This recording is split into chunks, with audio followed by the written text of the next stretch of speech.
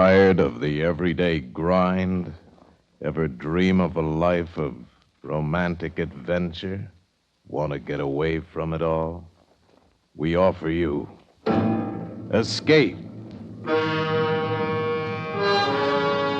Escape, designed to free you from the four walls of today for a half hour of high adventure.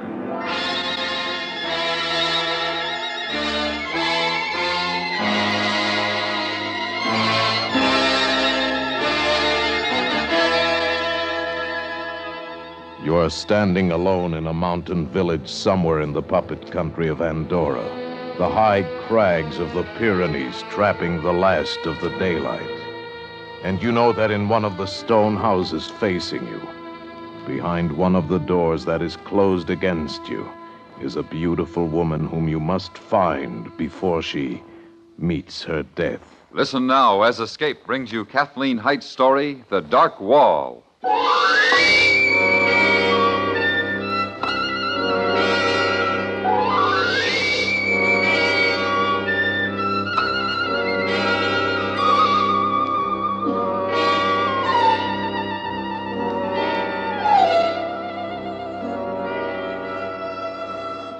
The black quiet of the night settled over us.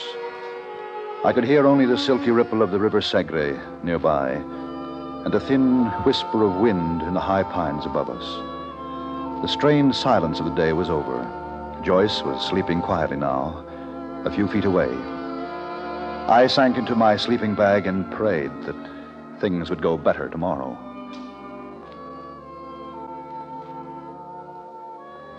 Something roused me. Some sound. In a glance, I saw the gray of the pre-dawn, and then I saw Joyce. Poised at the side of my sleeping bag, wild terror in her eyes, and in her upraised hand, a heavy tire iron. Joyce!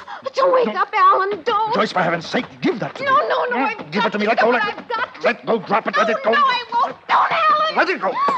Oh. Joyce! Oh, you weren't supposed to wake up. Why? Why did you have to wake up?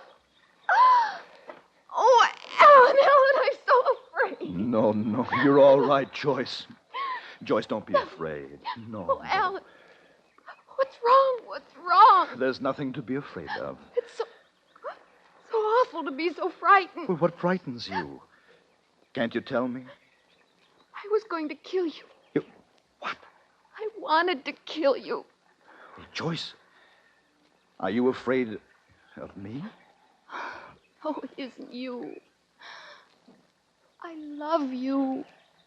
And I love you, darling. Oh, I know you do. Alan, please, can't we go now? Can't we get away from here?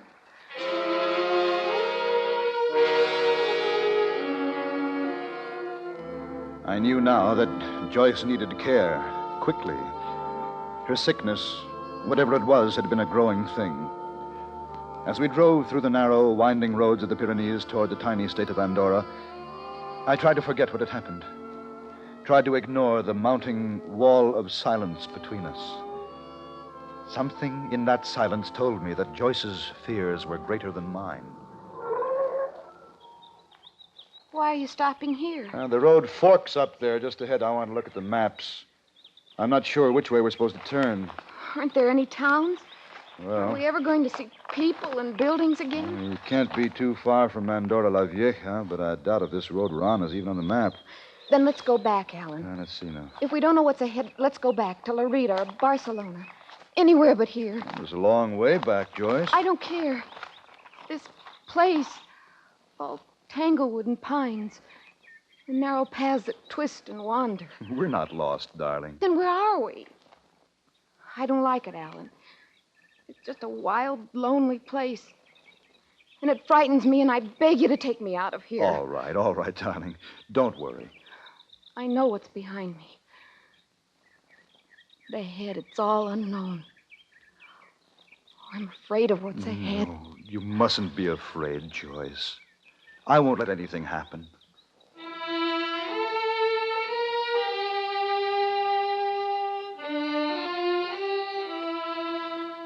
We wound steadily higher and higher through the wooded Pyrenees. We met no one and saw no one. Andorra is a small state, only 192 square miles in all, but that morning it was an endless, stretching, climbing no man's land, a lonely place with no name and no face. Then finally we came upon it, not a town, really, a village with one great house and a few smaller ones. Perched there on the rocky ledge, it looked like the last stop before oblivion.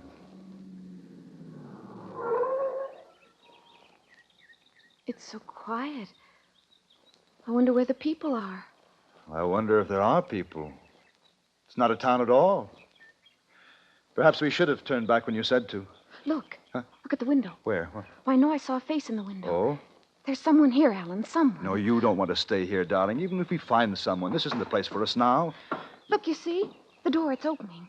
Alan, someone is here. But, Joyce, this isn't the...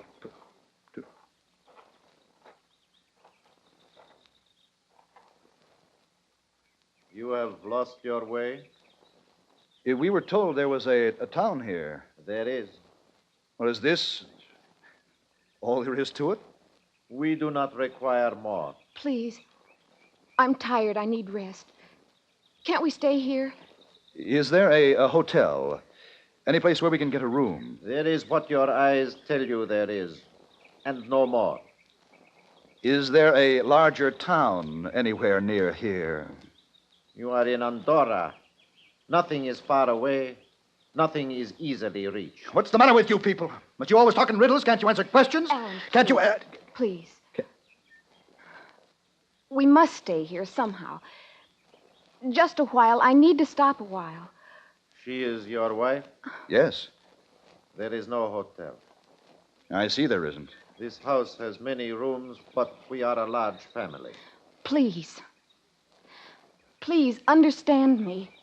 I've got to stay here. I can't wind around any more narrow trails. I've got to stop and rest. Can't you understand? Can't I make either of you understand? Darling, it's all right. We'll find a room. You'll rest. Now, you mustn't worry, Joyce. I must sleep. I must. No matter what happens, I must sleep. Can't you do something? Lady, you come. Woman!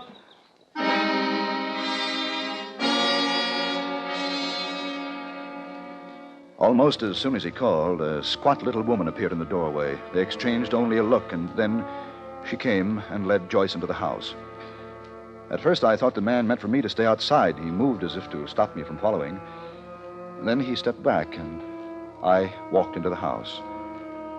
Joyce was stretched out on the bed when I got there. The bed was the only piece of furniture in the room.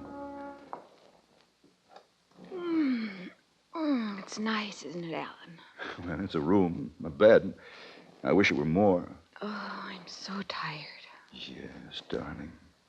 Now, you go to sleep. When you wake up, as soon as you feel like it, I'll take you to Andorra la Vieja. Yes, Alan. When I wake up. Sleep well, darling.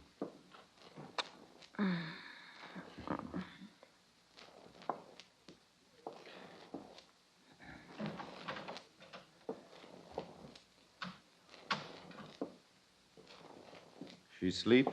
Oh, she's very tired. The woman says she trembled. The woman says she is full of fear. I don't suppose there's a doctor anywhere around here. We have no need for doctors. My wife is ill. We have need for a doctor. You will not find one here. I know. I know.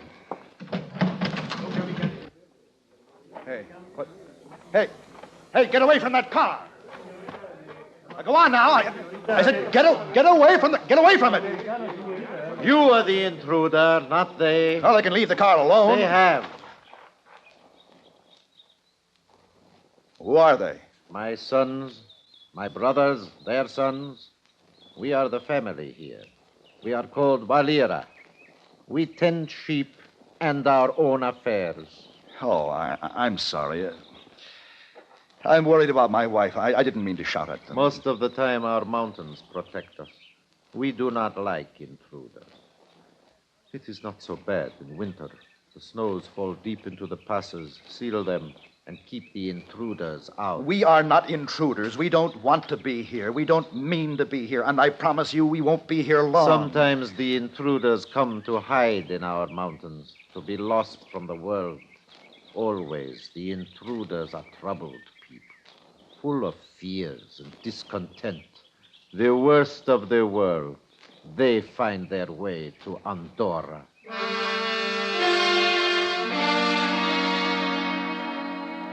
I walked away from him, along the crude cobble of the village path, away from the great house and the smaller ones. And everywhere, the sons, the brothers and their sons of Valera watched me with silent distrust. I walked to the rocky pinnacle that was the edge of the village, and beyond, as far as I could see, the awesome Pyrenees reached higher and higher, like a great wall, closing out the rest of the world. I went back to the house where Joyce slept. The woman is with her. She called out, and the woman went into her. Well, I shouldn't have left her alone. I must... Wait. What? The woman has brought her quiet. That is enough. I wouldn't try to keep me out here if I were... How is she, woman? She is quiet now. The woman would not leave her so if she were not Joyce! quiet. Oh, Joyce, darling. They said you'd gone. No. Only for a little while. Only while you slept. Don't come any closer. Oh, Joyce. What is it? Please. Leave me alone. I want you to leave me alone. Oh, we're going to get out of this place, darling. Together. No, I won't go. I won't. We'll find the right road. It can't be far. And I promise you, darling, everything will be all right. We won't come here again, ever. Why don't you listen? Huh? I talk to you and you don't listen. I'm not going with you. You can't make me go with you. No. Oh, Joyce, wait. Don't let him take me away. Please don't let him take me away. Joyce was clinging to the woman. Valera stepped in front of them as I came back to the front room, and beside him, from every corner of the room, the rest of the Valera men began to form a wall between Joyce and me. A wall of men, silent men, with staring distrust in their eyes. What are you trying to do? Oh, can't you see she's sick? I've got to get her out of here. Don't you know that? I'm taking her with me. And the whole lot of you can't stop me.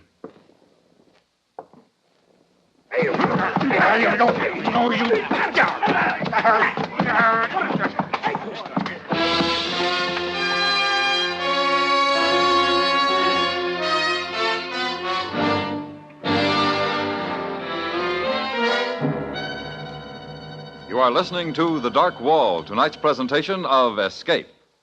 One advantage in having several radios about the house is that they make it possible for housewives to listen while they work. A kitchen set, another in the living room, perhaps a third in the bedroom. Keep them all tuned into CBS Radio for our great roster of daytime dramatic stories. And now, Escape and the second act of The Dark Wall.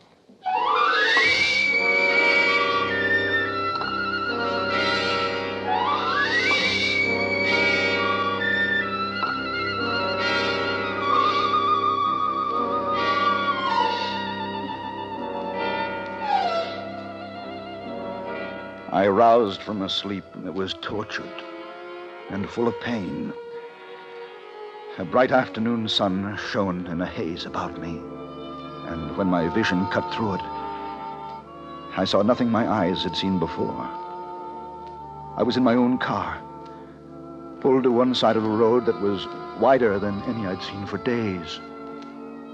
And not far in the distance, I could hear the approach of other cars, but none were yet in my view. I got out, stood in the roadway. For all the stiff pain of me, it felt good to be a part of the world again. But then I remembered Joyce and the wall of Valera men, and I was lost and lonely and sick.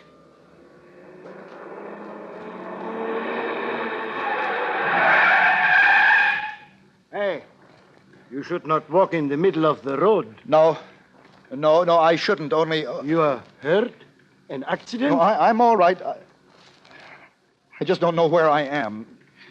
What road is this? Oh, you're in Andorra. You know that?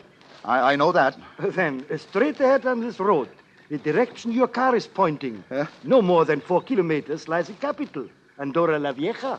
Straight ahead, Andorra la Vieja. I promise, I have just come through there myself. You are sure you are right? Not hurt? And I'm much better now. Do you know this country well? Oh, well enough to drive through it quickly. My home is in Spain. You wouldn't know a village. Near here, maybe a small village where everyone is called Valera? No, I would not know it. There are many such villages in Andorra, if you can find them. I must find it. Perhaps in Andorra la Vieja? Perhaps.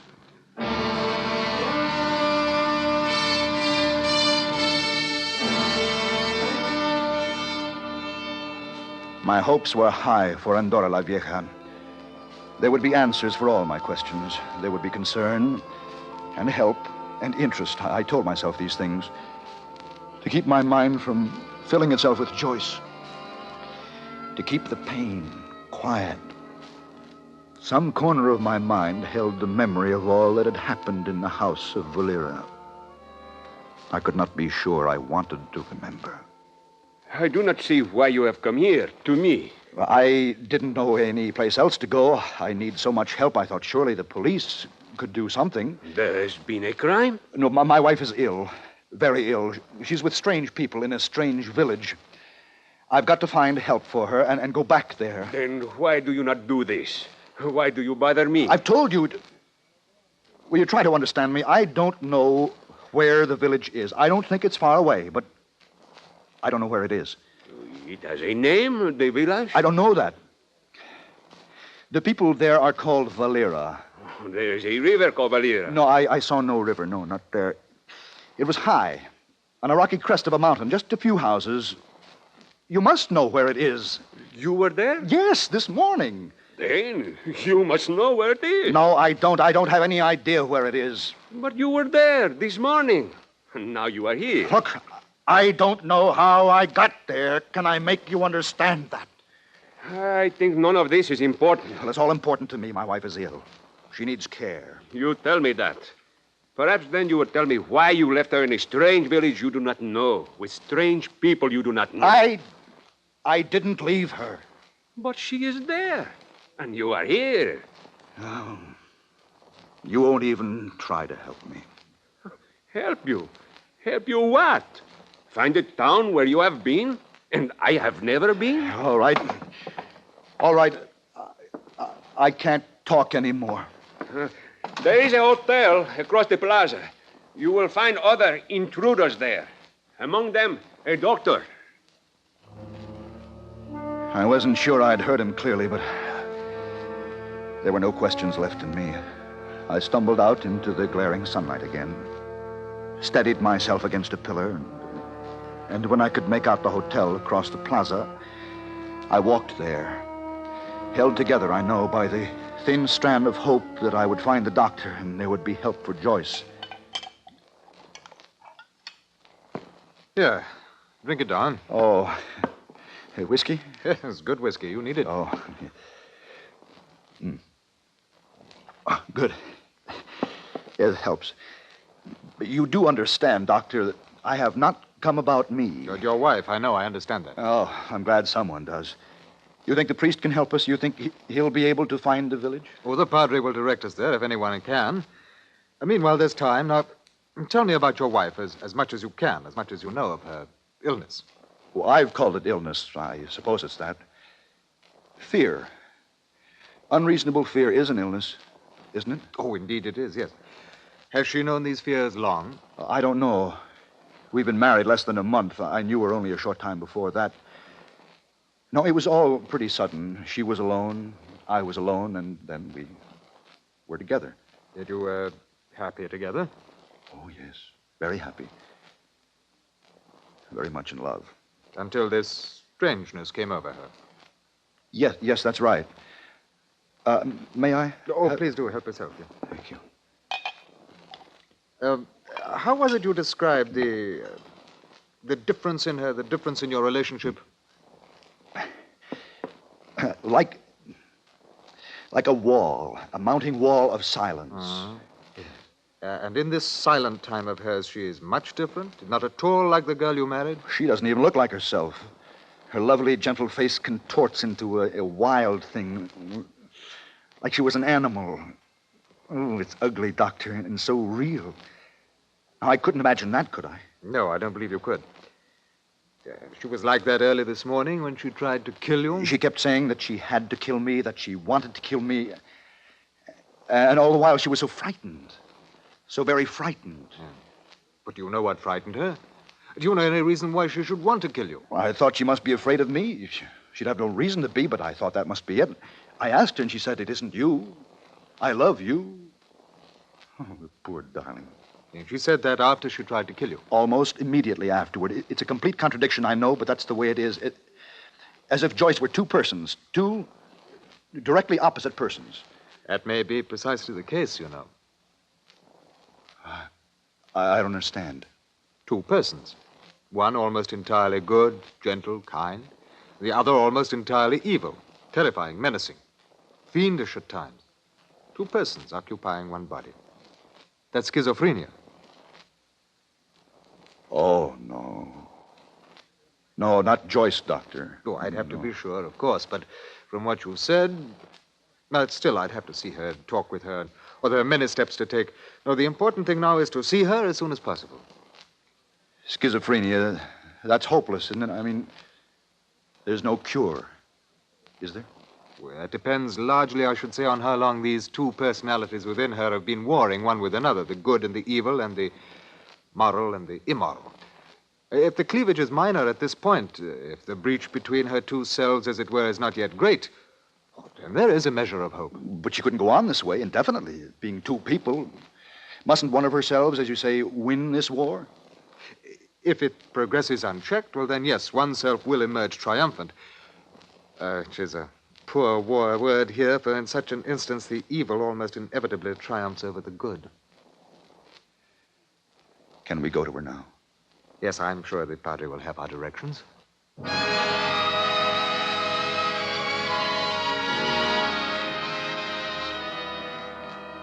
The priest's directions were perfect. As I'd assumed, the village was not far away, but the drive was an eternity for me. The strain of the last days was beginning to tell. I was wound tight and knotted by all that had happened and torn deep by all the doctor had said. I stopped outside the great house of Valera. The doctor touched my arm. Perhaps it's best that I see her alone at first. Oh, but I've got to see her. Oh, I know, and you will, but you don't know what happened here before you left. The last you remember, she was terrified of you. I'll send for you soon, I promise. Tell her I love her. Will you? Oh, indeed I will. Oh, there's one thing I neglected to tell you, one important facet of this. Yeah? If we find what we fear most, you must take this comfort to your heart. A girl you love, who loves you, has no knowledge whatsoever of her other self. Thank you, Doctor. Yes, you ponder that. I shan't be long.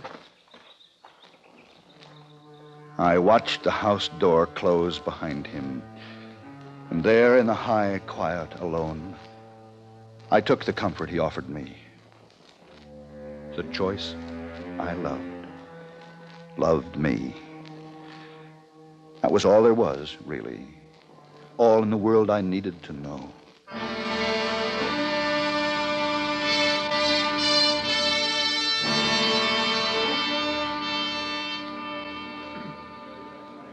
You will not go in there. The woman, the doctor, they have brought her quiet again.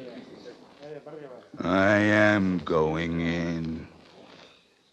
I will kill any or all of you who stand in the way.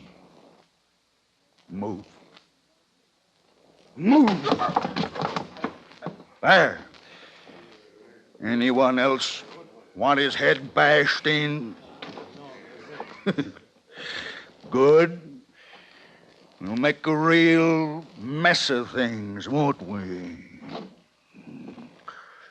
Come on. I like to crack skulls. What's the matter? Come on. Keep me from that door. Make one little move and I'll tear you loose. Men of honor, I see.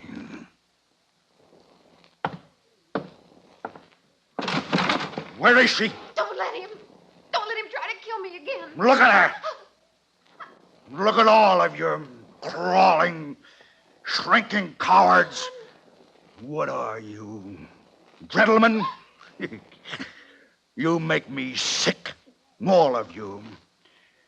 I killed him, you know. He was a gentleman. Dear, gentle Alan. Oh. He won't be with us anymore. Oh, please. Please, somebody do something. Easy now. Somebody will. Come on. No.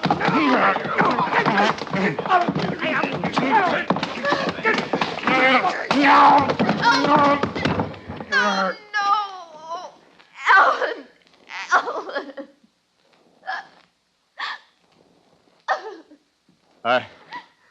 I'll tell you, Joyce, what I told him.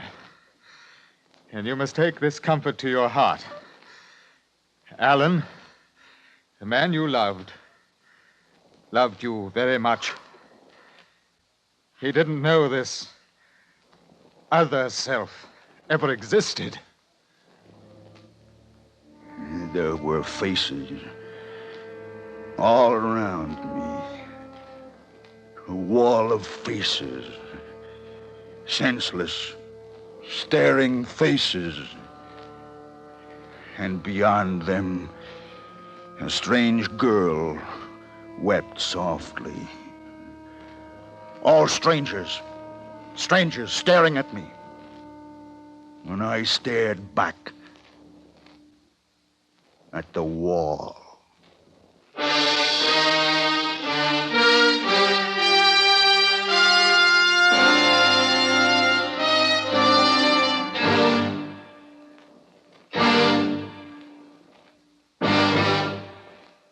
Under the direction of Norman MacDonald, Escape has brought you The Dark Wall by Kathleen Height, starring John Daner with Joyce McCluskey. Featured in the cast were Ben Wright, Edgar Barrier, Nestor Paiva, and Fritz Feld. Your announcer, George Walsh. The special music for Escape is composed and conducted by Leith Stevens. Next week.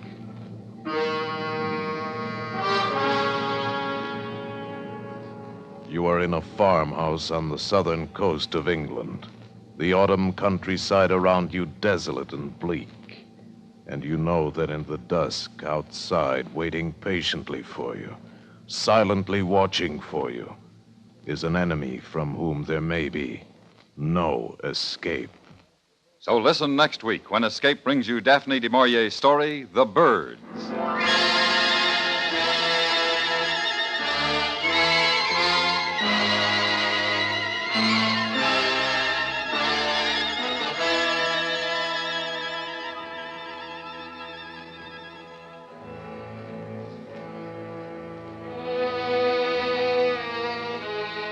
A reminder for drama and adventure fans, two of CBS Radio's best-known thrillers, Gangbusters and Gunsmoke, both heard Saturday nights, will be moving to Monday evenings on most of these same stations after this Saturday's performances.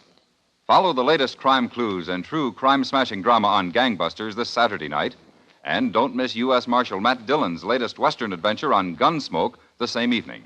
Then, after this Saturday, remember to listen for them both on their new night starting next Monday, July 5th. Listen while you work. Enjoy Argyle Sunday, Monday through Friday on the CBS Radio Network.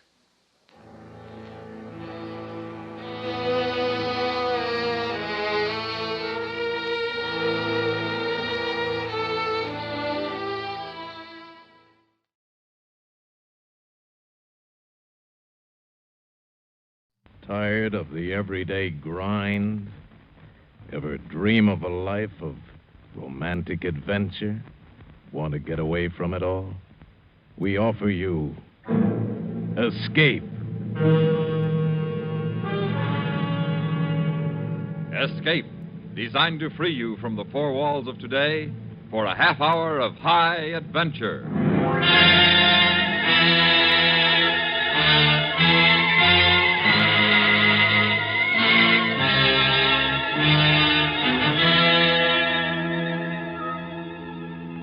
You are in a farmhouse on the southern coast of England, the autumn countryside around you desolate and bleak.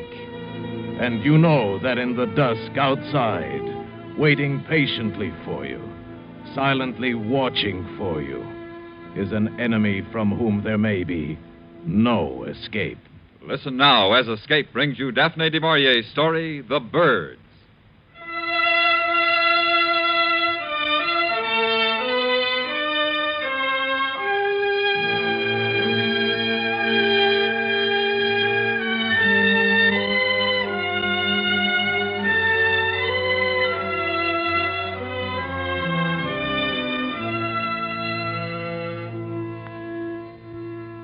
On December the 3rd, the wind changed overnight, and it was winter. Until then, the autumn had been mellow, soft. The earth was rich where the plow had turned it. I didn't do the plowing, no. My wartime disability had seen to that. They gave me mostly the lighter repair jobs to do in the 3 days a week that I worked at the farm. A bank to build up or a gate to mend at the far end of the peninsula where the sea surrounded the farmland on either side. Deborah and I had taken a cottage up here to try again, for the sake of the children. And it seemed to be working fairly well. I enjoyed my work on the farm. It was pleasant to pause at midday to eat the lunch that Debbie prepared and brought to me. We'd sit there on the cliff while I ate, and we'd watch the birds. There are many of them, Nat. Yes. Oh, the autumn's better than spring for watching them. Oh, why? Oh, well, in the spring they're content, they're full of purpose, they know where they're going, there's no delay.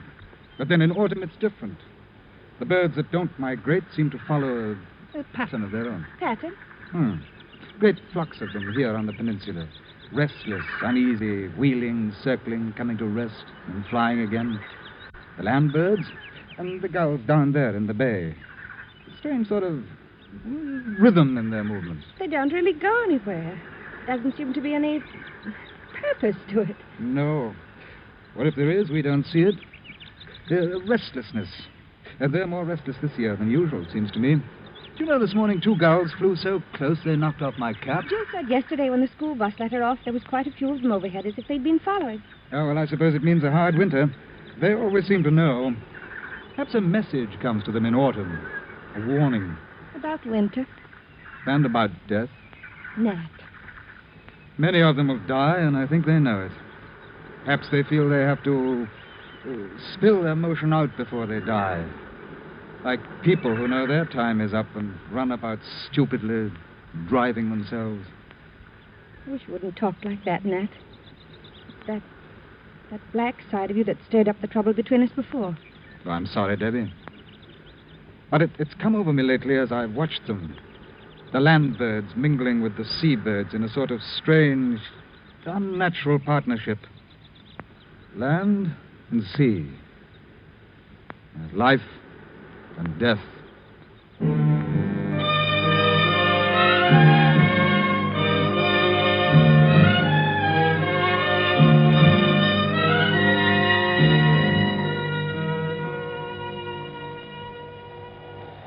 That night it turned colder. The wind strengthened. Around 2 in the morning, the sound of it beating against the house woke me up. I lay there with this slow, even breathing of Debbie beside me, and I thought of Jill and Johnny in the room across the hall. We seemed safe, secure. And then I heard it, a tapping on the window. At first I thought it was a loose shutter, and then I realized it wasn't. I got out of bed, went to the window, opened it. Suddenly something brushed against my hand and jabbed at my knuckles, and then was gone over the roof and behind the cottage.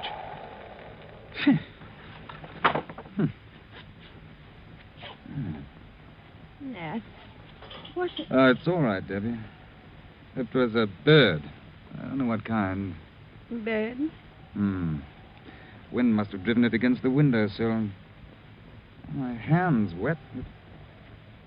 It's blood. Hmm? Little beggar drew blood. Go to sleep, Ned.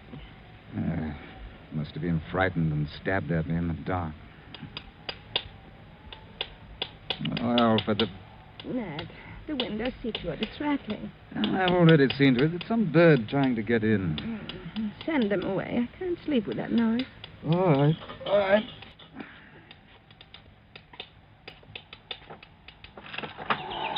Oh, well, off with you.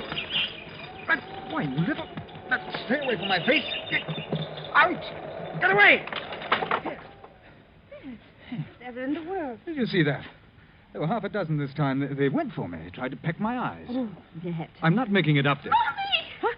What? It's Jill. Go see what's the matter. Right. Mommy! Coming, Jill. They keep firing at me. Where's Johnny? Just blanket. What's the matter? Quick, get the children out of here. Birds. The room's full of birds. And my face. Get the children out of here and shut the door. Quick! I pushed them out of the room, and now I was alone with the birds. I seized the blanket, and I used it as a weapon, sweeping it right and left. And I could hear the thud of bodies, but they kept coming at me. They're jabbing my hands, my head, trying for my eyes with beaks as sharp as pointed forks. And I wrapped the blanket around my head, beat about with my bare hands, blindly. I don't know how long I fought them. Finally, the beating of wings lessened, and then I was still. I unwrapped the blanket from my face. The cold gray dawn had seeped into the room. The floor was littered with the tiny corpses of the birds. Robins, finches, sparrows, larks. Some had lost feathers in the fight. The others had blood. My blood on their beaks. Sickened, I went to the window. The fierce sea broke harshly in the bay. But there was not a bird in sight. Not a sparrow chattered in the hedge, no early thrush or blackbird pecked on the grass for worms. There was no sound at all but the east wind and the sea. Ned? I'm all right, Debbie. I didn't know what... You're covered with blood. Some of it's the birds. Look on the floor. Oh, so many of them. Yeah, 50. I counted them. It's horrible. Come on, darling. I'll clean the room later when I have more stomach for it. It must have been ghastly for Are you. the children all right? Yes, I put Jill to work making tea. Johnny's in our bed just now asleep. Nat, why? The birds? Well, it must be the weather. The sudden change confused them. It has to be that. The tea's ready, Mummy. Oh, good. Did you drive away the birds? Yes, they're all gone now, Jill. I hope they won't come again. Perhaps if we put breadcrumbs for them outside the window, they'll eat that and fly away. Perhaps, dear. I've already had breakfast. I'd better hurry or I'll be late for the school bus. Bus? I'll walk with you to the road, Jill. Yes, I think that'd be a good idea. I'll go get my coat and books. I didn't want her to walk alone. Nat, they wouldn't come back again. Well, I'll go over to the farm and find out if they heard anything during the night. You keep all the windows and doors closed, Debbie, just to be on the safe side, hmm?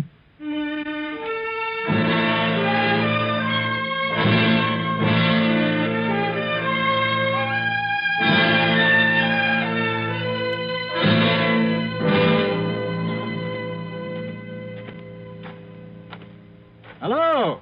Anyone about? Hello, Mr. Hawkins. Was the mister around, Mrs. Trigg? Summer's about, but can you tell me where this cold is coming from? Russia? I've never seen such a change, and it's going on, the wireless says. Something to do with the Arctic Circle. We didn't turn on the wireless this morning. Fact is, we had trouble in the night. Oh, Kitty's poorly. No, not exactly, no. We had some trouble with birds.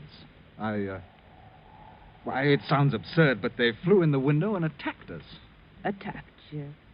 No, Mr. Hawkins. No, I'm not making it up, Mrs. Trigg. There are 50 dead birds on the floor of the children's bedroom. Foreign birds.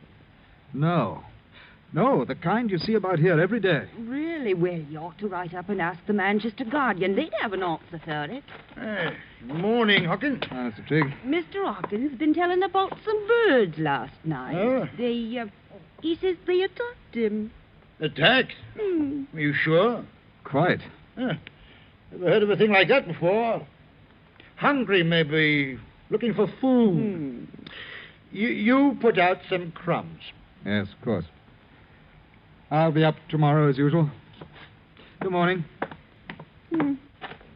Ordinary birds, he says. Attacked him. Now, what does he take us for, coming around with a story like that? He's a strange one, he is, with those superior airs. You see the look he gave us when we didn't swallow his story? Attacked him. I think he reads too many of those books.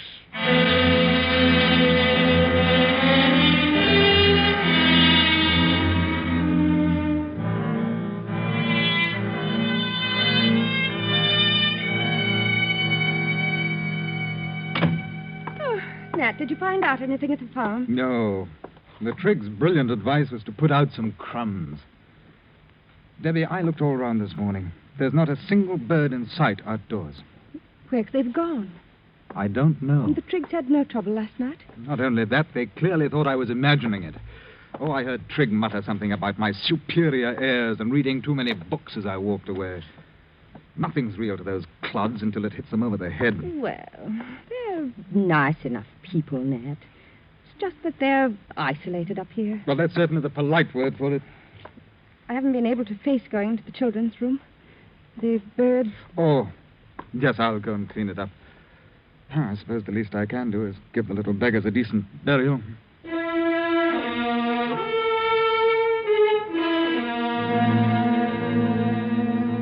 I dropped the dead birds into a sack, went down to the beach to bury them. The wind was bitter cold. I dug a pit in the sand with my heel and started to empty the sack into it, but the wind caught the birds and whirled them along the shore. There was something ugly in the sight, but the tide would take them when it turned. I looked out at the crested breakers, and then I saw them. The gulls. Out there, riding the seas. Thousands. Tens of thousands. They rose and fell in the trough of the sea like a mighty fleet at anchor, waiting for the turn of the tide. Waiting. They stretched as far as my eye could reach. They covered the sea. I started up the steep path home, almost running. Someone should know of this. Someone should be told. But who? And then, as I opened the front door, I saw Debbie beside the wireless listening. Damage and even attacking individuals. It is thought that the Arctic airstream is causing the birds to migrate south in immense numbers, and that intense hunger may drive them to attack human beings. Householders are warned to see to their windows, doors, and chimneys, and to take all precautions for the safety of their children. Further bulletins will be issued later. They've been repeating it every few minutes since you left. Well, perhaps now those empty-headed idiots at the farm will know that I was... You sound almost glad. Oh, don't talk rot, Debbie. It's just that when people with half a brain try to tell me Can't that I... you forget that superior attitude of yours, even now? Don't use that word superior to me. I'm sick of it. So am I, Nat. So am I. You... Oh, I'm sorry, dear. This thing has made me a little nervy, I guess. Yes, I'm sorry too, Marty. Nat, one of the bulletins said the birds seemed to be waiting. For what? I don't know. They said the birds are hungry. What are you doing? No, the hammer. I'm going to get some boards and see to the doors and windows as they tell you to. You think they could break in with the windows shut, those sparrows and robins and such? Why, how could they? I wasn't thinking about the smaller birds. I was thinking about the gulls. The gulls? Debbie, have you ever been close enough to get a good look at a gull's beak? There must be 100,000 of them out there, riding the sea, waiting.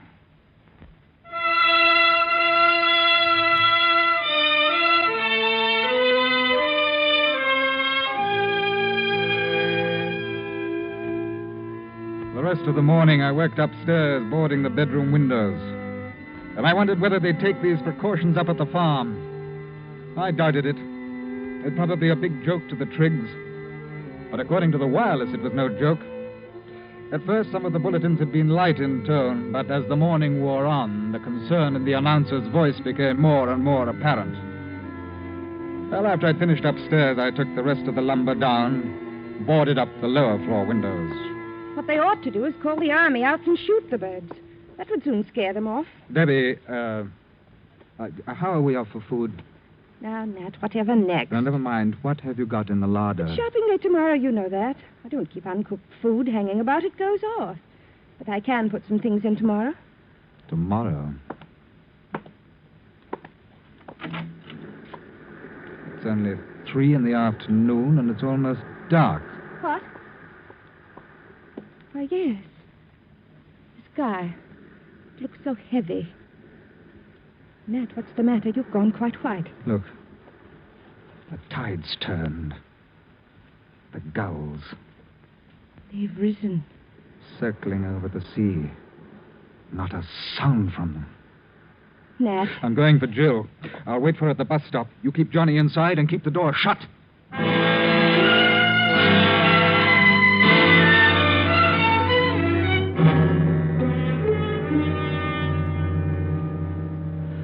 Outside, I looked for a weapon, but a hoe was all I could find. Then I went to the top of the hill and waited. The surf was booming below, and a smudge rose behind the clay hills in the distance.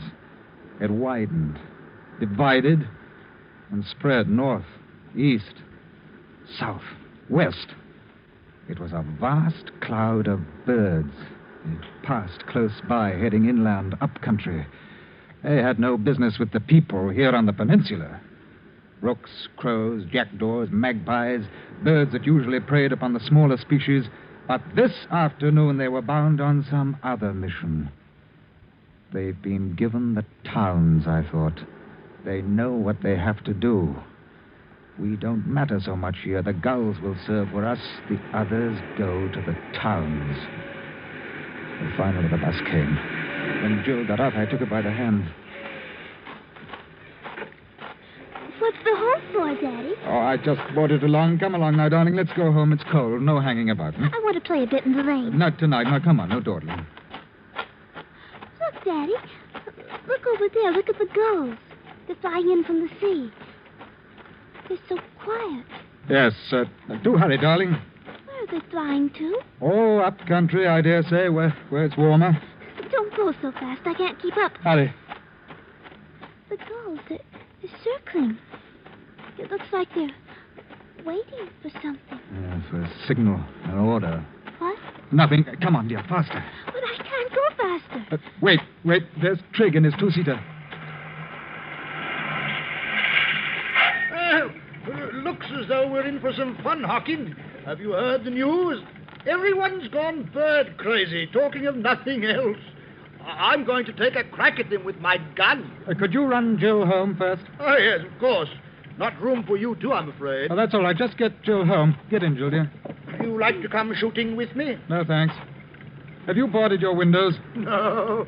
A lot of nonsense. They like to scare you on the wireless. I'd board them if I were you. Oh, go on. You're windy. Well, see you in the morning. I'll give you a gull breakfast.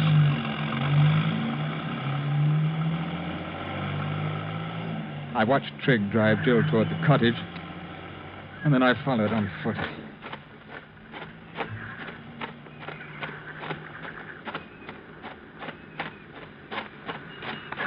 The sound made me look up.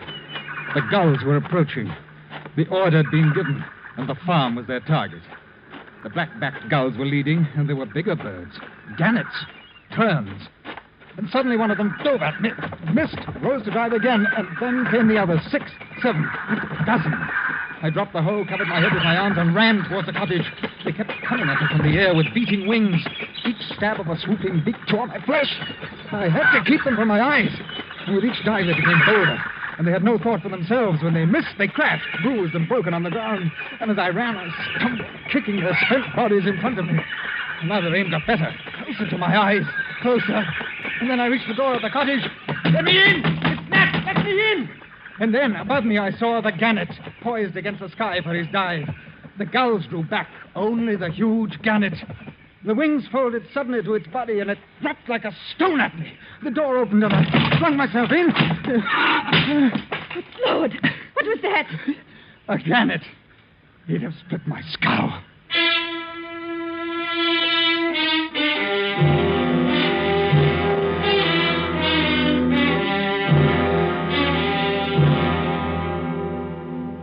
Better now?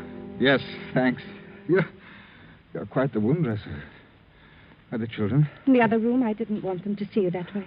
No. Your hands are the worst. I'll be all right. We'd better all sleep here in the kitchen tonight. I'll bring down the mattresses. All right. I picked something tasty for supper and wasn't prepared. Wait. Listen. That sound. What is it? The birds crowding against the outside of the house. They're trying to find a way in. Nat. No, they can't get in. I tell you, they cannot get in. The boards will hold. For how long? How long? Stop it! Here. I'll turn on the wireless. That'll drown them out. Yeah. That's better. Yes. Anything so I can't hear that horrible rustle. It's only the food that worries me, Debbie. Now, I've noticed that the birds come in with the tide, but the tide will go out about 9 tonight, and we should have a lull of about 6 hours. I could slip out during that time and go to the farm, see if they can give us something. Here's London. A national emergency was proclaimed at 4 o'clock this afternoon. Nat. Measures are being taken to safeguard the lives and property of the population, but it must be understood that these are not easy to effect immediately, due to the unforeseen and unparalleled nature of the present crisis. It is absolutely imperative that everyone remain indoors until further notice. The birds, in vast numbers, are attacking everything in sight. The population is asked to remain calm and not to panic. There will be no further transmission from any broadcasting station until 7 a.m. tomorrow. It's like this all over, then. All over. Debbie, about supper, let's forget it. Let's all just try to get some sleep.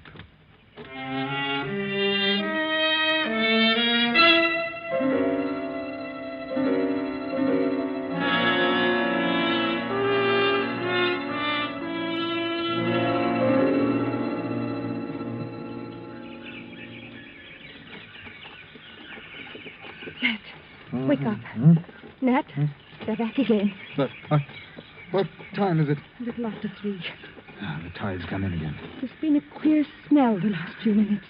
Rather like burned feathers. What? Burned feathers? The chimney. I forgot to keep the fire up. They're coming down the chimney. No. Where's the oil? On the shelf. There they are. They're squeezing through the chimney. Stand back. They're going to throw the oil on the coals. That'll get them. Nat, I can't stand it. Get me paper, wood, anything that'll burn. Hurry. Their charred bodies kept dropping down the chimney. I raked them to one side, but more came. I threw on the rest of the oil. We piled papers on it, kindling, anything. The flames roared higher. More bodies. The stench was unbearable. I kept at it. Finally, they gave up. And I went over to the basin. I was sick.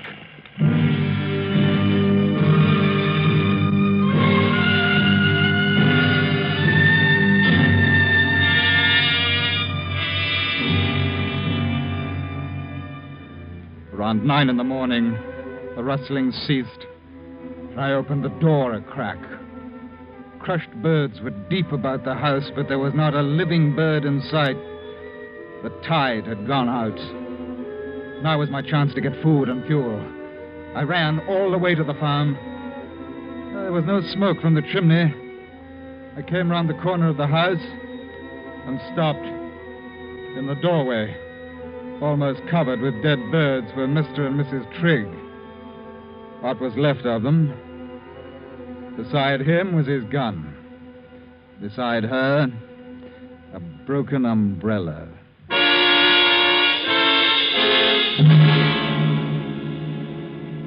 I loaded the 2-seater with all the food I could find, enough for perhaps 3 days, and drove back to the cottage.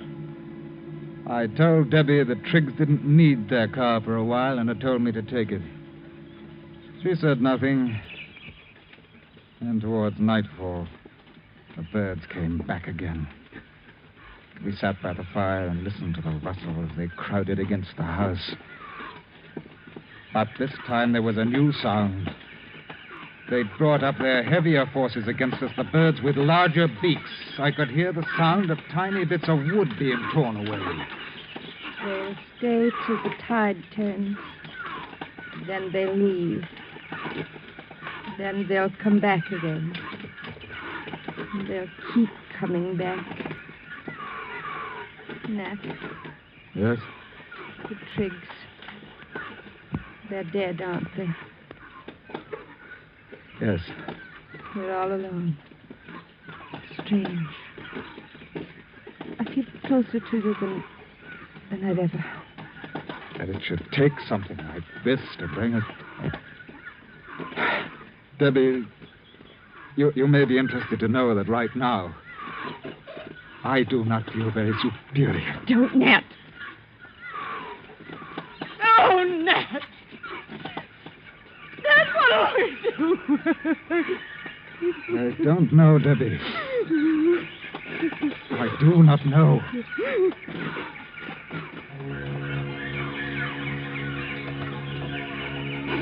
I listened to the sound of the splintering wood, and I wondered how many million years of memory were stored in those little brains, behind the stabbing beaks, the piercing eyes, now giving them this instinct to destroy mankind with all the deft precision of machines.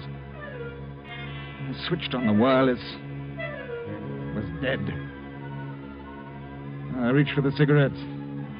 There was only one left in the packet. I lit it.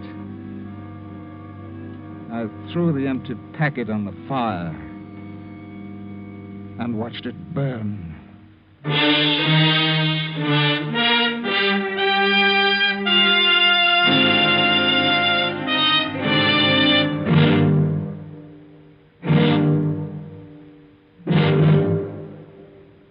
Under the direction of Norman MacDonald, Escape has brought you The Birds by Daphne du Maurier, specially adapted for radio by Robert Wright, starring Ben Wright with Virginia Gregg.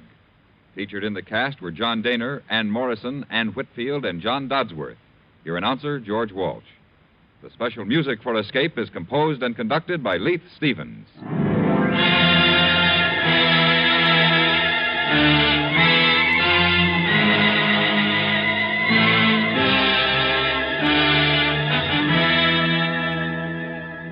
If you like your thrills to be real, your adventure to be true to life, Gangbusters is the show for you. Now, every Monday night, most of these same CBS radio stations bring you the drama that names names, places, and dates in the nation's battle against crime. Stay tuned now for Night Watch, which follows immediately over most of these same stations. Where there's Gunsmoke, there's Western Adventure, Monday nights on the CBS Radio Network. Stay tuned for Night Watch. Herman Hickman isn't the only exciting personality you'll want to hear.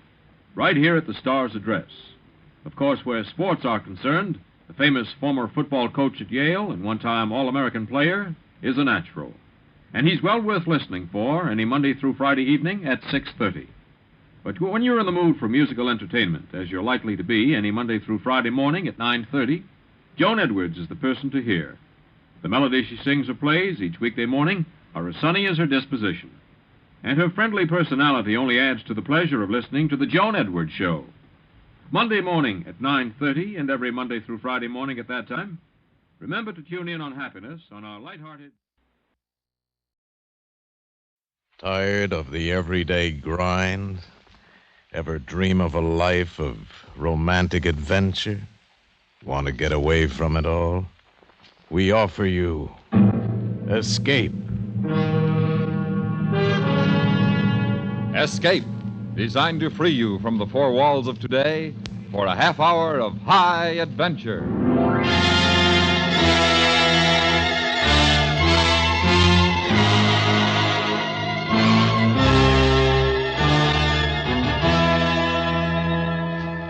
You are standing in a moonlit clearing somewhere in the Burmese jungle, the ruins of an ancient temple at your back, while gliding silently across the grass towards you, the knife in her hand held pointing at you, is the beautiful yet deadly high priestess of the cult you have profaned, the exotic girl who must now take your life. Listen now as Escape brings you Kathleen Height's story, Eye of Evil.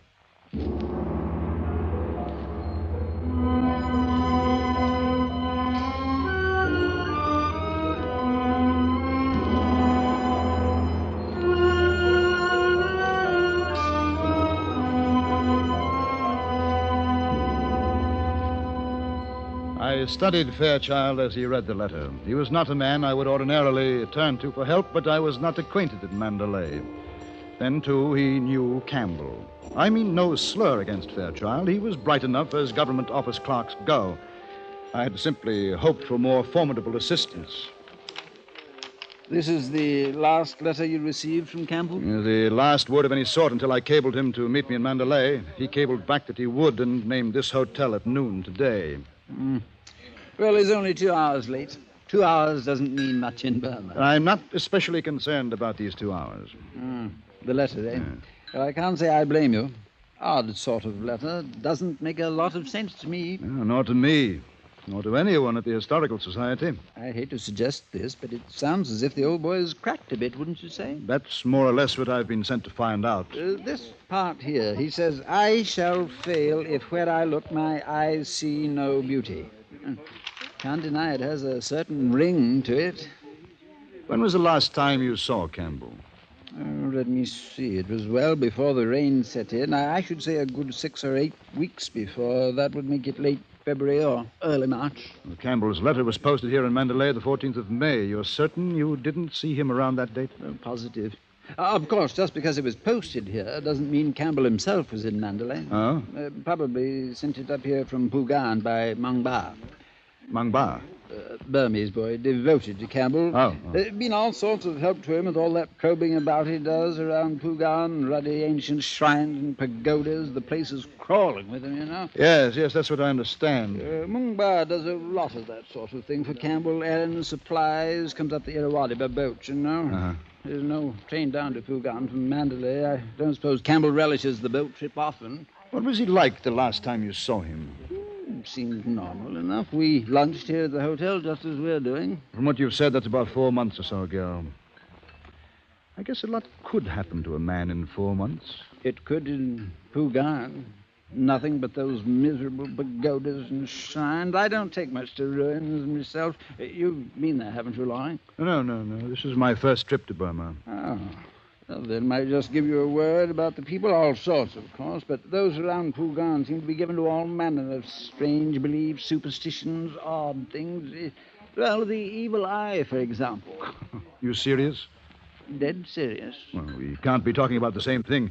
If I remember correctly, the archaic belief in the evil eye is that if one possesses it, anything or anyone he looks upon will die. Quite right. Only it isn't entirely archaic. It's a widespread belief in India, parts of Egypt, Arabia, and certainly here in Burma. Oh, that's fantastic. If I may, Loring, you're apt to find a great many things in Burma fantastic. Not so much in Mandalay, perhaps, or Rangoon, but around Pugan and to the west and north. There's a feeling, a mystic something that's been known to take hold of men. You're suggesting that Campbell... I don't know. You'd have to go there to find out.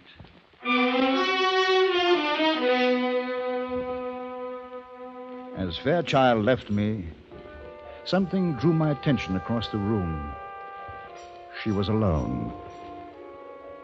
And quite possibly the most beautiful woman I've ever seen. Utterly, strikingly beautiful. And the look in her eyes was a compelling invitation. In no time at all, I accepted. You were a very long time. Matter of seconds after I saw you. But you were a long time seeing me. I have been looking at you for almost an hour. Not like that, you haven't. No, I'd have known. I wonder. Your face, a very nice face, has been clouded with concern. And so would mine have been with your luncheon companion. He was a bit drab, wasn't he? I saw no reason for you to spend more time with him. Gina decided you should spend your time with her. Gina. I like that. And I like the name Stephen Loring. How on earth could you know that? Either I have the gift of clairvoyance, or I paid to look at the hotel register. Oh, well, in either case, I'm flattered. And because I haven't much time, I agree with China. I should spend what time I have with her. How much time? Today. Perhaps tonight? And tomorrow? No. Tomorrow I'm off to Pugan and feeling a mystic something that's been known to take hold of men. You joke about Pugan. Oh, no, not really. I was quoting my drab friend. I've never been to Pugan myself. I do not think you would like it there. Oh? Pugan is very different. I should think you would find Mandalay much more to your taste. I should think I would, too. And China, knowing Mandalay was strange to me, wrote out instructions that would lead me to our rendezvous that night, and then she was gone. I found it difficult to believe our meeting had ever occurred, except that the memory of her was vivid and haunting. I lingered over a brandy and was preparing to leave the dining room. Greetings, Takin. You are, I am certain, one Mr. Loring? Is everyone in Burma clairvoyant? No, Takin. I am pleased to be Mungba. Who? Mungba. Oh, Campbell's friend from Pugan. Well, where is he? Isn't he with you? Regrettably not with Mungba. Esteemed friend remains in Pugan. Asks that you understand and kindly to return to Pugan with Mungba. Oh? Well, is anything the matter with Campbell? To say again, esteemed friend remains in Pugan. Asks that you understand and kindly to return to Pugan with Mungba. No, I understand you all right. I'm inquiring about Campbell. Is he well? To say again, esteemed friend all right. remains... No, I understand. I am to come with you to Pugan. Campbell is there. Good. Good. To leave now is to arrive at Pugan as the sun rises. No, not good. Not today. Tomorrow morning, when the sun lives again, we will go. To say again, to leave now. No. Never mind that. I said not today. You understand? Tomorrow morning, you and I go to Pugan. Not good. Very good. Now, here. Can you lead me to this address or show me how to get there? See? To answer, Mungba is able to lead to this address. That's splendid. Then meet me here at the hotel at 7 this evening. No, thank you, Takin. Oh, no. Now, what's all this about? To beg pardon, Takin. Though able, Mungba think not wise for one Mr. Loring to present himself at stated address. So, Mungba not lead him there.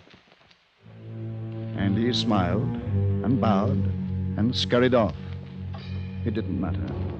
I knew that somehow I would find my way to China that night. When evening came, I left the hotel and began a bewildering tour of the countless bazaars. And by asking a direction here and a question there, I came finally to a dark cluster of buildings in a remote section of the Zegyo Bazaar.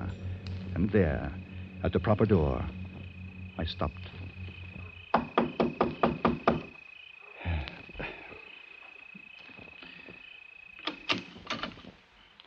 You are the most welcome one. I'm Stephen Loring. Machina waits for you. Kindly enter. Thank you. It's a bit dark in here, isn't it? The lights of 1,000 candles are soon to come, Takin. One moment. I took a few steps on past the servant, and suddenly I felt a pair of arms around me. I struggled to free myself, and then a blinding pain flashed through me, and I felt myself sinking to the floor.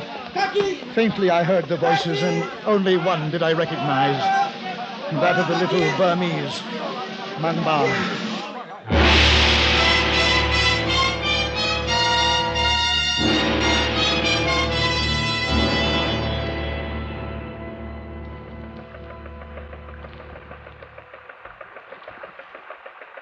Takin. Takin. China. To wake from a dream, not always pleasing, Takin. Mungba. What happened? Not to remember, often rewarding. Yeah. Oh, we're on a boat? Soon to land at Pugan. Mungba, last night, you followed me. You saved my life. Not trouble to serve friend of esteemed friend. Oh, yes, Campbell.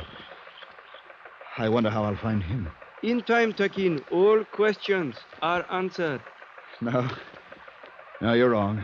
Some questions are never answered, and maybe that's just as well. Spoken like man of wisdom, enlightenment. Very little of either this morning, Mungba.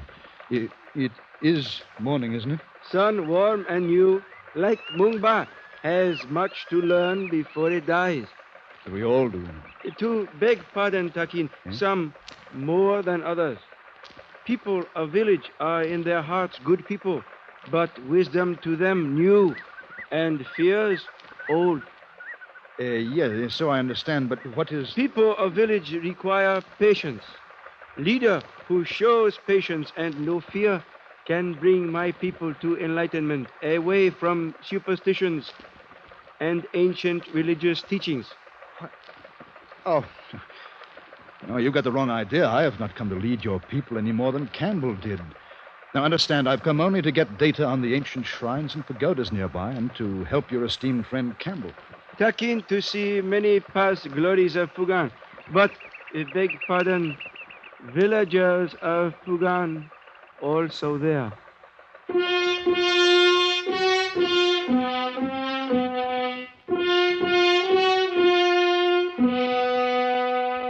The village, when we reached it, was somewhat inland from the river port of Pugan proper.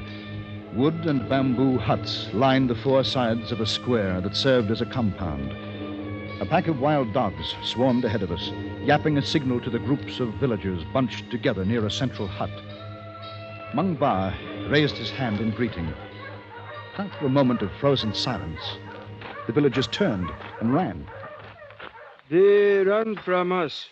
Something very wrong. Not much of a welcome. Must walk ahead to hut of esteemed friend. Must smile, show no fear. Come, Takin. I fixed this smile on my face that Mungba ordered, and I followed him. If I showed no fear, it was not because I felt none. There wasn't a soul in sight, but my back straightened rigid with the feel of 100 eyes upon it. Mungba's steps slowed at the sound of the bell, his head cocked slightly to one side as if to listen. We walked on slowly now until we came to the central hut. There, Mungba stopped cold. No, not so. What is it? What's wrong? The evil eye, it has come. The evil eye.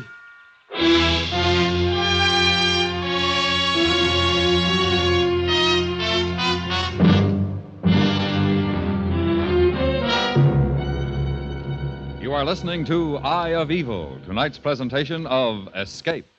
Each week, CBS Radio issues an invitation to go on the prowl in a real squad car. You'll hear the stories of real witnesses in real cases as you join us on CBS Radio's Night Watch. It's unusual, thoroughly factual, and thoroughly exciting. Night Watch, every week on most of these same stations. And now Escape and the second act of Eye of Evil.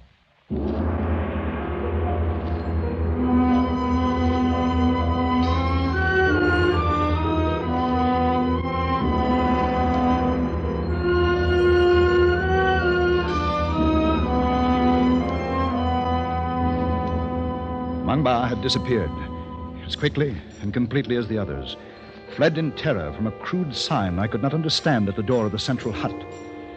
The temple bells tolled ominously as I walked inside, not knowing what to expect. Mungba had called this Campbell's hut, but there was no one inside, only the strange signs and symbols affixed to everything in sight. I wanted to run too, desperately, but something told me that if I were safe at all, I was safer inside the hut. As the silent day wore on, I found many of Campbell's papers. Garbled and strange, They were a chronicle of the steady deterioration of a man. When I finally put them down, it was night. Takin, Mungba falls before you. Are you hurt? Only with hurt of shame, Takin. And get up. When duly forgiven. I said get up. And tell me what this madness is all about, these signs. This poppycock about the evil eye. Mungba, upon seeing the signs of evil eye, forgot his enlightenment. Oh. Did you find out about Campbell? He is said to be possessed. And that accounts for these signs? Signs are charm to evil eye. Take away power. So say my people. Your people are insane. Only frightened, Takin.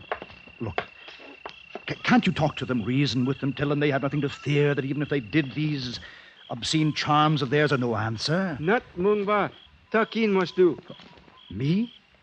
That's ridiculous. To say again, Takin must do. The evil eye is on this house. Only Takin can prove this is not so. So say my people. But how? Tomorrow, Takin look upon Chosen One. If Chosen One not die, spell of evil eye broken. If Chosen One die, not good. Oh, of all the idiotic... To beg pardon. To do this, only way to save esteemed friend and self.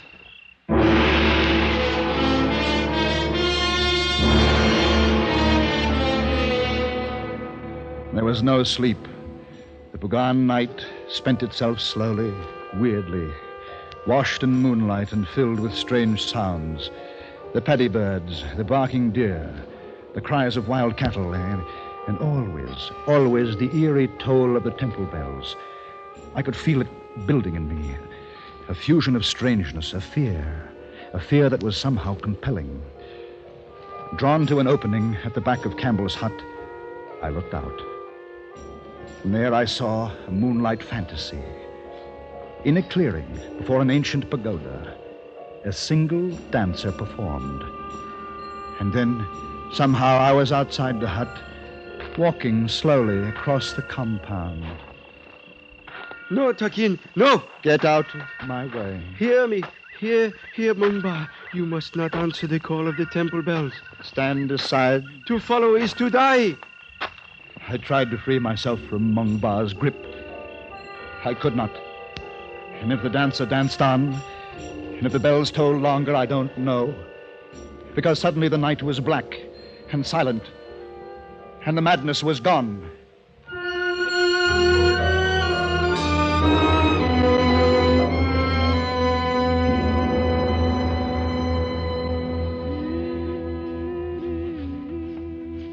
You know, each night I don't know how I got to bed, yet every morning I find you here. Takin, sleep well? Like I was hit on the head. Mungba, was there really a dancer out there last night? Mungba, fix tea. Takin, feel fine. Was there a dancer? What has gone before belongs to the night, no longer to us. I don't understand your bloody country, Mungba, or even you. I am pleased to be a simple man.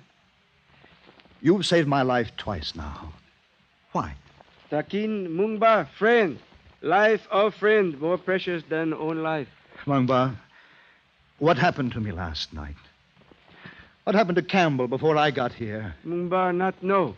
Fix tea. Takin, feel fine. Everything here plays on your feelings. Your emotions, the cries of the animals, the tolling of the bells, the sight of ruin after ruin, pagodas and shrines in crumbling decay. Is that it? Does the very decay here hold the power to degenerate a man? Oh, temple bell again. Hour has come, Takin. What hour? Before bright sun and my people, Takin, look upon Chosen One. Only way to save esteemed friend and self.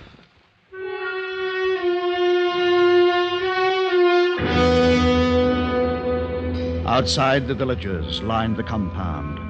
Some wore coverings over their entire heads. Others, with the same fear that I might possess the evil eye, hid their faces from my view. All of them, so far as I could see, wore signs and symbols as charms against my spell. It was madness. All of it. Madness. Takin, ready? Just tell me what I'm supposed to do. Chosen one will walk to center of clearing.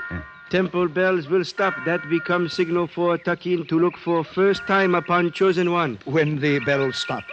Yes, all right. Now let's get on with it. Kindly turn back, Takin. All right. Have them make quick work of it. Takin, have nothing to fear.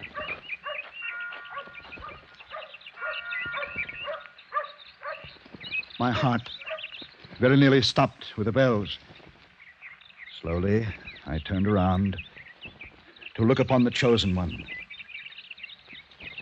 He stood proudly straight, smiling confidently at me. My little Burmese friend, Mung Ba. And I looked and smiled and watched him fall. Mung Ba! Mung Ba!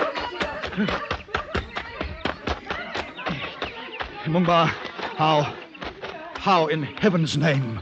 Not Takin, esteemed friend.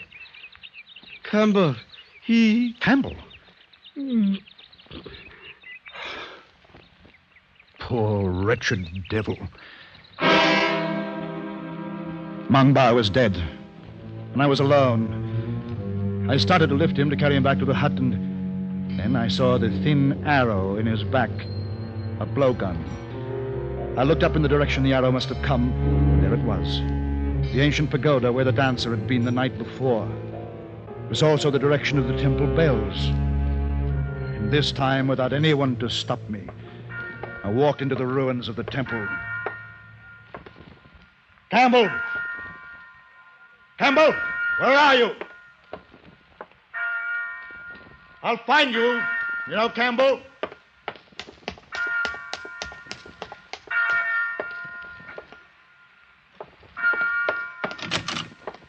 Campbell? Over here, Loring. I can't see you. In these shadows. I'm here in the dark, and you can hear me. If your eyes fail you, follow your ears. Why did you do it, Campbell? He worshipped you. Why did you have to kill Mung Ba? Mung Ba?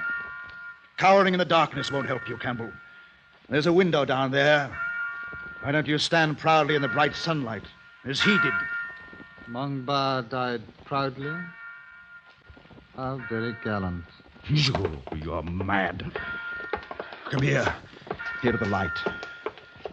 Here now. Stand there and tell... Campbell. Are we at the window now, Loring? Campbell. You're blind. Do I stand proudly in the bright sunlight? What happened to you?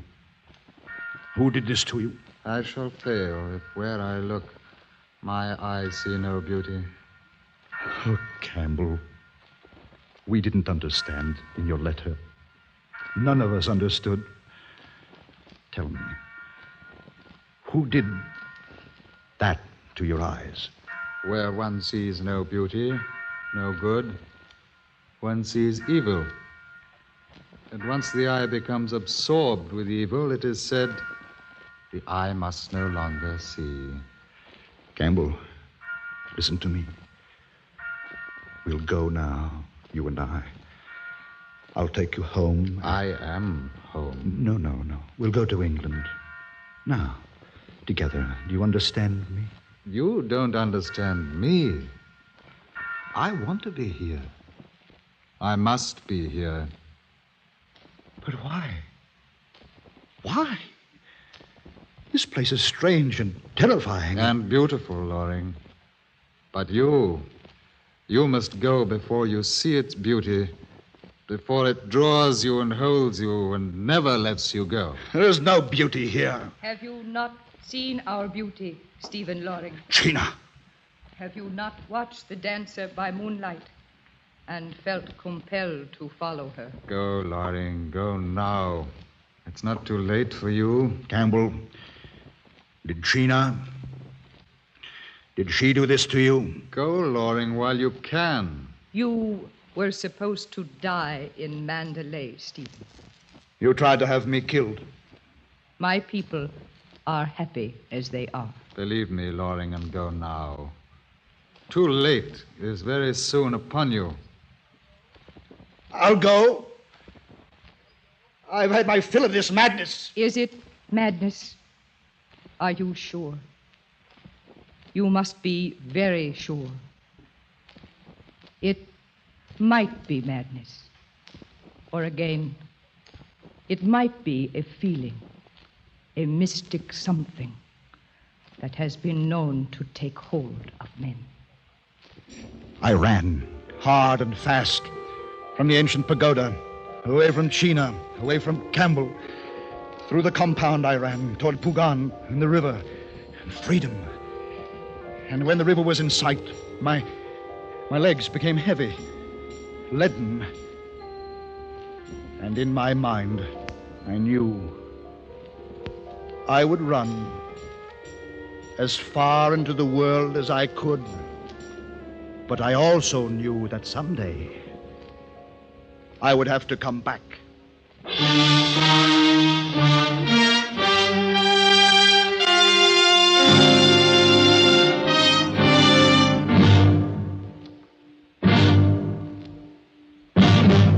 Under the direction of Norman MacDonald, Escape has brought you Eye of Evil by Kathleen Heights, starring John Daner.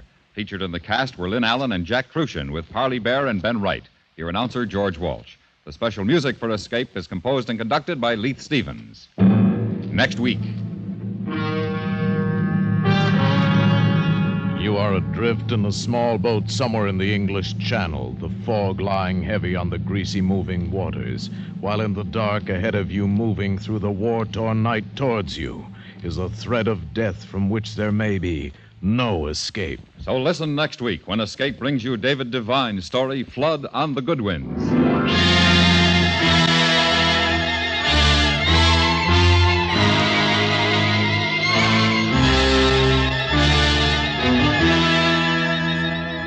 This coming Monday night on CBS Radio's Gunsmoke, you'll discover, along with United States Marshal Matt Dillon, that the problems facing a U.S. Marshal of the Old West were just as vital and real as those facing law enforcement officers today. Remember, Monday nights on most of these same stations, CBS Radio presents realistic Western thrills on Gunsmoke. This is the CBS Radio Network.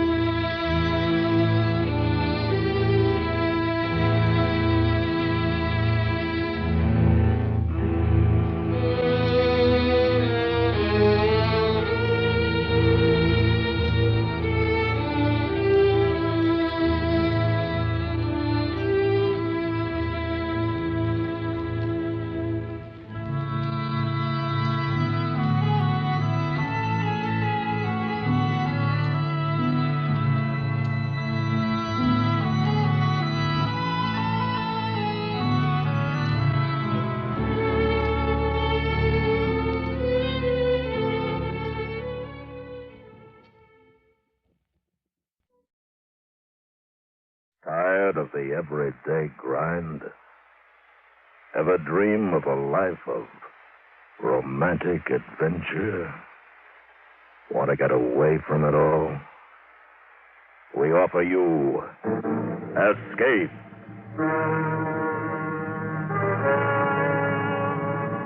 Escape, designed to free you from the four walls of today for a half hour of high adventure.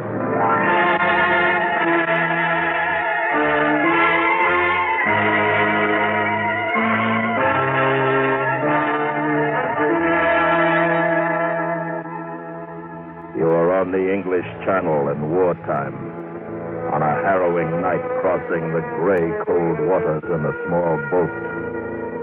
And at the tiller, the threat of instant death is in command, from which there may be no escape. Listen now as Escape brings you David Devine's story, Flood on the Goodwins.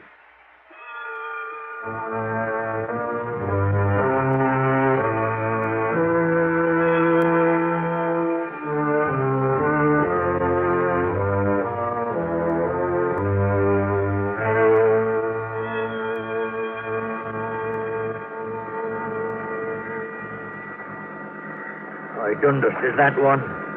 Where? About off the starboard. No, it's the mattress. Lost in fog. Couldn't see the living, let alone the dead. I don't think we'll be finding any more bodies. Not the way the stuff's settling down now. Where do you figure the cutter is? She ought to be about a couple of 100 yards to port. Take it easy now, Uncle. Don't want to ram her. Don't you worry about me, Dundas. If you start singing out.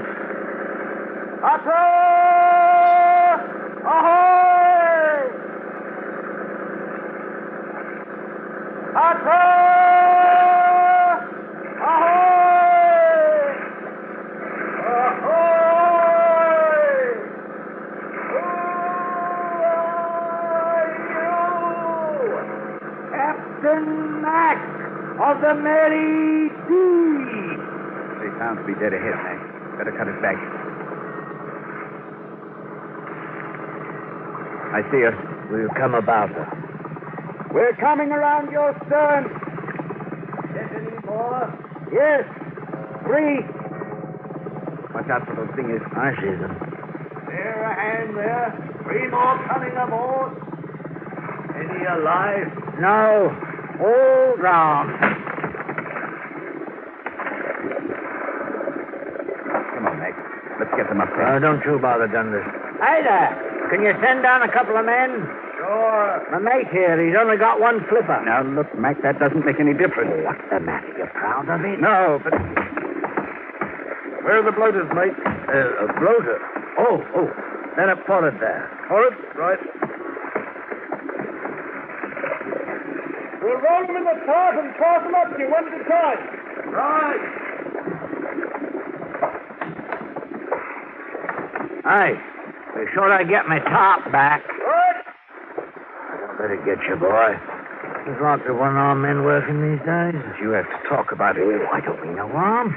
Better than being one of those they're hoisting there. Just don't remind me of my arm, that's all. Bloaters, he called them. Man's been floating around dead in the water. He gets bloated, see? Bloaters. Very pretty. You know what they call an old man like you? Never mind now, never you mind.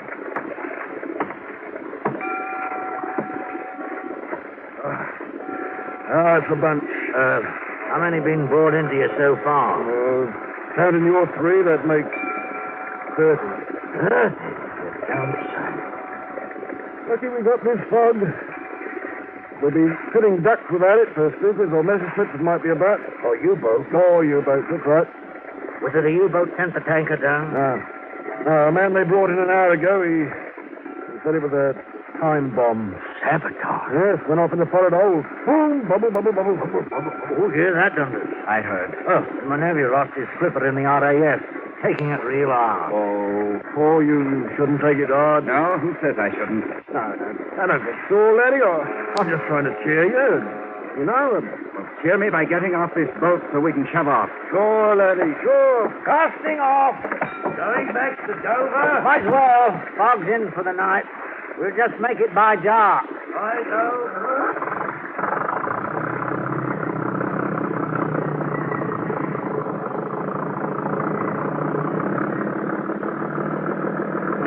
Dundas, you didn't have to barge his head off. Lay off me, Mac. Oh, you didn't mean any harm? I said lay off, Mac, lay off. All right. Percy. That's what he did, huh? Saboteur. Can you imagine doing a thing like that? Can you see a man doing it? Well, it's war, you know. War. Fighting is war. They didn't all drown. No, only 29 of them. You say one was alive? Yes. The awful to drown. Awful way to die.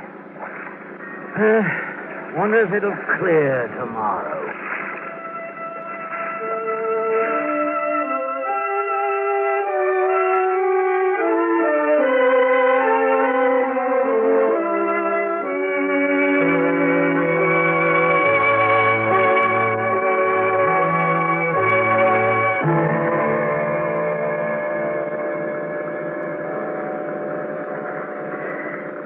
Wharf up ahead. Yeah. Good navigating, Dundas. Ought to be right ahead of us. Mary, Dundas? coming in. Dead ahead, Mac. Right. There. I'll jump it. Hello, you two. Look out, Mary. Oh, Dundas. How was it, Mac? Oh, terrible, dear. Just terrible. Were there many? 30. Oh, dear. That's it. Mac, how's the fuel? Ample. We didn't use a quarter of it. Are you going to fish tonight? That's Mac. It's his boat. Fishing tonight, Uncle Mac?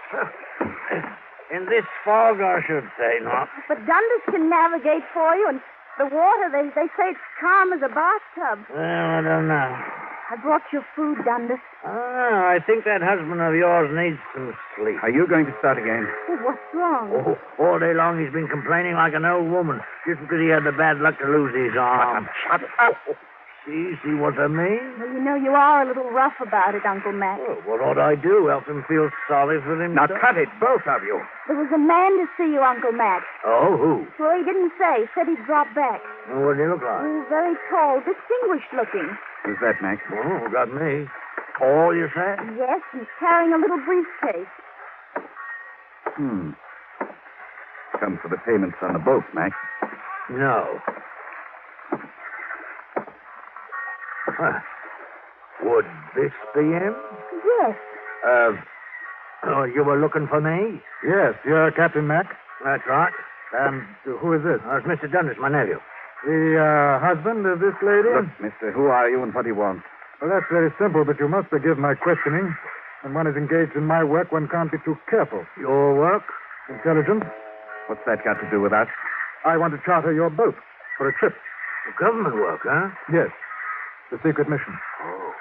Well, where did you want to go? To Ostend. Tonight.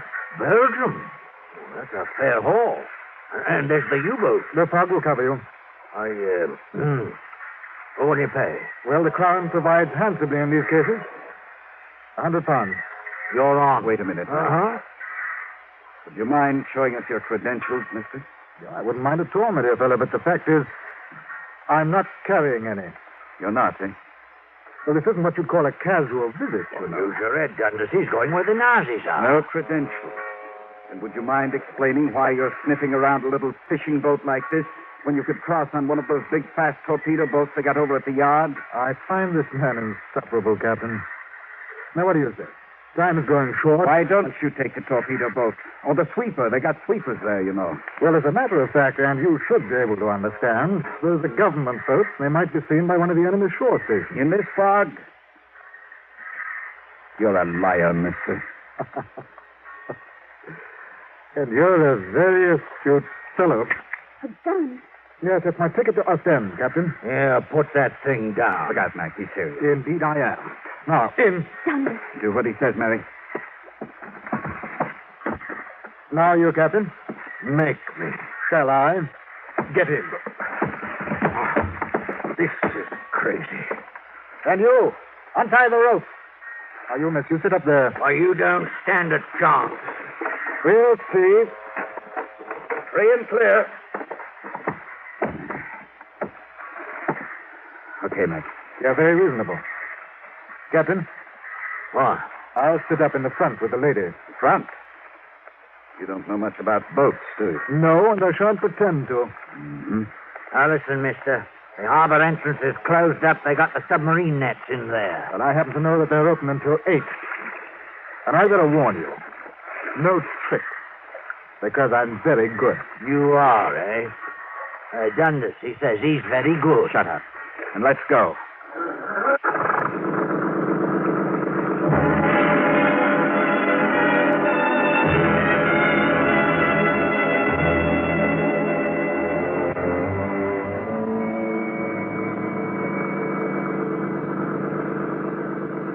So you're a Nazi. That's right. You talk like an Englishman. Oh, really? A Nazi. Well, what are you, a spy? You could say that. What are you going back to the continent for? The war's not over. What time do you think we'll reach the Belgian coast? Round 2, but you didn't answer my question. What was that? Why are you leaving England? You scared? If you like. As a matter of fact, I'm returning because I have completed my mission. And what was that? A matter of a bomb. sabotage. That tanker. The one that went down off the coast. Is that your work? Yes. Oh, you stinking, filthy, bloody. No, let him curse. I find him an amusing old gaffer. 30 men come because of you. 30? Well, dear me, there were 45 aboard, you know. It was 29, Mac. 29, 30, what does it matter? This Nazi, this sneak in the dark with his mission completed. What's the time, Douglas? 1:45. Ought to be passing Goodwins Sands. Tide will be over them, though. What time do they expose? Low tide's at 1. That means we get a fast ride back, anyhow. If he lets us come back. Lousy Nazi. How do we know you won't kill us when we let you off? You have my word. Word. Don't take on, dear. I can't help it. I'm frightened. Let her come back here with us. No. You see how tough he is? He shoots whim. If necessary. I'd like to see you get that close to me. Would you? Yes. Look, Nazi. I'm walking towards you. Mac, don't. Why not? Yeah. Point that gun at me. You're asking for it, you know. Bloody Nazi. Don't take another step, Captain. Duck, Manny! Bloody... Big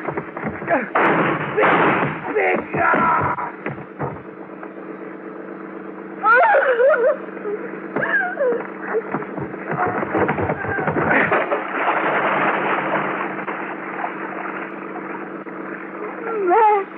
He can't hear you, girl.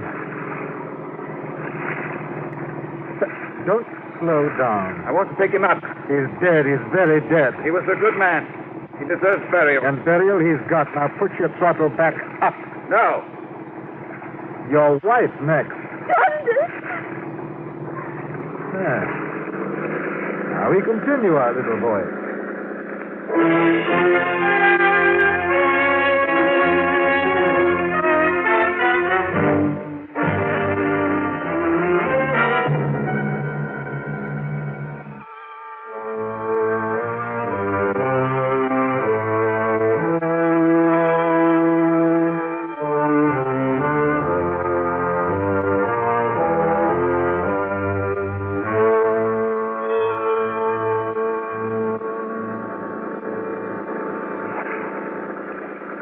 How much longer, Dundas? About an hour. I notice you change course from time to time. Why is that? Channel current. You ride with it, you make better time. I see. And you'd like to be rid of my company as quickly as possible. That's right. Well, I'm glad you're being reasonable. The old man was a fool. You think so, eh? Well, of course. And so do you. Why do you say that? You've seen the war. You know how it is. That's right. I know how it is. Dundas, don't talk like that. Why, what's wrong, Mary? Don't talk with him. It's not right. We find each other very interesting, Mary. Don't we? Yes, indeed. Tell me, how did you lose your arm? Arias. It was the navigator.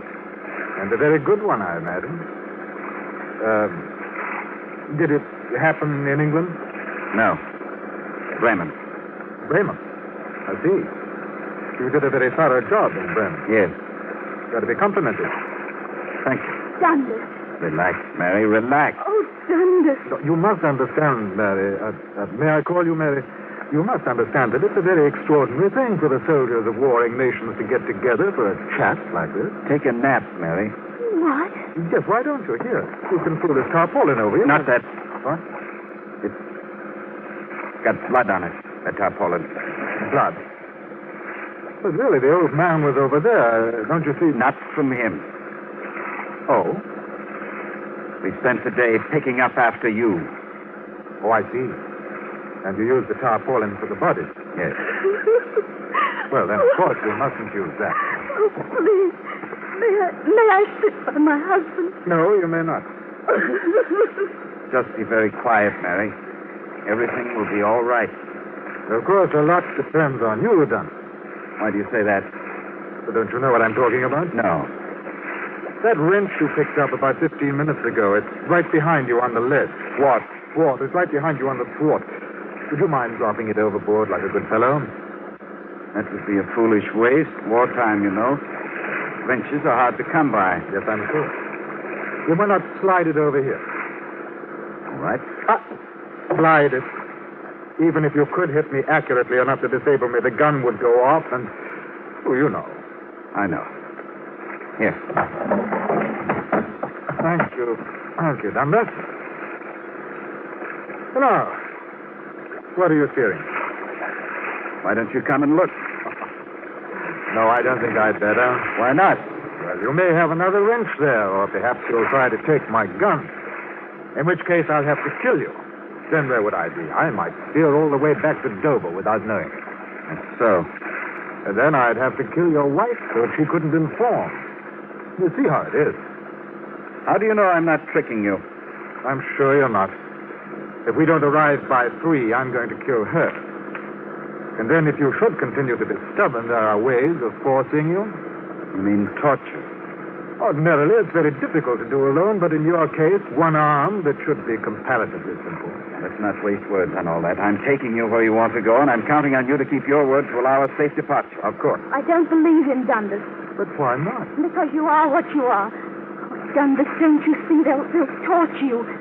He's lying, Dundas. Please, Mary, please don't worry. You have my word. My word of honor as a gentleman. You see, Mary? We have nothing to worry about.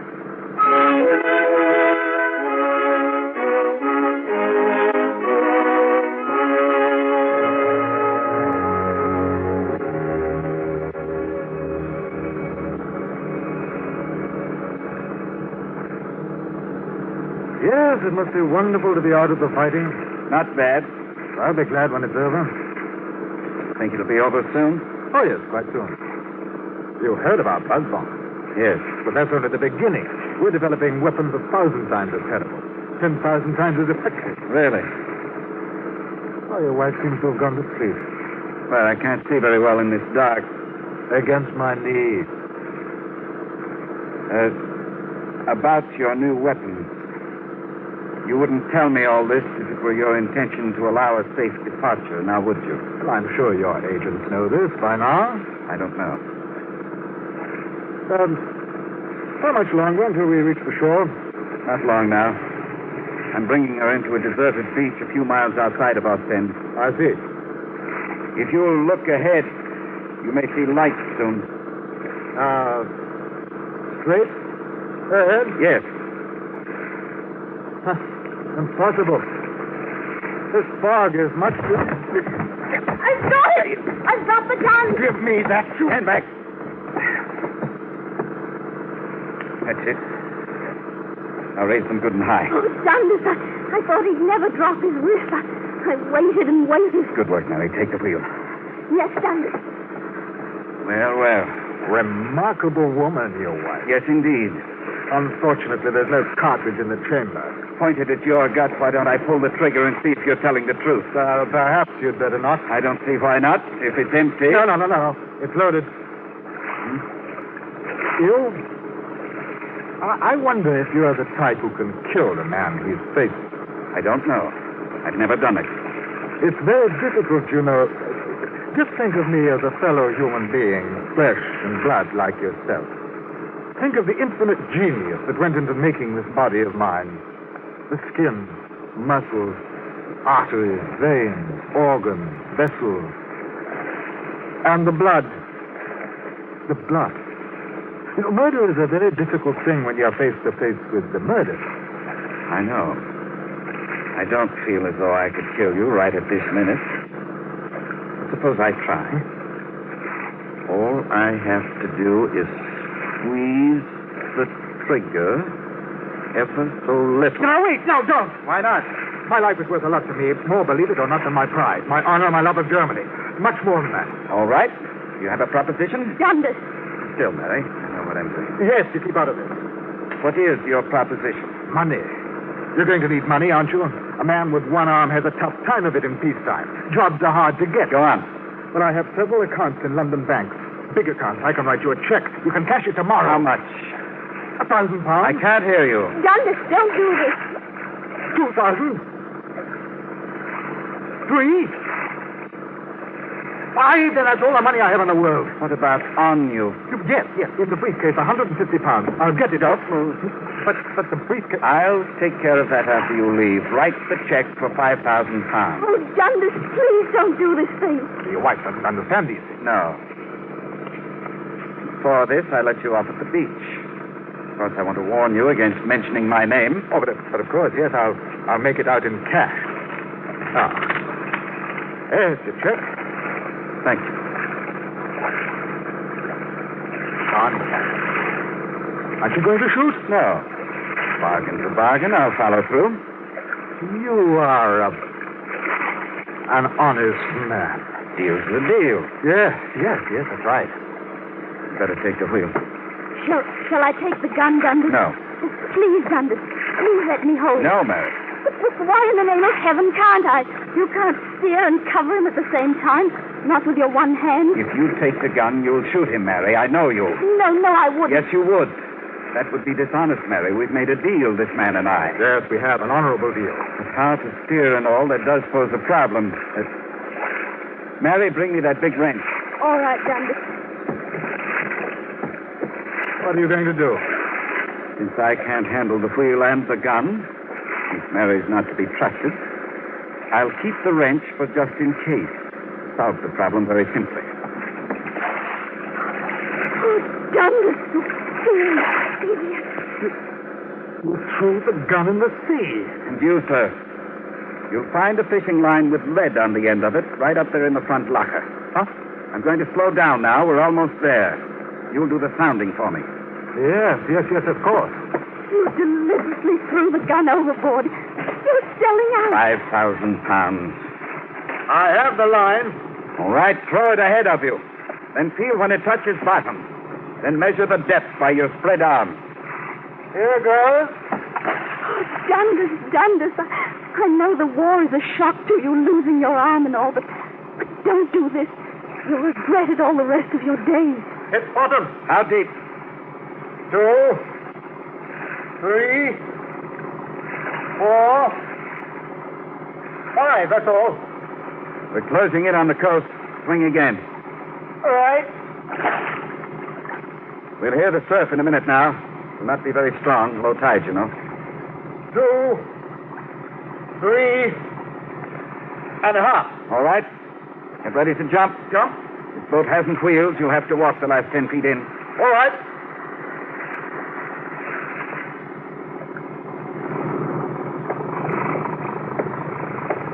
Get ready. Here we are. The minute you hear a grate, jump out and push the bow around. Right. Dundas. Quiet, Mary. All right, here goes.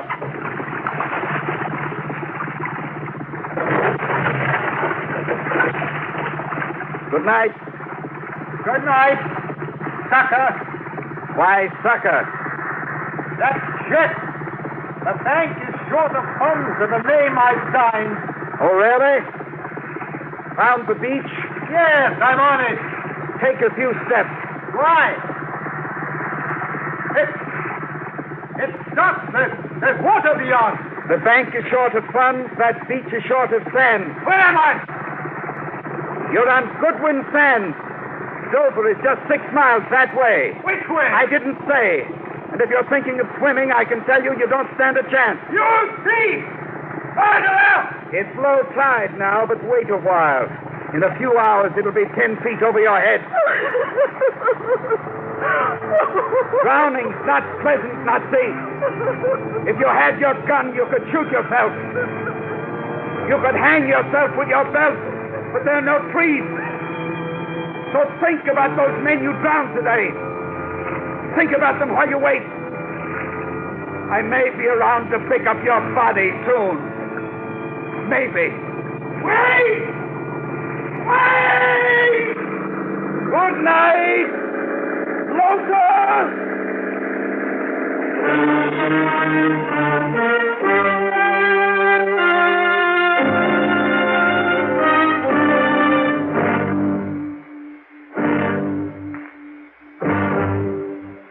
Escape has brought you the David Friedkin Morton Fine production of Flood on the Goodwins.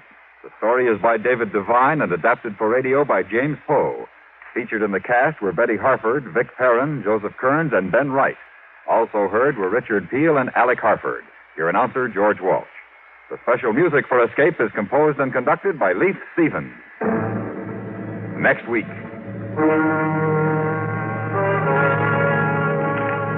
You're in the jungles of Haiti, outside of Port-au-Prince, in a night heavy with tropics and small sounds of terror. Below you, a sheer drop of almost half a mile. In back of you, a man with a submachine gun, from whom there is no escape. So listen next week when Escape brings you the Friedkin Fine story, Night of the Gun.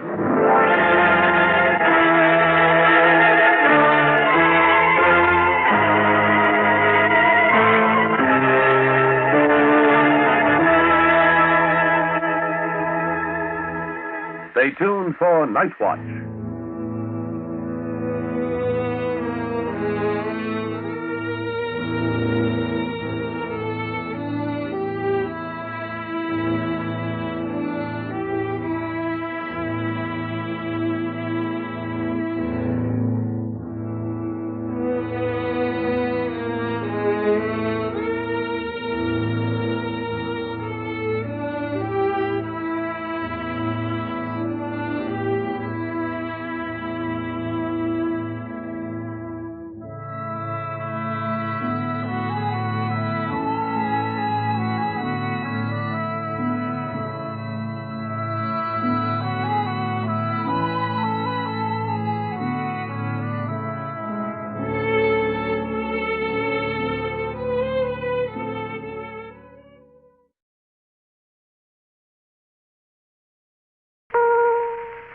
Tired of the everyday grind?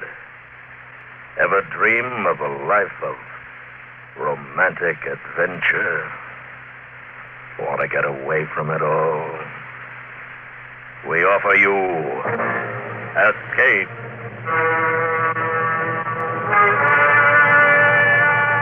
Escape, designed to free you from the four walls of today for a half hour of high adventure.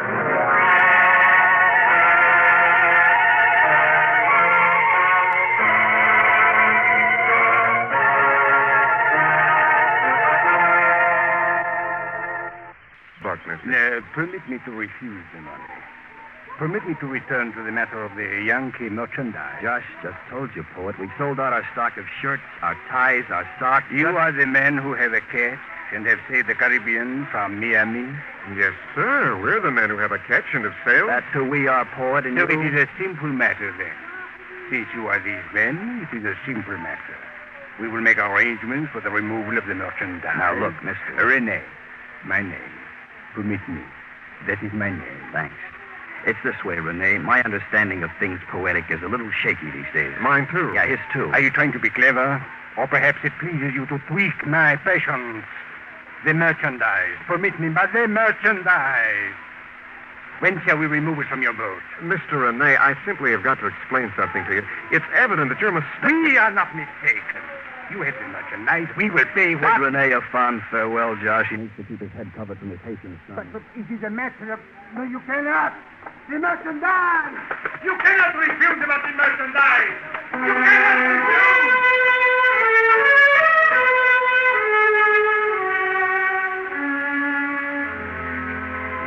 Josh and I walked down. I looked over my shoulder and saw Rene's face become suddenly gray, suddenly old, and then a blur fading into the crowd that swarmed the narrow street. Episodes of the dream trip, cockfight followed by a native poet making calypso on a type of merchandise that didn't exist. Poet. Also dealer in intangibles, souvenir to be stored away. Anecdotes to regale the young ladies of New Kensington, Pennsylvania on our return. When the dream money ran out and the place to come back to was New Kensington, PA. But now, unguided tour of Port-au-Prince and a side street you never believed you'd walk.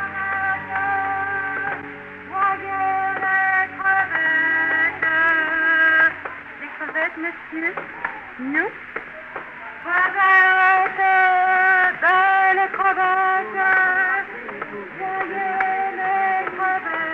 Fry? What are you thinking about? I was thinking I like it. I like what we're doing. I like where we are. Me too. Yes, sir, me too. It's all around you. It's wonderful. No regret, huh, Josh? You mean we gave up a nice-going haberdashery business and took off? That's what I mean. I talked you into it. No regrets, huh? What do you mean? You talked me into it. This idea, this dream, if you will. I will. I remember to this very minute the night it germinated in my brain. We were sitting in the dorm of the good old University of Pittsburgh, stripped to the waist, it being a hot night prior to graduation, and a bottle of beer in the hand. And you said, Haiti, someday let's buy a boat, you said. See? You conceded it was my idea. Sure it was, Josh. Then you said Haiti. And I said Haiti. Why? Huh? The Citadel. What about it? Just I gotta see it, that's all. The Citadel of Henri Christophe. Ever since I was a kid, I've been reading about it and wondering. We'll see it. When? Look, something I gotta explain to you, kid. A couple of fellas like us, they hit a new country after an ocean voyage. You know, they need time to condition themselves, become acclimated, mingle with the group, meet In some of my reading on the subject of young women of Haiti, I have read that the young women of Haiti are sheltered and circumspect, and a formal introduction arranged by a mutual friend or acquaintance is the etiquette to be followed when a visiting gentleman has the wish. Show me where it says. Right, I just want to make sure you and me... Yeah. Visiting gentleman, that's what. Le Café des Pavillons de Toulon. Now, don't change the subject, Rye. What? Le Café des Pavillons de Toulon. Translation, Cafe of the Pavilions of the Small Moon. Oh, my. Rye, you feel okay? The heat, the excitement of the new... That sign over the cafe there. Come on, Josh. Let's go get moonstruck. I want to.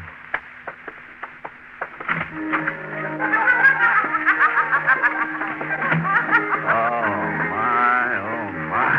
Me too. I'm glad I said what I said on graduating from the University of Pittsburgh. After me, kid. Bartender. Vos plaisir, monsieur. The pleasure presents no problem, bartender. First, we want rum. Oui, monsieur. Right. Hush, kid. Let there be hush. Leave the bottle, bartender. We made it, kid. We made the dream. A toast, huh? To Haiti. I love you.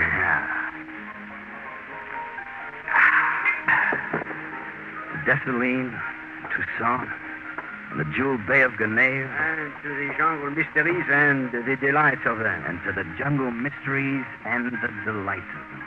Hey, you turn a phrase, monsieur. Then may I propose still another toast? Be our guest. To the young lady who sits there. Where? At the table in shadow. And the fall of carried sunshine across her cheek. There, you see? I see. Oh, my. Where? I don't see her. Where, Rye? Show me, too.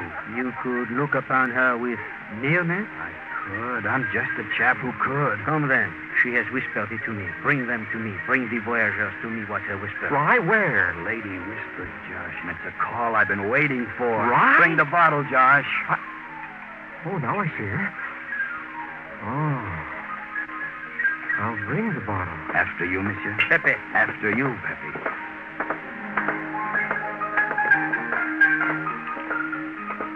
Vivi, the voyageurs for whom you have whispered. Merci, Pepe. Seat yourselves with Bibi, monsieur, for the nearness. Oh, thank you very much. Yeah. I'm Josh Ford from New Kensington, PA, and this is my buddy, Ryan Dixon. He's from New Kensington, too. At present, we're retired haberdashers. I am Vivi, and I have longed for the time of our meeting. Pepe. Are we? You did a splendid job of greeting us. And you no longer have a need for me, eh? And we no longer have a need for you. Then I shall make my small departure. No hard feelings, Pepe. It's Au just... revoir. Till another scene. Yeah. Till then. You were lonesome for us, Phoebe, for both of us. The moon was full and it grew slender. For the passage of this time, I have longed for you. Oh, you don't even know us, baby. We live thousands of miles apart in different worlds. How could you... Josh. You ever been in New Kensington, baby? University of Pittsburgh? Josh. What the mamselle said... And for your boat. And the things of your boat. For these too I have longed. Huh? You talk in puzzles, Miss Baby. I don't... The merchandise of your boat. Phoebe. A poet of your country said merchandise to us. We gave him $1. It's a tired subject that isn't worth a nickel more. You have sold it into the other. We haven't sold a thing. We gave him $1. And I don't mind telling you, the budget we've got worked out for this trip is... Then it is a matter of more money. Could be. More money for what, Phoebe? Hagglers, bargainers, hawkers. We're not haggling, lady. All we got on our boat is a few supplies, some canned fruit juices and tins of dried beef. You want The them? matter enough more money for the merchandise you brought from Miami. We will pay, and there will be no delay. Phoebe, we started out real good together, and suddenly you... Josh, how do you tell a beautiful girl she's lousing everything? Well, In the room at the end of the passageway upstairs. It is where I shall be, with the more money. In 10 minutes. Be there. Haggler.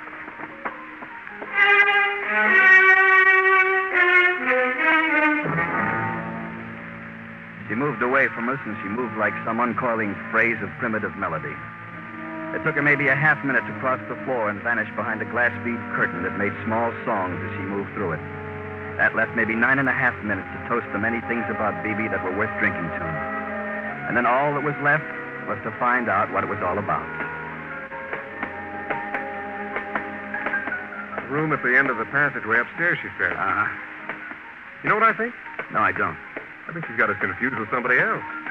A couple of entirely different fellows. I said I heard you. It's funny, you gotta admit. Uh-huh. Funny. First a native poet, big song and dance about some merchandise we haven't got. And this BB. What merchandise we're supposed to have, right? Right. Yeah. That noise. It's already happened to us once today. But now it's inside. Hey, that came from down there. That's where she... Come on. It's locked, Rye. Phoebe! Open it! Open! All right, you and me, kid. Yeah.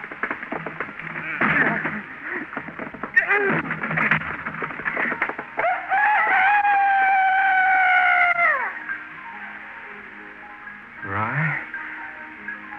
Look. What lay on the floor wasn't worth looking at.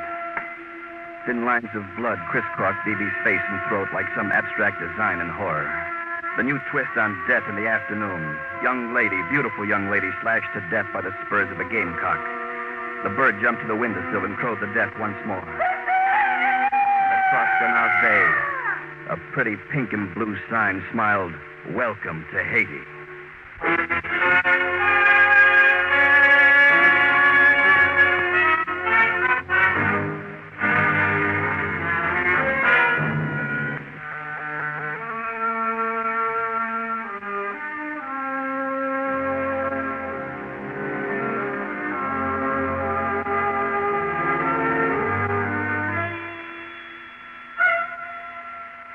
One thing about being in the haberdashery business in New Kensington, Pennsylvania, is that you've got the world ahead of you. Keep in mind that anything is possible when you finally get to Haiti and come across a beautiful woman slashed to death by a fighting bird bred to kill. Accept it and then run. Like Josh and I did, 3 blocks until a sign said Hotel of 7 Sisters, fans in every room. We paid for 1 night in advance. The sign wasn't kidding. There was a fan. This one you grasped in the hand, waved back and forth under the chin, creating refreshment, and letting the sound of the island drift in through the open window. Right. Huh? We shouldn't have run away. We're strangers in a strange country, baby. Who knows what we're supposed to do? Anybody who dies is a concern of... I'll get it. You meet me. Hey, Josh. Look who, the poet. Come in, come in. How'd you find us? I inquired of 2 Americans running in the noonday heat. Why are you looking for us? An explanation of the events at the Café de Pavillon de Teluna. The killing of the girl Bibi was a mistake. Permit me, what is the hour? Almost 2:30. Good. An excellent time. For a punctual compatriot of mine will arrive in a moment, and the deal will be consummated. You're doing it again, Rene. You're talking riddles. Oh, forgive me. Like so. The merchandise you have brought, those of us across the water there, the small way across the water, we wait for the guns, so... Guns? They find a way to purchase human dignity. Boy. Huh? Get the picture? This guy's a revolutionary. Hey, you're a real revolutionary, aren't you? You think we've got guns for a revolution or something? You know what they're going to say in New Kensington? They're going to... Josh. Renee, what about the girl? Why did that beautiful girl have to die like that? Bibi. Unfortunate. Like so. She was killed because, permit me, the compatriot whom we are expecting. Well, tell him it's like so. Somebody's got our boat mixed up with somebody else's, huh? Hello,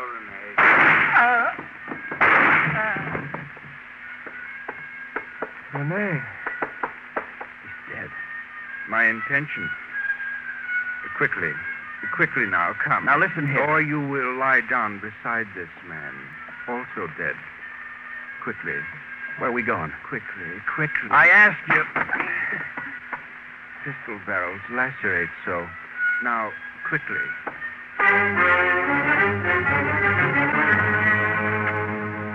The front sight of his gun had cut my cheek, and there was nothing to do but put my hand to it. He prodded us outside. The man in goatee, U.S. Army surplus, and German Luger into a waiting cab. Unhappy driver looked at my cheek and then at the upholstery, then shrugged about the whole thing. You'd better take us somewhere where he can get his cheek attended to. Said my friend Josh. Sure. Was the stir my friend Josh created. In a while, the bleeding stopped. We got out in a part of Haiti where it was no longer Port-au-Prince, where it became the apron of jungle around the city. A mansion of columns and glazed brick and flamingos looking coy behind royal palms. A butler in knee breeches told us we were late, that everybody was in the auditorium. A private theater, gentlemen, that you may watch if you wish. I'll tell Etienne you're here. Etienne? Well, who's he? You try to make a break from here, you'd be shot down before... What kind of a name is that, Etienne? In there.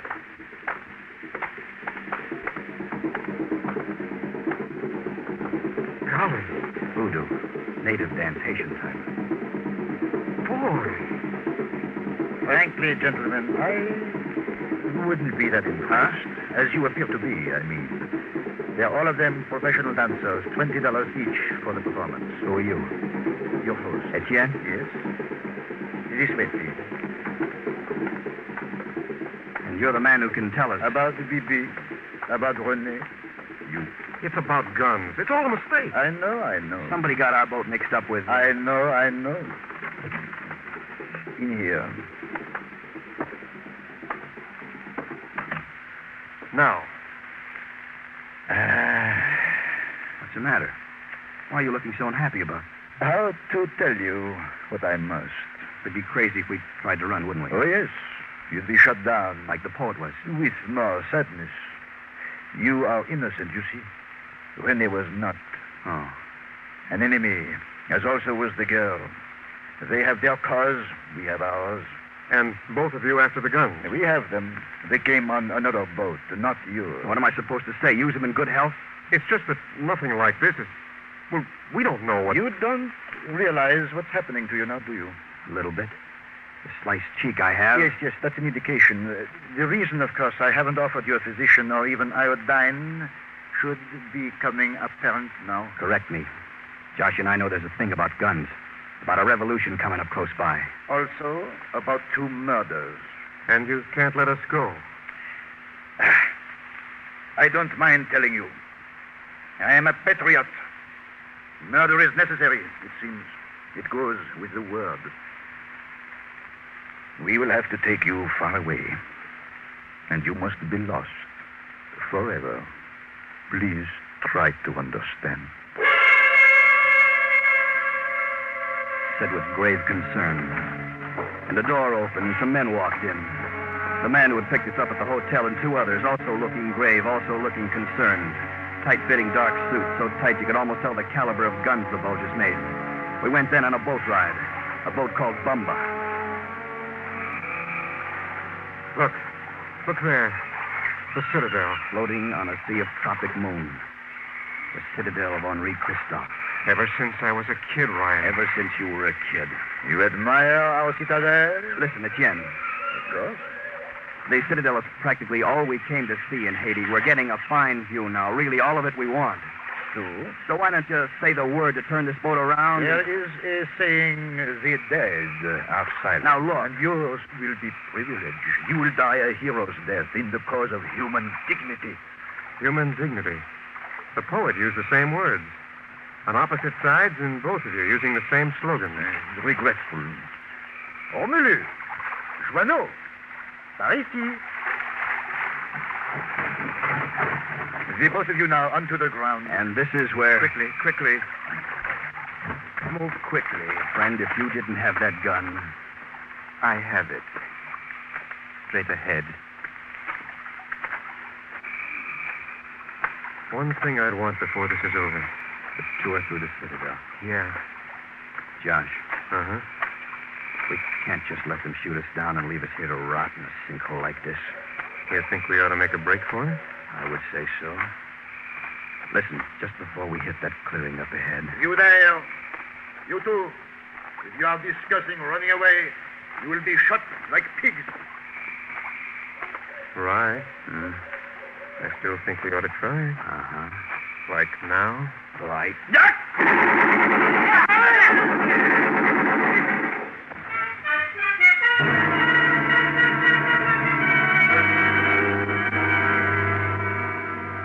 The man who stood ankle deep in the stinking waters was the man we had seen before, Pepe. A man in a bar called the Pavilion of the Small Moon. A man who had taken us to Bibi. You two recognize me, I can tell. A bandolier of bullets over his shoulder, the snout of his submachine gun sniffing a circle at our belt buckle. At Chen, the others who had brought us here, face deep in the mud.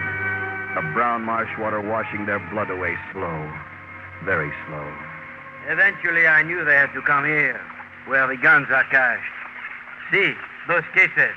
The guns, the cause of everything. Boy, are we glad to see you. Truly? I don't like the way you said that. What'd you have in mind? These whom I have slain. They were going to kill you, correct? They said it wasn't because we'd been nice to Bibi and the poet, but because... You were nice to them? Well, sure. My heart is filled with kindness for you both, for they were my friends. I asked you something. What'd you have in mind? Surely you know. You must die. Word must not leak out of what happened here. This of the guns, this of the killings. Right? Yeah. Listen, you. Oui? A favor. Huh? My friend here, all he wants to do is take a look at the Citadel. He may. There it is. Look. My friend here, he wants to take a look up close. This was his dream trip, the Citadel of Henri Christophe, his dream place. I see. Oui.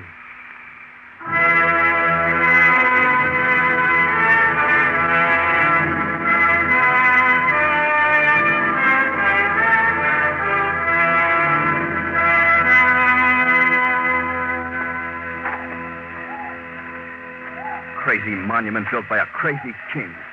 You see all those cannons pushed through those embrasures? Up these steps. You see all those cannons, Roy? What about them? Not one ever fired. You know what else? What else, Josh? This was built on an exact line with the Great Pyramid of Egypt and a Great Pyramid built by the Mayas of Central America. That way. Enough. Look down. Christophe used to force his slaves to jump from this spot. He enjoyed their screams. Will you scream? I don't think so. Good. Please do not believe I am vile, messieurs. You were unlucky enough to stumble on this small wall. Neither side can afford your staying alive. Pity. Some pity. Now, alive or dead from a bullet. Jump. Now, hold it a second. One more word with my friend. Josh. What do you want? All of it. Your fault. Mine? Leading the business, the boat, Haiti, all of it. Oh, how can you talk like that? And the Citadel, what is it? Brick and moss. Hope you get a nice view of the East Wing on the way down. You know what you are? What? A child, a bird brain of a child. You're not going to talk to me like that. A real square sod-kicking knucklehead. Why, you miserable... You got to do better than that. Miss America, fight before you die. Roll the baby right against the... Yeah. Quick, hey, watch out there. Why, grab him,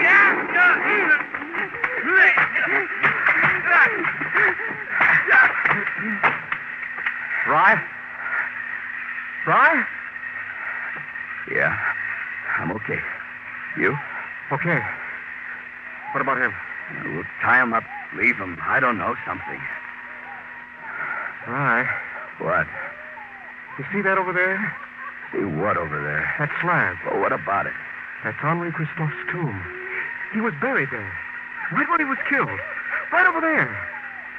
Something, isn't it? Really something. Boy.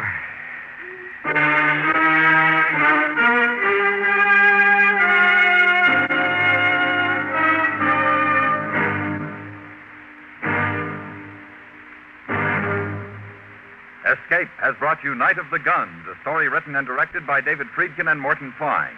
Featured in the cast were Herb Ellis, Byron Kane, Jack Crucian, and Jay Novello. Also heard were Lillian Baeff, Shep Mencken, John Daner, and Paula Pascal. Your announcer, George Walsh. The special music for Escape is composed and conducted by Leith Stevens. Next week. You are adrift in a native canoe somewhere off the Solomon Islands.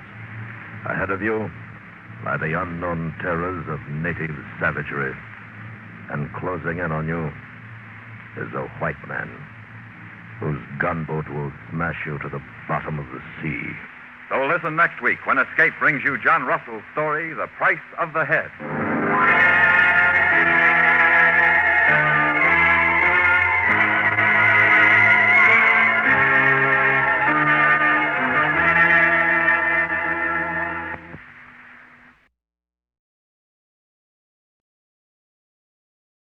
Tired of the everyday grind? Ever dream of a life of romantic adventure? Want to get away from it all? We offer you Escape.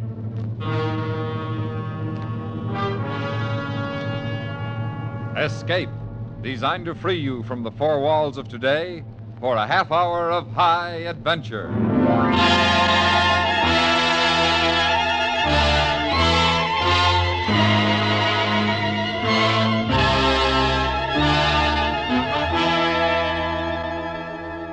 You are adrift in a native canoe somewhere off the Solomon Islands. Ahead of you lie the unknown terrors of native savagery. And closing in on you is a white man whose gunboat will smash you to the bottom of the sea. Listen now as Escape brings you John Russell's story, The Price of the Head.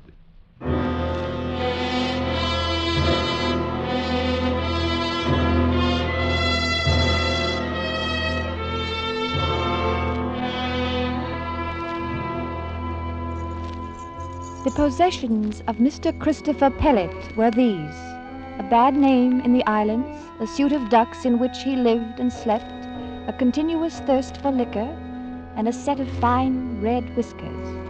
And strangely enough, he had a friend, Karaki.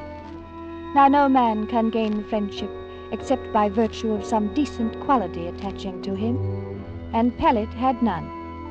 How then explain the loving devotion lavished upon that drunken brute by the gentle native? This was the mystery at Fufuti. But mystery or no, Pellet himself became unendurable to the decent, peaceable folk of the town.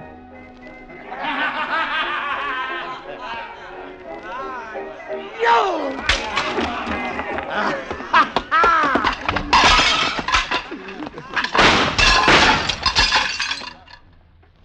Next shot's gonna kill you, Pellet. So help me, I'd put a bullet in your drunken brains. Now get out. All right, I'm going. I'm going. In the Silver Isles there lived a wench whose eyes were blue and nose was... Hey, Mummery! You missed the fun, Mummery. Mummery, Take your hands off me, Mr. Pellet. You're an offense, sir. You're an offense, sir. Karaki! Where is that boy? One day Mr. Howe may be obliged to shoot you. He shoot me, that'd be murder. Murder's fine talk for a company agent, Mr. Mummery. Where's that boy? Karaki! Come here, Karaki! Karaki, come quick. Here's shot. You all right? No hit Pellet anywhere? I'm fine, Karaki, fine. Go fetch one bottle of rum. You come along home, huh? Me go along, Mr. Howe. Pay for trouble. Catch him bottle. Wait here. Me no be much long. You wait. Fine fellow, that Karaki, eh, Mummery? Only friend I got in this filthy island. May I suggest, Mr. Pellet, that perhaps if you behave Suggest somewhat... nothing. I got a headache. You tell Karaki I've gone to the beach, huh? In the Silver Isles there lived a wench whose eyes were blue.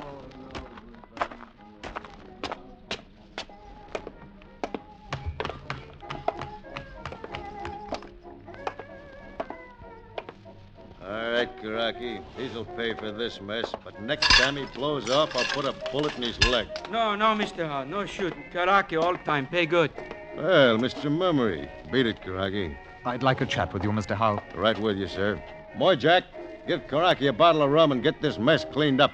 Yes, sir, Mr. Howe. Come into the office, Mr. Mummery. We're more cozy there.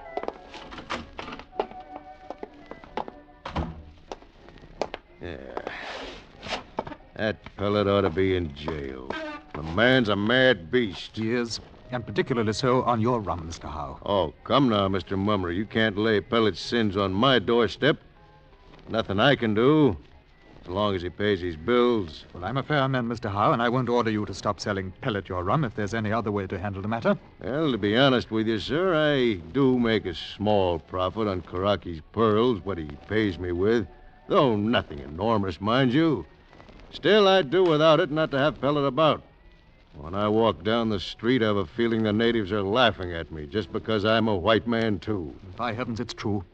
And something must be done at once. Mm-hmm. Mr. Howe, I'll try talking to him like a gentleman, but I'll be firm with him.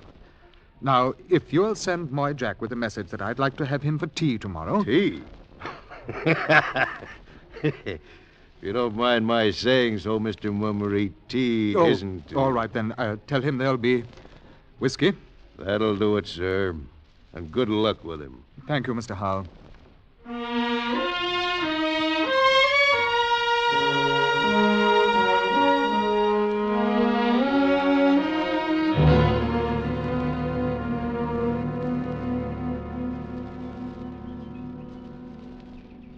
Tagara?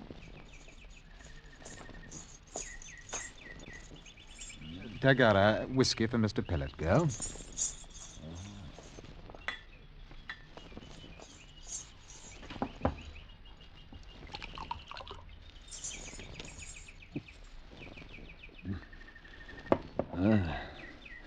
It's been years since my throat's been wet by good Scotch whiskey, Mummery. Yes, I'm sure. And you live well here. Fine house, good liquor, servants. I work hard, Mr. Pellet, and I stay sober. You should have been a preacher, Mummery. You missed your line in Copra. No, if you please, Mr. Pellet, we are not discussing my career. No, well, go on, Mummery. As long as I'm drinking your whiskey, I'll listen to your chatter. Girl? You make it difficult, Mr. Pellet. I mean to. Yes, I suppose you do. I didn't expect you to invite me here out of friendliness, Mummery. Well, you could have friends, Mr. Pellet, if you lived decently. I live the way I want, and I've got a friend. A savage. That's odd. Never thought of Karaki as a savage. I suppose he is. Yes, civilization lies lightly on these people, Mr. Pellet. At heart, Karaki is nothing but a heathen from Bougainville. Bougainville. Yeah, you know, Karaki likes it there. He's always talking about it.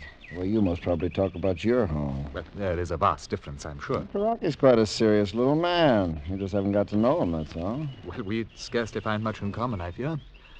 Good heavens, Mr. Pellet, surely you haven't sunk so low as to have forgotten everything we stand for out here? I've no use for any man, except Karaki. He's the only friend I ever had. But how do you know what is going on in that head of his? How can you tell? I don't have to. So far, he's treated me right. That's enough. But you have no respect for the position the rest of us here must maintain. You disgrace us in the eyes of every native on this island. I'm impressed. Didn't know I was that important a figure, Mummery. Tagara, whatever your name is. You're beyond reasoning with, Mr. Pellet. You can go on trying, Mummery, as long as the whiskey holds out. Have you no pride, man? I cleaned out a bar in Sydney once, alone, against 9 sailors. No, that's not exactly... I engineered a mutiny aboard an Arab dhow in the Gulf of Oman some years back. I sold a cargo at Bahrain for pretty figure, Mummery, pretty figure. Well, that's certainly compounding a crime. That cargo was illegal in the first place, Mummery. Slaves it was. Little boys and girls from India. But, Mr. Pellet, I must ask you once and for This all... bottle's almost finished, Mummery. What do you want? Will you take a job if I offer you one? A job? Mummery, I stopped working 9 years ago. I'm against working. All right. Then I must ask you to leave this island on the next boat. I like it here, Mummery, and I'm staying here. Well, I can't make you go, I suppose. You suppose right. But I do have certain powers. The company controls the sale of liquor here, Mr. Pellet, and if I order that none be given you... You'd do that? I would. Unless I take a job of leaves, huh? Exactly. Well, I'm not working and I'm not leaving, Mummery. Then you won't be boozing either, Mr. Pellet. Give me the rest of that bottle, girl. I've earned it. Good day, Mr. Pellet.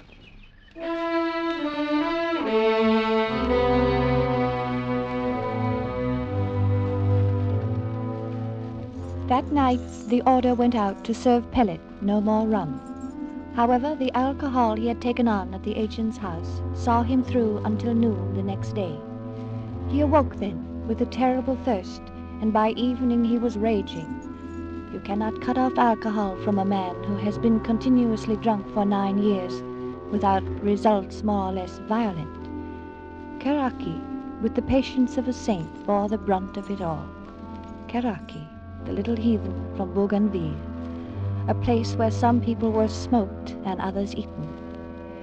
It took 2 days of awful torture to break Pellet's spirit, and on the morning of the 3rd, the man was shattered. Feel much better today, no? No, Karaki, it gets worse. Karaki pulled him boss from ocean last night. You want him fight big fella shark. Drink blood, you say. It was out of my head, clean out of my head. 2-3 weeks, you'll be fine once more, my word. I can't wait 2-3 weeks. I gotta have a drink, Karaki. I'll die if I don't get a drink. Wait a few days. All fine. You don't understand, Karaki. I can't make it. Go tell Mumry I can't make it. Tell him I'll leave on the next ship. No, can't leave. We plenty much all the time good friend, Karaki and Pellet. Yeah, I know, but I'm no good dead, Karaki. You go tell him now. No, can't leave. Wait. You tell him or I'll tell him, Karaki, but I'll have a bottle if I have to kill to get it. Not now. Sleep a long couple hour. Then go, maybe. No, now. No, I'll go myself. No, please. Karaki, let go of me. Go, I'll smash her. I'll have my rum and no man will stop me. No, can't leave. Not now.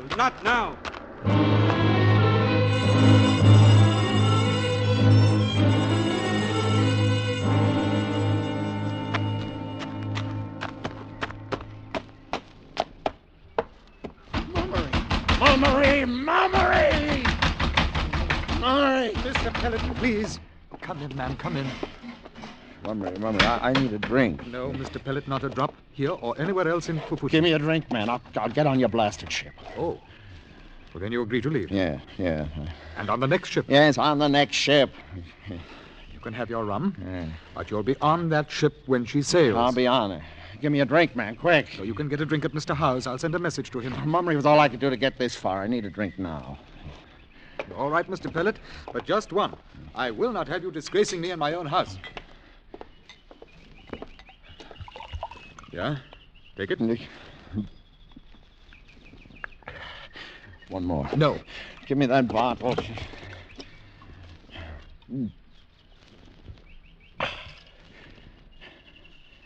Now, Mumry, if you come to Michael Howe's with me, I'll buy you a drink.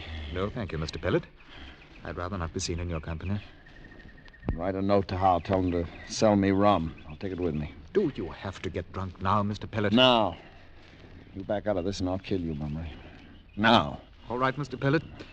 But it will be a happy day for all of us when you're aboard that ship. I'll find me another island, Mumry. Maybe you'll be transferred there one day. God forbid. I'll write you your note, and I want to see no more of you till the day you leave. That's good enough for me. You're dull company, Mumry. At least I'm a gentleman, Mr. Pellet. And I have enough respect for myself not to become a walking insult to me and my race. The note, Mumry, the note. You can come to Howe's and preach to me. I don't mind it there. Hurry, man.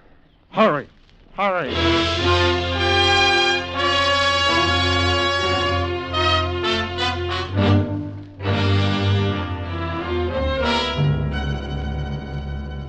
You are listening to The Price of the Head, tonight's presentation of Escape.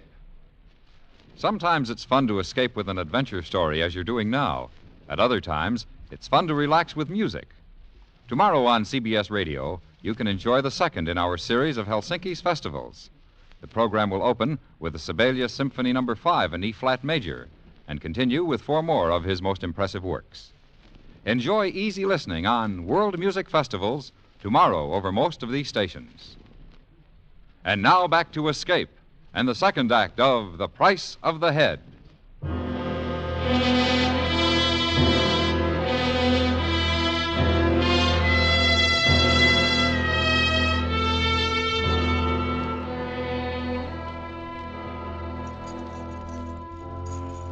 In the days that followed, Pellet became a sodden lump of flesh preserved in alcohol. He did not smile, nor dance, nor exhibit any of the amiable eccentricities that sometimes recommend the drunken to a certain toleration. He was a brute, and he behaved like a brute. But all the time, waiting for the day the ship would arrive, Karaki remained true and showered more devotion than ever upon his friend. He spent his evenings outside Michael Howe's bar, patiently waiting for Pellet to get drunk enough to take along home. Night after night, Karaki waited, while the white man stood roaring inside.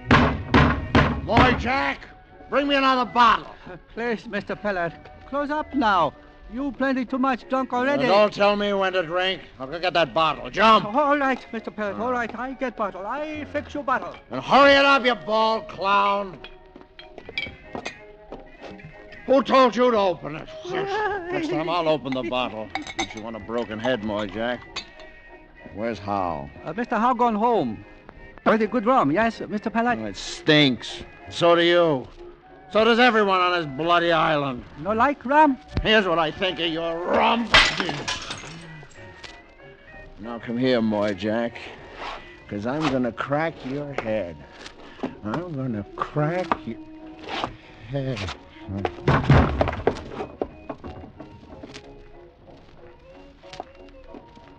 Karaki!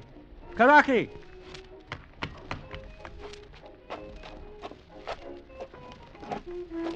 Take him along home now, Karaki.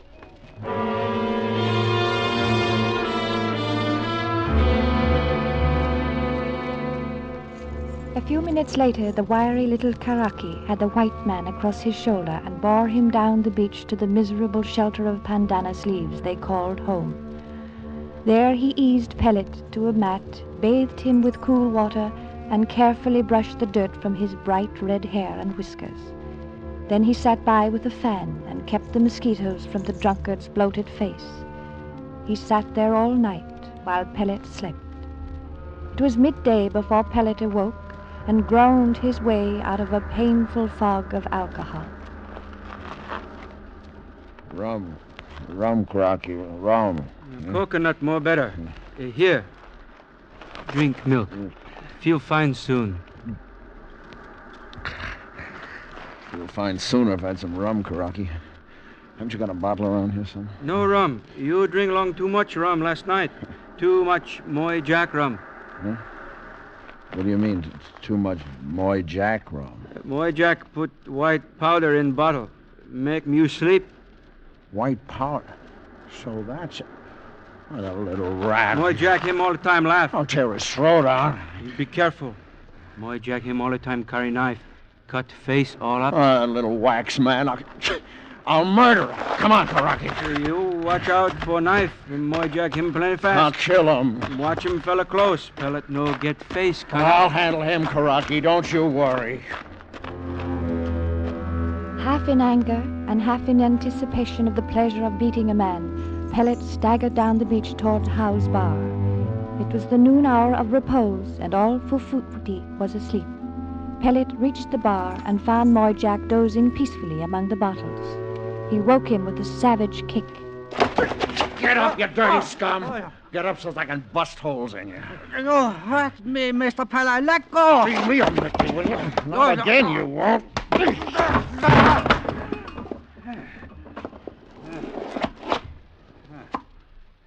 Now, I cut you. Cut you, Mr. Pellet! Would you now? Well, I'll just fix me a knife, too. Come on, boy. I want to twist this bottle around in your face. Hold him. There! That'll learn you to fight with a red-headed man. That'll learn you!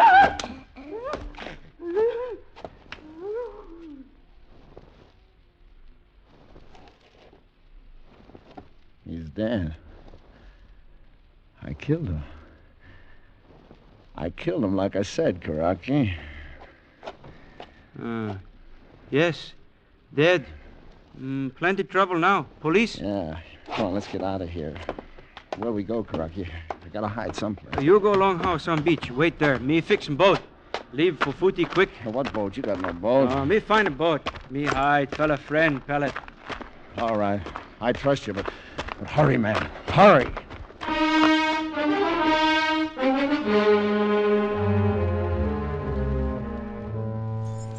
Pellet waited in terror in the shack on the beach while Karaki broke into the boat sheds and with an axe smashed the bottoms out of the 3 craft sheltered there.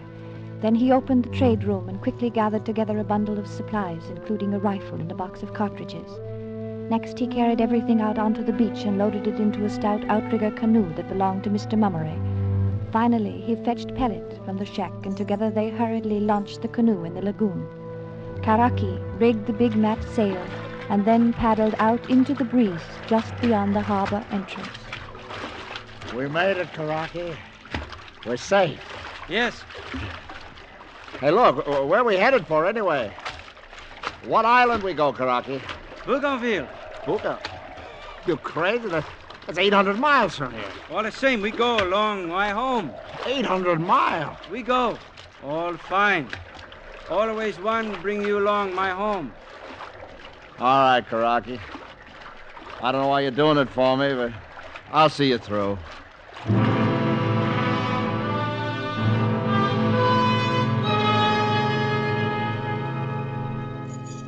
It was not the beginning of a very pleasant voyage for Mr. Christopher Pellet.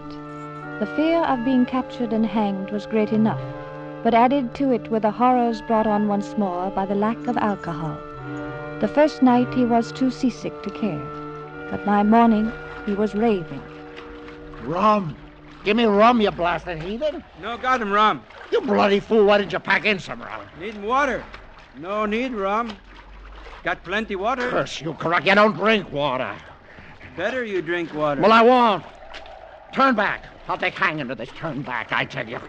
Soon catch him. One big fella wind. Blow straight to Bougainville. No. How could you find Bougainville anyway? No. We're going back, I tell you. Karaki easily tied the weakened white man hand and foot and continued to sail off into the open sea. Now and then he threw a dipperful of seawater over the white man and occasionally fed him with coconut milk. Karaki was an excellent nurse. He even combed Pellet's red hair and whiskers twice every day. By the time they reached the Santa Cruz region, Pellet's condition had improved and Karaki released him. They were now in an area peppered with tiny islets, and Karaki decided to land on the lee of one in order to replenish their water supply. He had dropped sail and was paddling slowly into the beach when suddenly, from out of nowhere, a cutter carrying 2 white men appeared behind them. Ahoy! Heave to! No catch him, Karaki and Pellet. You go away. Heave to! Put that gun down, Karaki. We're in enough trouble now. Okay, I shoot. Oh.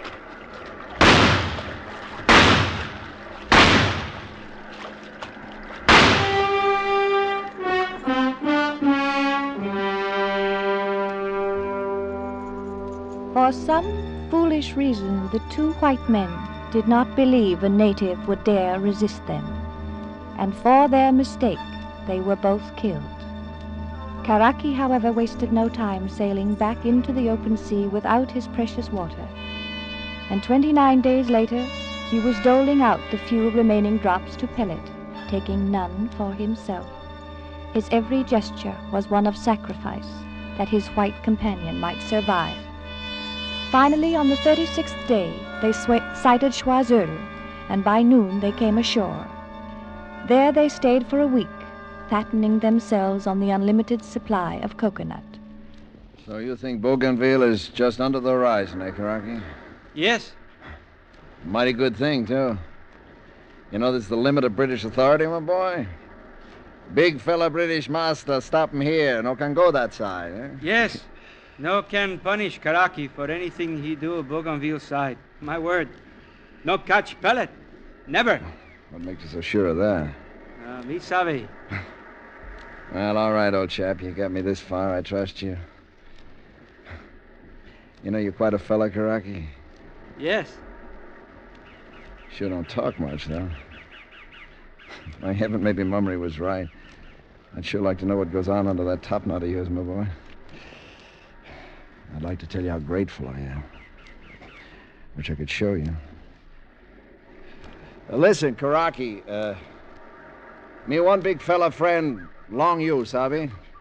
You one big fella friend long me, sabe? We two big fella friend always. What? Yes, my word. Oh, Karaki, you kill me.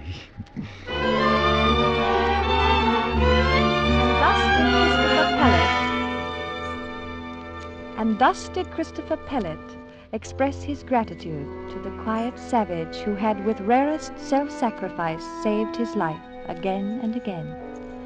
And now that he was thoroughly sober, he could understand it no more than Mummery had back in Fufuti.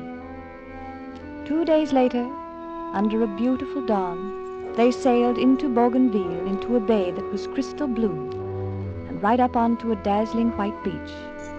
Pellet was the first ashore, and he ran up to a rocky point to see all the charm of the place for himself. Karaki, in his simple and efficient way, proceeded about his own affairs. He landed what was left of the supplies stolen at Fufuti. A few minutes after, Pellet heard a gentle footstep behind him and turned to find Karaki standing there with the rifle at his hip and the axe in his hand. Me like. Me like, too. Great place you've got here, Karaki. Me like 'em head. Huh? What? Oh, me like 'em you too, Karaki. We big fella friend, right? Me like 'em too much. One fella head belong along you. What do you mean? I don't understand. Red hair. Fine red whiskers. Big prize here. Smoke 'em head. Make 'em Karaki, big man on island. You mean you got my head? Fine head. Very fine head. Cut 'em off now.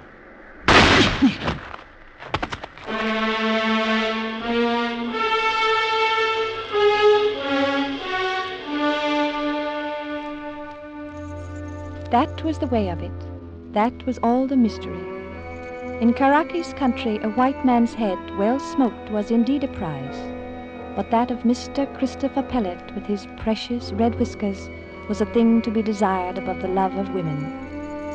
And the simple, patient, enduring Karaki had served hard to win it. And did it really matter to Pellet how or why he died, since his own race would have hanged him for murder anyway?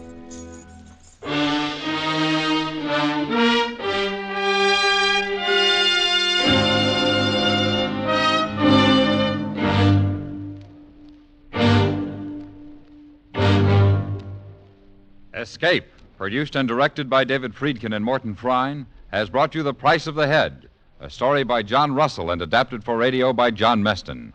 Featured in the cast were Mary Jane Croft, Hans Conreid, Ben Wright, and Jack Crucian.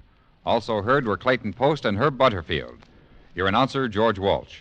The special music for Escape is composed and conducted by Leith Stevens. Next week.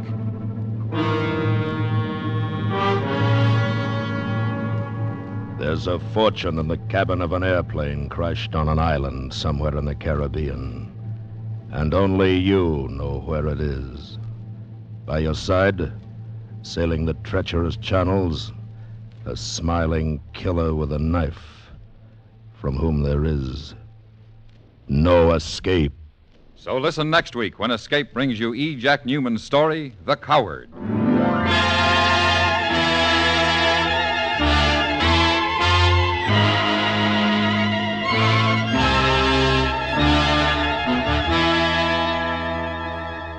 There's music on Melody Ranch tomorrow on CBS Radio when the popular galloping cowboy with the golden voice returns. He's Gene Autry, as singing a saddle man as ever rode the range. Meet Gene Autry at the Old Corral when he returns to Melody Ranch tomorrow on most of these same stations. Stay tuned now for Night Watch, which follows immediately over most of these same stations. Where there's Gunsmoke, there's Western Adventure, Monday nights on the CBS Radio Network.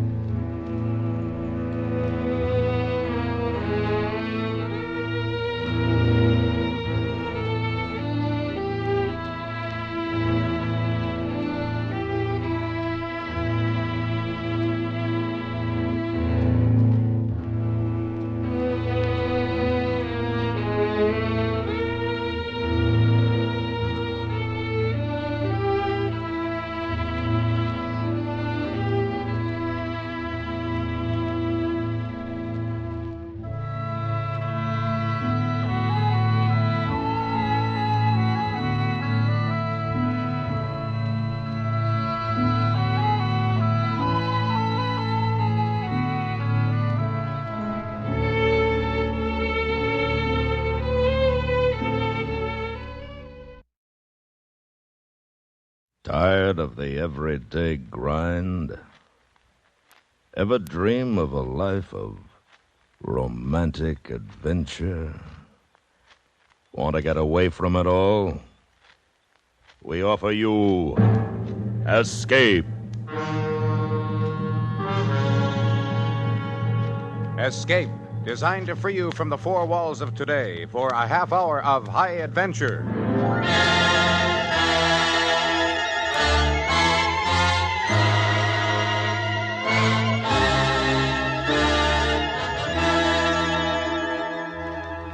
There's a fortune in the cabin of an airplane crashed on an island somewhere in the Caribbean, and only you know where it is. By your side, sailing the treacherous channels, a smiling killer with a knife, from whom there is no escape. Listen now as Escape brings you E. Jack Newman's story, The Coward.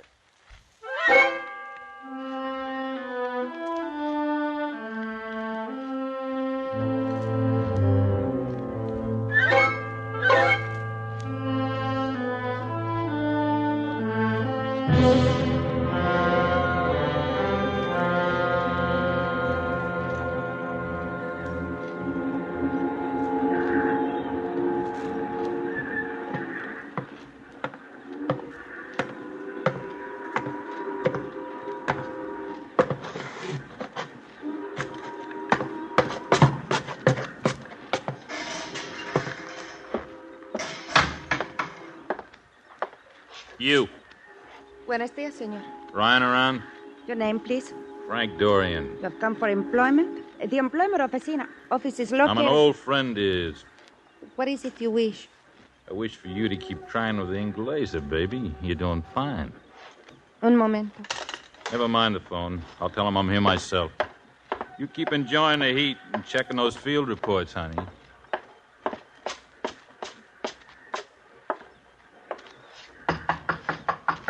Vienna. Frank Dorian. Dorian. Thought you were dead. I'm not. It's a nice little secretary you got there, Ed. Can she spell? Maria does fine. Come on in.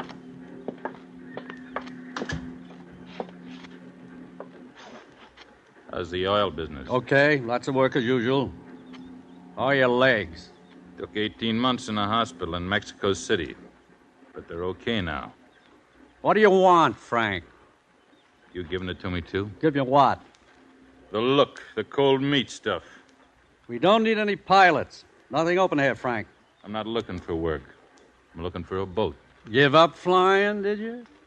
For the moment, yeah. Well, what's on your mind? One of those power launches out there. Like to rent one for about 4 or 5 days. Why? Oh, flown over these waters a million times. Guess maybe I want to get a little closer to them. Do some fishing. Relax before I go back to the States. How about it? Those are company boats. You know I can't do anything like that. Sorry. Got $500 for you. No, thanks. $750. Nope, not for $1 million. It's not a very friendly way to talk after 18 months. I didn't know whether I'd ever see you again, Frank, but I told myself if I did see you, I'd put it right on the line. You're yellow. You let 4 people die. You bailed out of that plane and you didn't even tell them how to get into that parachute harness. There wasn't time. But the Board of Inquiry report said there was time enough for you to get out. Maybe that's okay for the Board of Inquiry, but I say it was your job to look out for your passengers first. So I'll tell you again, you're a coward. Anything else? Too bad they didn't have to chop your legs off, Dorian. It'd put you closer to the size you really are. Now get out of here.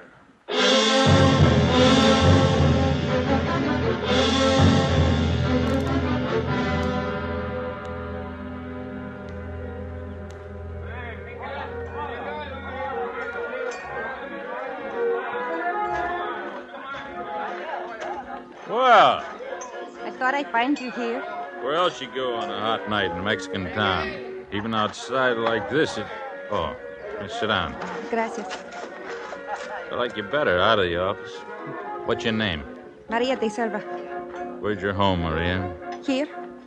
And lots of Americans around gives you a taste of what it's like in the good old USA, huh? See, I want to go there very much, to the United States. Maybe one of those American college boy engineers working for Ryan will turn the trick for you. With their short haircuts and the things they say with a wink of the eye, I hate them. I hate all of them. Still your best bet. Well, I had enough of this. See you in the States sometime, huh? You go now? Nothing around here. I am around here. Huh? Hey, you are trying, aren't you? Maybe. Okay, yes, what is? You laugh at me? Nah, with you. It's warm here. You walk by the water? Sure, I'll walk.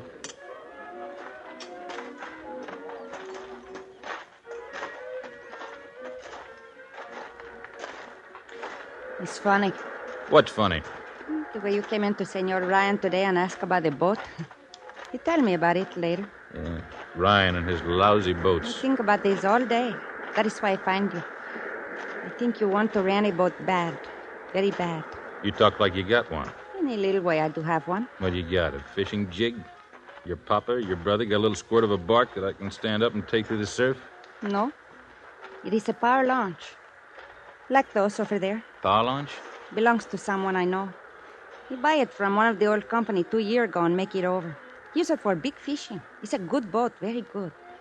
Maybe he ran it to you if I ask him. Where is it? There. Want to look? Sure.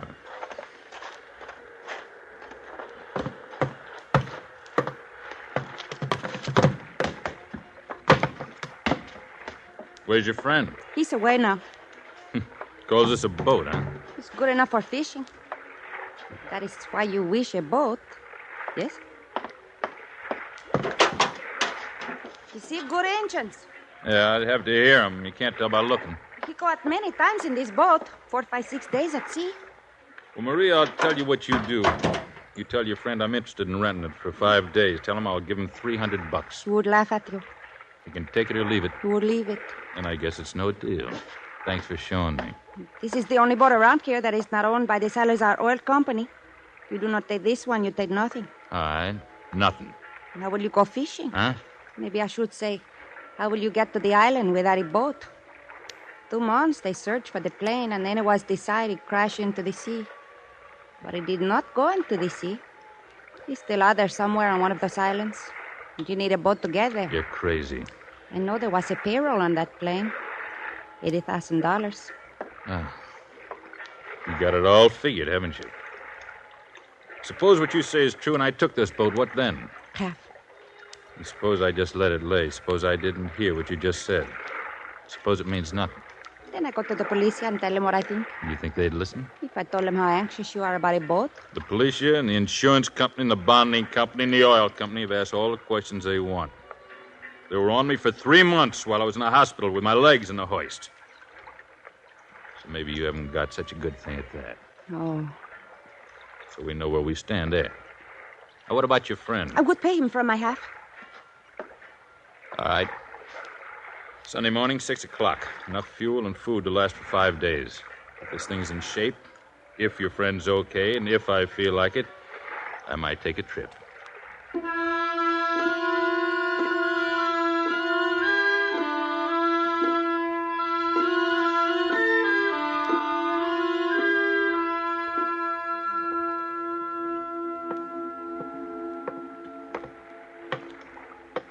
Hello. Hi. Hello. Come aboard. Come aboard. I am Rico. You are the Americano? How's your English, Rico? Good. See, very good. Where's Brown Eyes? Brown Eye? Maria. Oh, Maria, she's in the galley. She fix food. You hungry? I could eat. Maria, good cook. Fine, fine. Hey, we have not shaken hands yet, buddy. I shake, buddy. We in business. Okay, buddy. See if you can shake this bag below. Oh, see. Glad to, buddy. Hi, Maria. Hello. You come down to see us off? I'm going with you. Okay? Okay by me. As a matter of fact, it'll make it nicer. You do something to a boat, baby. You meet Rico, yes? Yeah, I met him. He's some clown. What's he's always smiling about? Rico is very good sailor. He acts like he's getting ready to go to a circus. Don't have to worry about Rico. Okay. I won't. As long as you keep your hands off of me. Stop it. Hi, buddy. Rico. Well, we're all ready to go. The engine is fine. Then what are we waiting for? You? Head her for Canizaba Point. Canizaba? And then what? And then I'll tell you. Buena? All right. What are you standing there for? Let's get going. Okay, buddy.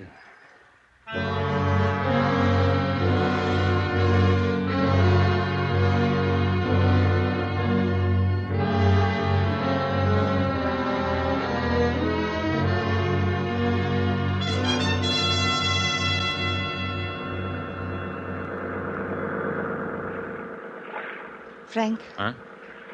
I am afraid. What now? Rico, he's dangerous. He not like the way you act to me. And the way you make him embarrassed. He'll live. But will you? He wants to get to that island, doesn't he? See? And I'm the only one who knows where it is. That is true, but... But what? But I am thinking of the time after we have been there. Think he's feeling that, huh? Come here. What? Let's settle it now. Rico? Si? Give me a match. Hmm? Fosforo, Sabrillo. Match. Oh, I don't have much. I do. Here. Light me. Light yourself. Get up. Now light me. Okay, buddy.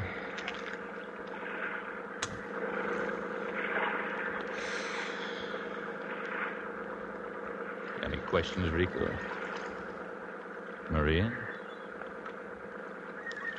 And I guess everybody understands everybody, hmm?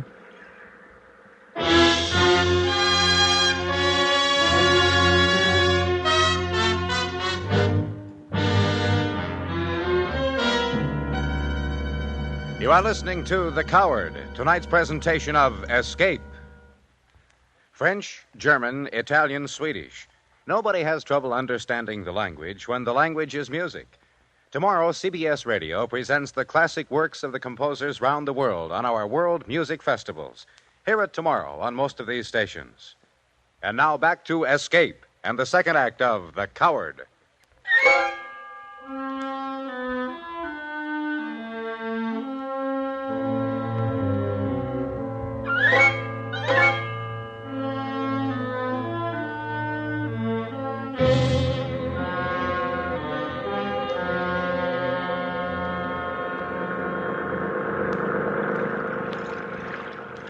Rico? Si? Where are we? Canizaba, that is the point there. Never seen it from the water. It looks different. That is it. Okay, let's look at that compass of yours. Uh-huh. You know what you do? I know. Okay, we set here. You steer this line. See? And keep on it. For how long? There's no island that way, only the open sea, no island. You ever been that way? No. I have. Okay, buddy. Maria, you asleep? I'm not asleep. I watch you and Rico. Huh? He laugh at you, Frank. He laugh at you all the time, even though he light the match. He laugh like he know more than you know. Can do more than you can do. Go to bed. You're shivering. I wish nothing to happen to you. I don't get it.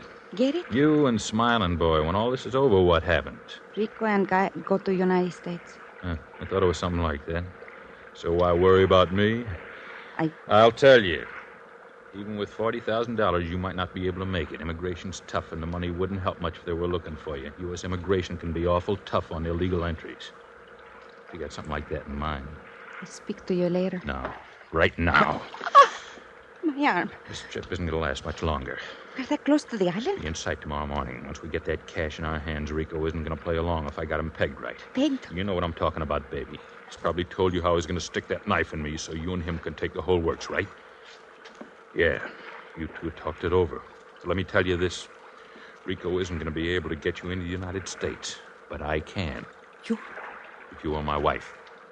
Oh. Frank, what would happen to Rico? What do you think?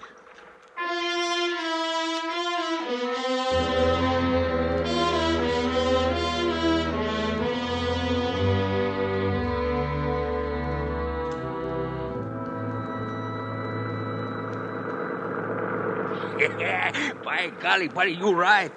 What island they call this? They call them nothing. But they're the spring end of the Santa Gabriels, as near as I can figure it. Which one? Which one we go to, buddy? I'll head her in for that point of rock there.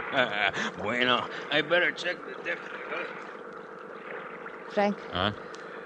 all night I think of what you say. Yeah? I am with you. Okay. What you do with that gun? I need it. Why? Get rid of him right now. We don't need him anymore. But the boat? I can handle it. Hey, buddy, come here quick. What's the matter? The wheel, take the wheel quick.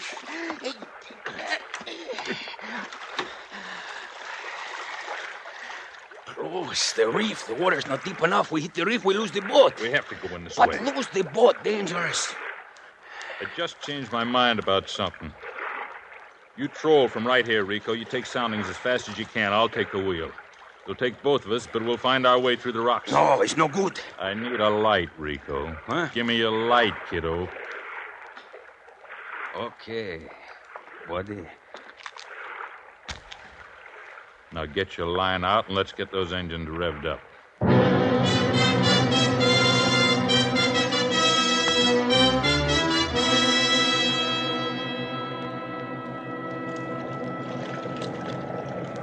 Seven. Now 6. Now 5.5.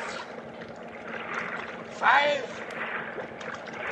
Senor 4. Okay. We cannot clear. We draw 3 feet. That gives us a foot extra. Hold on to your hat, buddy. My boat! Shut up!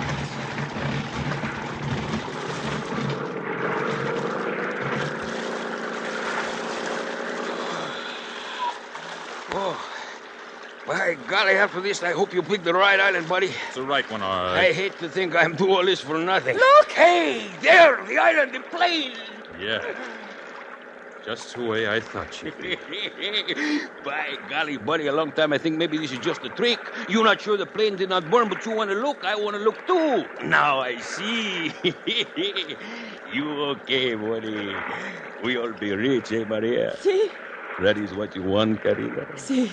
Well, by golly, we have it now. It's getting late. Let's hustle it up and get out of here. I don't want to spend the night on that island. Why not? Nothing to eat, nothing to drink. It's hot day and night. Rico, take her in as close as you can, and we'll wait. Okay, buddy. Frank. Yeah. It's all right? Fine. Nothing to worry about now. Nothing at all. What do you mean? You and I could bring it back through the rocks alone.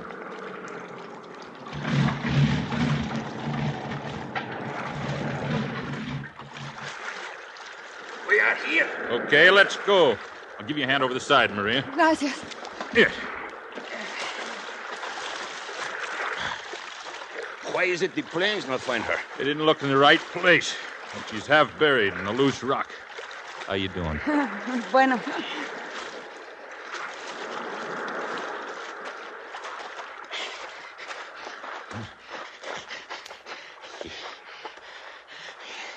Plane, a mess. Where in it is the money, buddy? In the baggage compartment. I go pull the door open. By golly, she stuck hard. I'll give you a hand.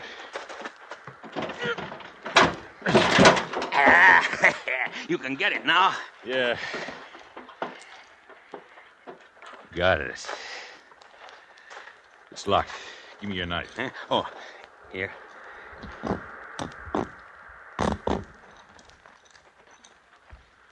$80,000. See, it is a treasure. Yeah. Just about enough for a man to enjoy some things. Huh? Thanks for the knife, Rico. Where's the body? Where's the body? You wanted my knife. Now you got it.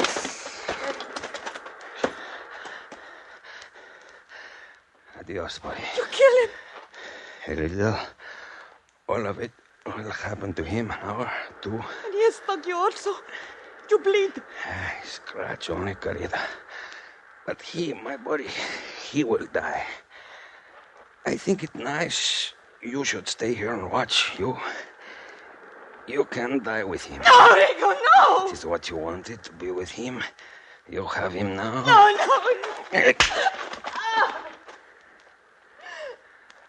Adios, querida mía.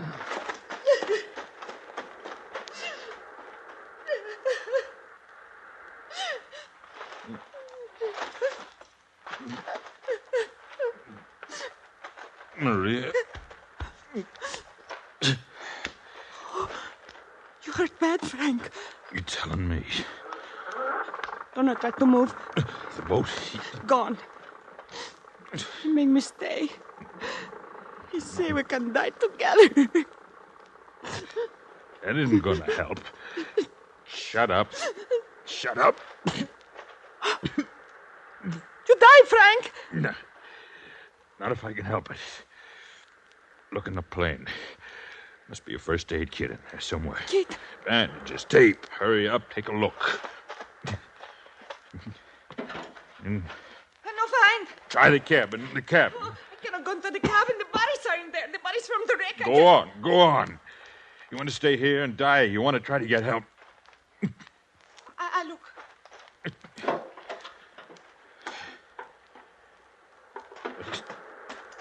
Right, Frank. This is it? Yeah. Come on, get it open. You all right? I'm all right. Okay. Let's see what kind of a surgeon you are.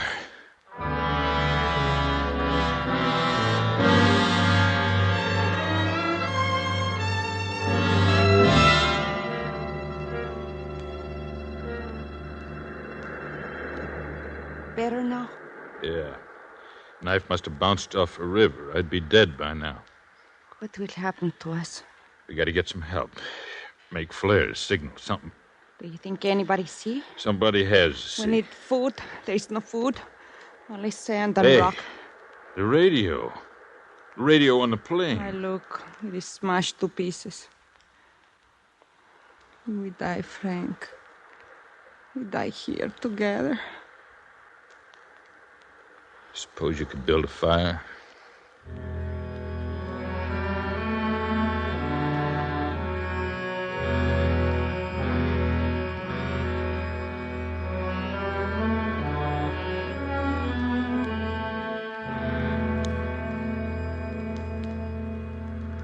You awake, Marie? See. I keep dozing off. Guess I lost a lot of blood. Sleep is best now, you not think. Maybe it's better to think. Look, I still have the gun. What? When the food problem gets tough, I mean, when it gets too bad, maybe... Oh. There's no way to go. Starving, I mean. All my life I tell myself, someday I go to United States to live there. We're pretty close, like in the magazines. Drive a nice car. Live in a clean place. And I die on a dirty little island. We both die if that's any comfort. My fault. Your fault. I got you into this. I didn't mean for it to end this way. Maria, I'd like to tell you something. See? When that plane ran out of gas, I tried to tell those 4 workers how to get into the chutes. I really tried. They didn't speak English, and I didn't speak their language, and it just wasn't time. I could have stayed with the plane and died then. Maybe it would have been better, but I bailed out, and I saw it crash here. In the hospital, I got the idea about the money. Why you say this to me? I hate to drag you with me. You don't deserve it. Just a kid who wanted to go to the States. I'd have been proud to take you there. You love me? Yeah. I believe you. Oh, it is a good feeling. We truly die, but it is a good feeling. The boat! What? The boat, it is back. Rico's back. Can you walk? I can try. You will help. He did not leave us here to die. He came back. I can't believe it. Wait. What? She's stuck in the sand. She's unmanned. He did not come back for us? No, that boat just drifted in. Come on.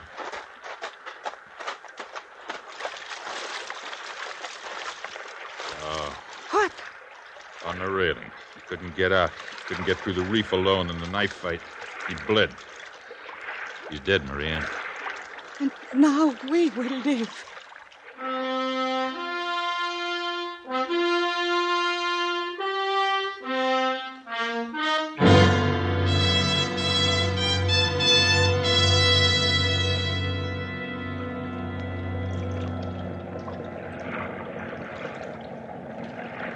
Five. 5. 4. 4. We make it? We made it this far, baby.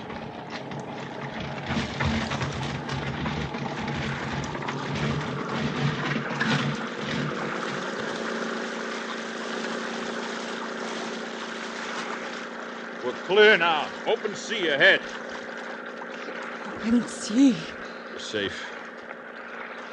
What happens when we get back? You mean the money? See? Goes to Ryan for the whole story. Everything. It'd have to be everything. But they might put you in prison. If they did, I wait. I will wait for you. we haven't got anything to worry about, Maria. Take the wheel.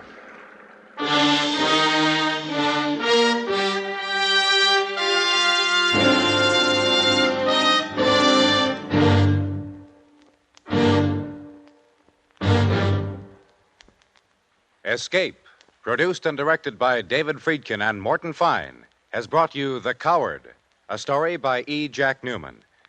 Featured in the cast were Barney Phillips, Virginia Gregg, Lou Merrill, and Herb Butterfield. Your announcer, Bill Anders. The special music for Escape is composed and conducted by Leith Stevens. Next week. You are running over the fog-locked cliffs of Dover. By your side, a girl who believes you are a madman.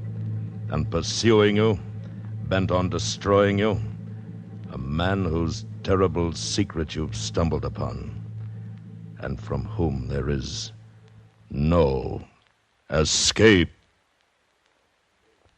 So listen next week when Escape brings you Walter Brown Newman's story 2 and 2 Make 4.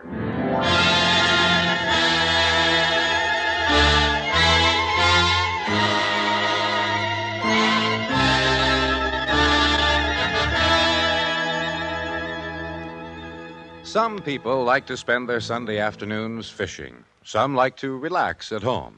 But whatever the pastime, CBS Radio adds to a restful day with Eddie Gallagher on a Sunday afternoon. Music by Antonini and by Russ Case. Vocal melody by Stu Foster and Louise Carlisle.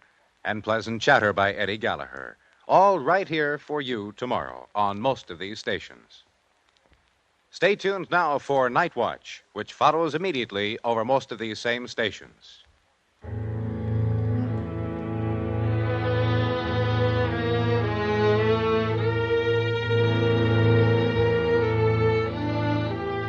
America listens most to the CBS Radio Network.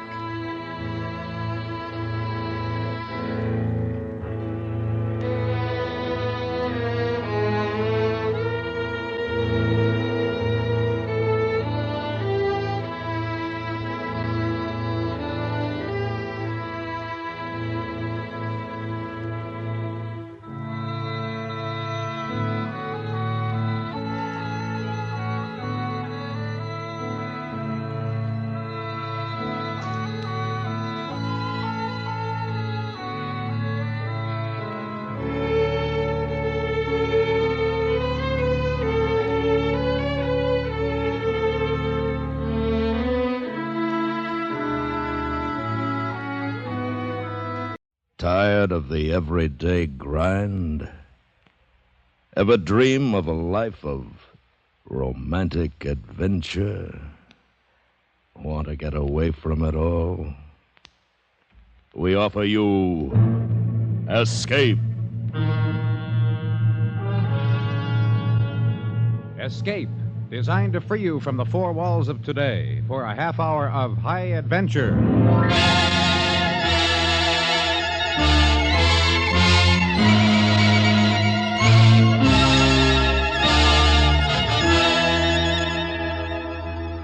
You are running over the fog-locked cliffs of Dover.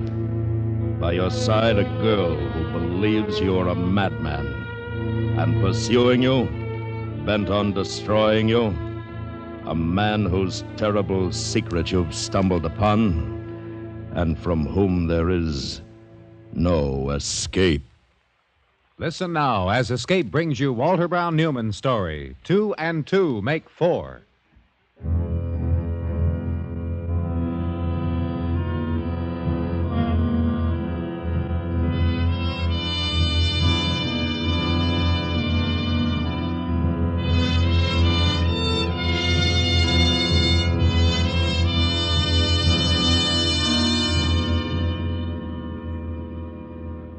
My head hurt. I sat up and opened my eyes. Fog all around, thick and close and still. I could see trees and a few yards of dirt road. My watch was gone and my wallet. Rolled, slugged and rolled and dumped. But where? I scrambled to my feet and I stood there in the ditch, suddenly worried about the time. It would be bad to be late going aboard. As for the ship sailing without me, I stepped onto the road. Which way led back to Calais? Someone was coming. Hello? Qui est là? Why don't you answer? I can't see. Oh! Down the road, then across a field, alongside a brook. I ran till I thought my lungs would burst. I stopped to listen, but the blood was pounding so I couldn't be sure I wasn't followed. I ran some more. The brook went under a small bridge. On it, leaning against the stone wall, looking down at me, was a girl with a knapsack on her back. I climbed up the bank. Mademoiselle, s'il vous plaît, mademoiselle. I'm sorry, I don't speak French. Did you hear those shots? Shots? A few minutes ago, right past my ear, almost blew my head off. Well, you should tell the police or something. I have to be going. I have a long way to go. No, wait a minute. Sorry, I really No, must... wait. What time is it, please? Well, not quite 7:15. The way it looks now, we'll have fog at least until noon. Noon? You mean it's 7:15 in the morning? Well, yes, of course in the morning. Well, I've got to... Hold on. Which way is Calais? Calais? Well, that way, about 20 miles. 20? I've got to make my ship. You mind if I walk along with you? Well... My name's David Parker. Mine's Haydock, Emily Haydock. I'm in the Merchant Marine, second mate on a freighter. You on a walking trip or something? That's right. I figured. The knapsack. American? Yes. Me too. I thought you were French at first. Why was that? Took it for granted. Most people in France are. Well, I don't understand. We're in England, not France. Why should you think that you... What do you mean, England? Didn't you just tell me we were 20 miles from Calais? Well, yes, but Calais is somewhere out there across the English Channel in France. And where do you say we are, you and me now? In England, of course, about 2 miles from Dover. No, look. I've been robbed and dumped out here in the countryside and shot at, so please don't make jokes. I'm not. What's today, quick? Thursday, 10th of July. Why? Then we're in France. Look, I tell you, When I registered at the hotel in Calais last night, I noticed the date. It was the 9th of July. Now, look. You asked me where we are, and I told you. England, near Dover. I suppose I didn't see the sunrise in Calais just an hour ago. Sunrise? Sunrise. What sunrise? I've been up since 5. There's been no sun for a week. It's one of the worst fogs they've ever had. Oh, drop it. I tell you, I saw it. You're either joking or lying or crazy. Wait a minute. No more of that lying, that crazy, do you hear? No more of that crazy. Well, what else am I to think when you say you were shot at and you saw the sun? Sun today. And you insist you're in France when you're in England. All right, Miss Haydock. Turn around. Now, what do you see alongside the road? Gate. Stone wall. Yeah, and in front of the gate. A mailbox. Why? And what does it say on the mailbox? Villa Mon Bijou. I don't know what bijou means, but it's French. What do you say now? We're in England. You don't know where to stop, do you? All right. I'm going into this villa, whatever it is, and phone for a taxi to take me to my ship. I was going to offer you a lift, but now I'd sooner cut my tongue out. How do you like that? Oh, go to the devil. You're in England!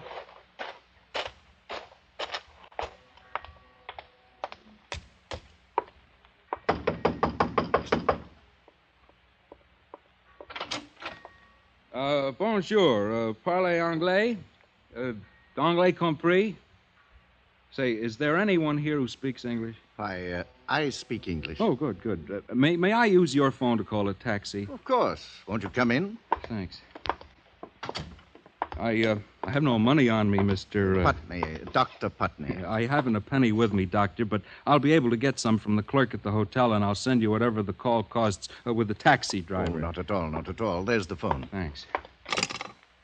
Hello? Oh, come on. Service is always a bit slow at this hour. I'm sorry. The fact is, I got angry with a silly girl out on the road. Did you? Yeah, she tried to kid me. Well, the joke will be on her when she's trudging along the road and sees me riding in my ease to Calais. Oh, come on. Riding to Calais? In a taxi. I wouldn't have minded if she'd let the joke drop, but no, she went on and on about this being England and that I was crazy to think otherwise. Well, I'm afraid I don't understand the joke. I mean, this is England.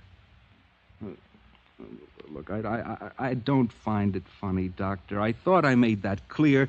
The next one who tells me I'm in England when I know I'm in France, I swear I'll take... You know you're in France? Yes. Yes. Sit down, young man.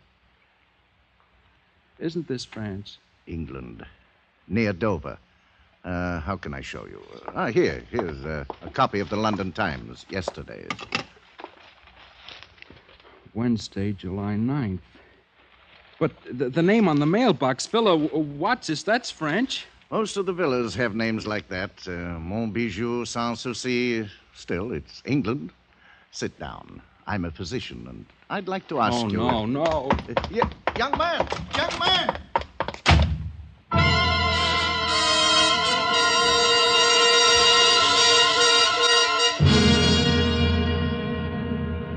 2 and 2 make 4.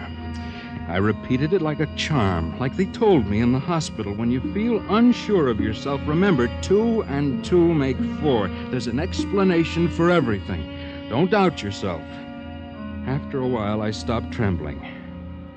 I opened the gate and went out onto the road. And there was the girl. Oh, everything all right? Did you come back to say I told you so? No, I thought you might need help. I thought that... Watch out, there's a truck coming. Well, there's an inn just around the curve. Get down! He might shoot you again. Get down! Mr. Parker, please, that was a backfire. That's all it was. Backfire? Of course. What else could it be? There's an inn just around the curve, and I have money. Wouldn't you like to have breakfast there and talk? Oh, I'm all confused. Anyone would be after a blow on the head. No, it's not just being slugged. I wish it were only that, but with a case like me that... You're not a case. Oh, that's just it. I am. About 6 weeks ago, unloading cargo, a crate hit me on the head, scrambled my memory. They sent me to the hospital, and the ship sailed without me. She's due back in Calais this afternoon. I was to report aboard if the treatment proved successful. They told me it was successful and discharged me yesterday, or maybe it wasn't yesterday, and none of it happened, and I'm imagining it all. Try not to worry. It'll all come back to you. Yeah, but suppose what comes back never really happened. That's the point, you see. That's the point. I remember a lot about yesterday, but what if I only think I remember, and it's all in my... Now relax. We'll have breakfast in here. If you remember, you remember. Yeah, but do I? I recall leaving the hospital and going to a hotel. Then I went to an all-night restaurant, and I remember leaving a bar at daybreak. Oh, sit down, Miss Haydock, please. Thank you. Yeah, I remember all that clearly. But an hour later, I'm in England, and that's impossible. Well, you might have wandered aboard a channel steamer. Now, use your head. It's a 2 or 3 hour trip by boat. Well, an airplane then. Oh, excuse me. I thought perhaps you'd like your coffee now while waiting for breakfast. Yeah, miss, is there an airfield nearby? Oh, yes, sir, but it's not an object of interest for tourists today. Our churches is very nice, though. How far away is it, the airfield? Oh, you won't see no planes coming or going, sir. The BBC broadcast said no air traffic in or out of Dover for the 6th straight day. Oh, good morning, Mr. Smith-Travers. Breakfast, Rosie? Oh, yes, sir. Anything else for the present, sir? No. No air traffic, 6 days in a row. You'd think that would teach 'em, but will it? I beg your pardon? I leave it to you. Is there any reason for maintaining this undependable method of transportation? A method absolutely at the mercy of the elements, when there's a cheaper, better, less bothersome, simpler, and always certain way of crossing the channel. You mean the boats? No, of course not. The tunnel, the channel, tunnel. Tunnel? Yes, of course. Rosie, I want coffee now. Right, Mr. Smith-Travers. The Channel Tunnel. 20 miles through solid, impermeable chalk. In at Dover, out at Calais. Less than an hour's drive, no fuss. I never heard of it. Is it something recent? Recent? Oh, you're strangers here. Tourists, eh? Yeah. Well, you've heard of Napoleon Bonaparte? Oh, yeah. He had it dug by the 6th Corps of the Engineers of the Imperial Army. Took them 3 years. All done in secret, of course, for a surprise attack on England. You mean to say there's actually a tunnel beneath the English Channel in use? Certainly it's in use. I've been through it scores of times. Business, you know. Import-export. Just drove back from Calais a few hours ago. Morning, Doctor. Good morning, Smith-Travers. Just advising them to go by way of the tunnel if they want to get to Calais. Yes, of course. Much the best way. Did it in 23 minutes this morning. New carburetor, you know. Well, good morning to you, sir. Miss. I must have seemed like a lunatic, Doctor, not knowing I was in England. You see, I was in Calais, and an hour later I was in England, and I didn't understand how that was possible. I didn't know about the tunnel beneath the channel. Try not to excite yourself, my boy. Everything will soon be all right. What? I've brought someone with me. Constable. This poor fellow? Poor fellow? You mean... Oh, you do think... But I told you... I didn't know about the tunnel. I must have gone through the tunnel. He didn't know until Mr. Smith-Travers told him. Yes, I heard. But Mr. Smith-Travers is also of the firm conviction that we British are descended from the 10 lost tribes of Israel, that Shakespeare never existed, and that after a bit more research, we'll be able to transmute base metals into gold. We know him and like him and humor his eccentricities. Come along, Mr. Parker. I think it in the public interest that you not be on the public streets. Yeah, come along. No. Listen. I was in Calais at sunrise. I can prove it. I just remembered the name of the hotel. The Hotel de la Mar. Phone them and they'll tell you that there's a David Parker registered there. They have my passport at the desk. Give me a good Let one me now, will go. You're hurting him, you big bully. I was in Calais. I was. I know 2 it. and 2 make I 4. knew it. 2 and 2 make 4. 2 and 2 make 4.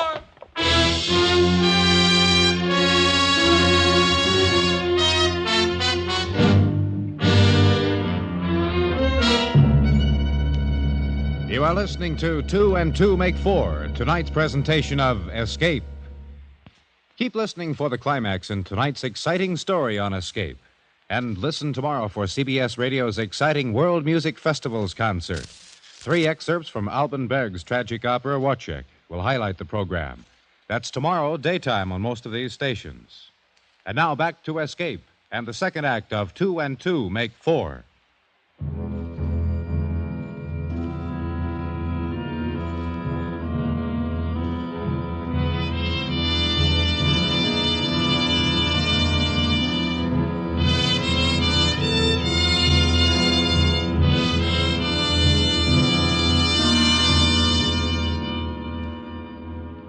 They took us to a room in the town hall. Dr. Putney, it turned out, was not only a physician, he was the local magistrate as well. For more than 3 hours, he questioned Miss Haydock and me in turn. He made us repeat our stories endlessly, where she met me, how I behaved, what I said, what she said, and all the rest of it. was almost noon before he was finished. And watching the clock on the wall, my ship coming nearer to Calais with every tick, I was almost beside myself with anxiety. You need care, my boy, rest and help. Now, we've a fine institution in Folkestone near here which can give you that care. Few weeks, possibly days. Institution? Look, I've got to get to Calais. Miss Haydock, will you try to convince him it's for the best? There's nothing wrong with me. I'll try once more to show you reality, Mr. Parker. You say you were in France at sunrise. I was. And you insist you were in England an hour later. Look, please, call the Hotel de la Mer in Calais. I checked in there. There's bound to be a record of it. That will prove I'm telling the truth. And if the call is made and it doesn't prove you're telling the truth, will you take my advice about the institution? Yes. Constable, put through a call to the Hotel de la Mer in Calais. Yeah, very good, sir. If the hotel bears out Mr. Parker's story, you'll let him go? Miss Haydock, if it turns out that Mr. Parker is right, but how could he be? 2 and 2 make 4. 2 and 2 make 4. What's that? Yeah, I have the hotel, sir. Use the constable's phone, Mr. Parker. I'll listen in on my extension. Hello, desk clerk. Hello. Hello. Hello. Is there a Mr. Parker registered there? David Parker? Parker? David Parker. Oh, oui, there was, but he has checked out since 2 hours ago. But, I mean, he couldn't have. You're mistaken. Oh, no, sir, I am not. Not if you mean the Monsieur Parker is an American seaman. I returned his passport personally when I paid his bill. I have the... I'm not even who I thought I was. All right, Dr. Putney, I'll go with you. No, wait. Before you do, let me speak to you in private, please. May we, Doctor? Would it be all right? I'll give you 2 minutes. Constable, we can arrange for an ambulance to Folkestone. Yes, sir. Mr. Parker. No, that's not my name. 2 and 2 make 4. Yeah. 2 and 2 make 4. Uh-huh. You must have faith in yourself. If you're convinced you were in France one moment and in England an hour later, then that's the way it was. But it's a physical impossibility. No, it's not. You could have come through the tunnel. There is no tunnel. If a tunnel is the only explanation for what happened to you, then there is a tunnel. 2 and 2 make 4. Yeah. You really believe my story? I believe you. All right, then. All right. What do I do now? You tell me. Come on, you know the answer. I find the man in the restaurant, the man who said there was a tunnel, Smith Travers. Right. Open the window. All right. I'll go first and I'll help you down. Now, come on. Hey, here's my knapsack. I got it. Now you. Time's up, I'm afraid. Miss Haydock, come back here. Miss Haydock! Mr. X, whatever your name is. Constable, stop them! I'll do my best, sir.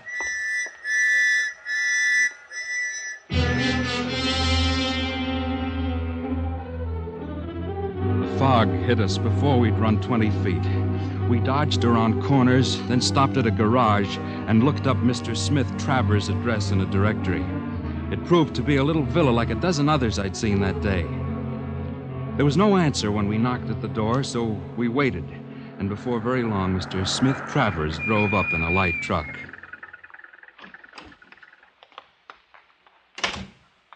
Look. The valise I left at the hotel in Calais. He's got it. Good afternoon. I'll take that. Yes, of course. Yeah, my passport, too, please. Yes. I see you've concluded the tunnel does exist. That's right. Blast, you're the first to ever have. It's a bit of bad luck, for me, that is.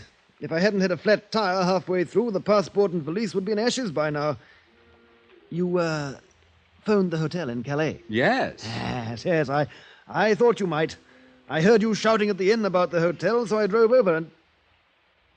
Didn't it make you doubt your senses when they told you checked out? Oh, you have no idea. Yes, I was counting on that. Yeah, it rocked me, but only for a minute. How the devil did you get in my machine in the first place? Well, the way I figure, I was knocked on the head by some thug and robbed this morning in Calais. Whoever did it may have thrown me in your truck to get me out of sight. I was never so surprised in my life. I mean to say, I skidded near Dover, sideswiped a tree, and heard the back door bang open. When I stopped and went back, there you were, lying with a bolt of my silk in your arms. Took my breath away. When you started to groan and sit up, I was beside myself. What's the matter? It just occurred to me, you're not English. A bad thing to have someone not in the government and a foreigner to boot to know about the tunnel. Security, you know. Do you mean the British government knows of the tunnel? No, it doesn't. No, I've sent letters to every prime minister since MacDonald, telling them about it. Charts, diagrams, descriptions. Useless. They think I'm a crank. I can't blame them. What would Mr. Eisenhower say if you told him there's a tunnel between London and New York? You see what I mean?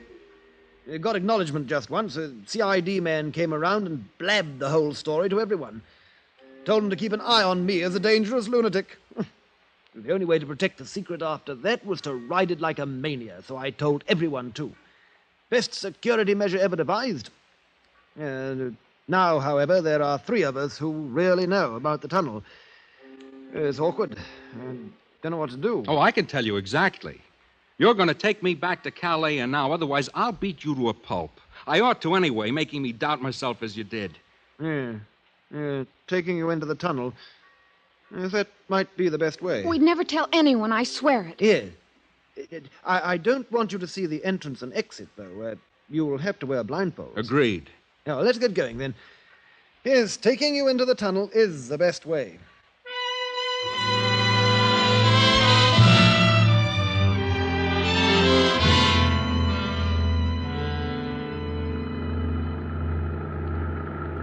Say, how much longer before we're in the tunnel? You can take off the blindfolds now. We're in it.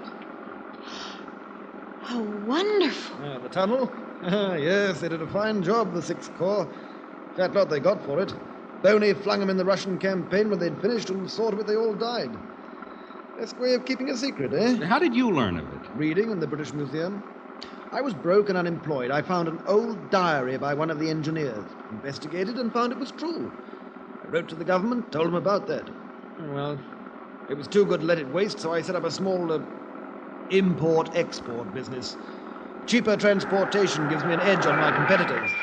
Are we in Calais? Well, no, but it's as far as you go. I've got to kill you. I can't let you live. It's too dangerous now that you know. The shotgun failed me twice today. Perhaps the revolver. Get out of the truck, please. Unless you want your blood all over the young lady, please get out. All right.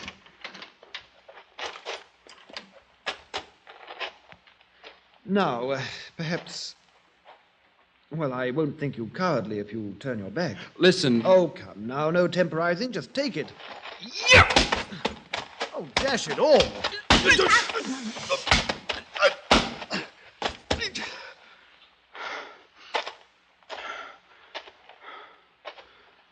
Emily?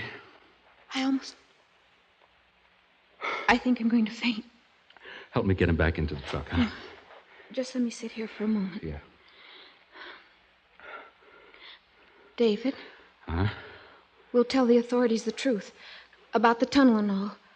Everyone ought to know. Yeah. It's too good a thing and makes travel and trade and communication so simple. We've no right to keep it a secret. Check. We'll tell the authorities.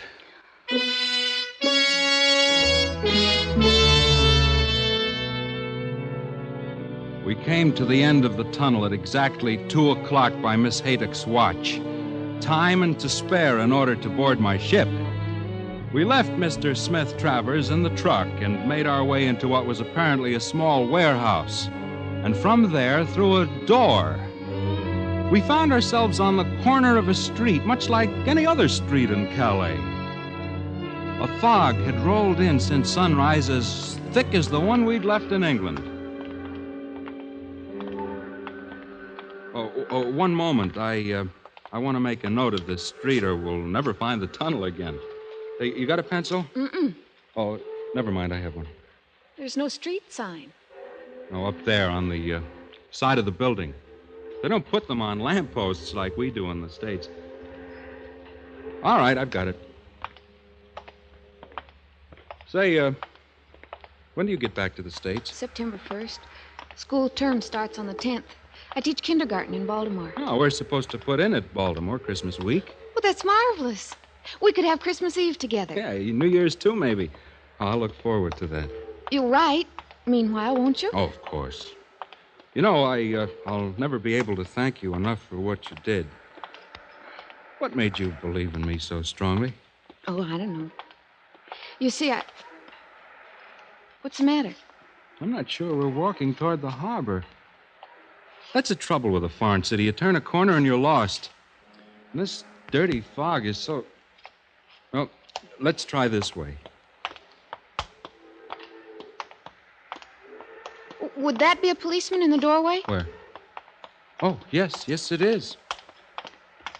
Parlez anglais. A little. Which way is the harbor? Turn at the next corner, to the left, and walk 4 streets. Well, thank you. Oh, how do you pronounce the name of the street I've written here? Street? Yeah. There's no street. No street? What does it say? In English, this way to the air raid shelter. We have put them on almost every building in Calais. Air raid shelter? Then we'll never be able to find our way back to the tunnel. Eh? Gendarme, are you sure? But of course. As sure as I am that 2 and 2 make 4.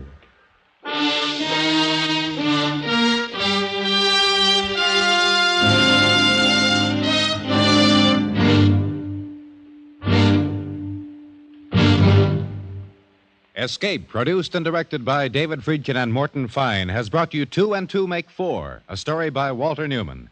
Featured in the cast were Shep Menken, Joyce McCluskey, Tudor Owen, and Richard Peel. Also heard were Betty Harford, Dick Ryan, Melitza Milo, and James Barrett. Your announcer, Bill Anders. The special music for Escape is composed and conducted by Leith Stevens. Next week.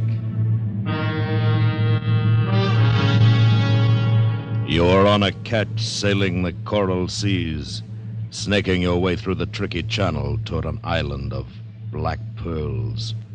While on the shore, waiting for you to land, is the man who has sworn your death, and from whom there is no escape. So listen next week when Escape brings you Robert Tallman's story, The King of Owanatu.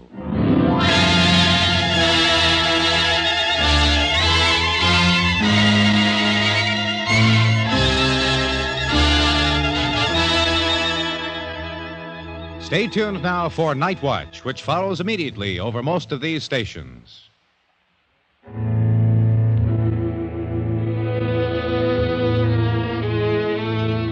America listens most to the CBS Radio Network.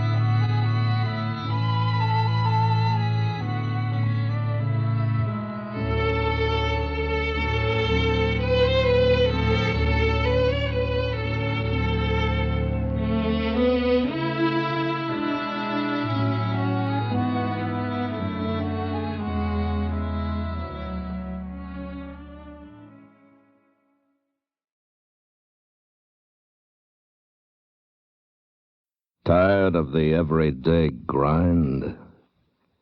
Ever dream of a life of romantic adventure? Want to get away from it all?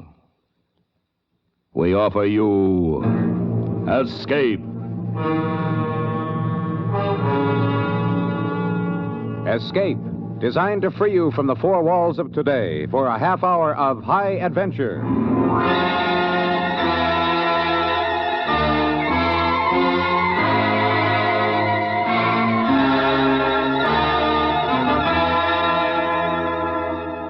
You are on a ketch sailing the coral seas, snaking your way through the tricky channel toward an island of black pearls.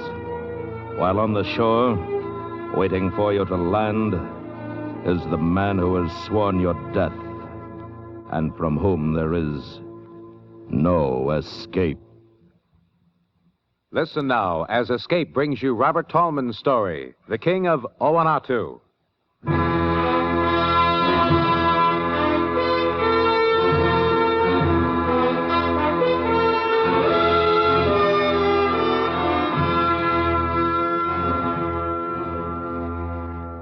The island we were looking for was roughly 15 degrees north by 145 west. We sailed around it 3 times before we spotted the break in the reef. Hacker rode us in on a tricky swell and snaked through the channel before the surf could hit back at us.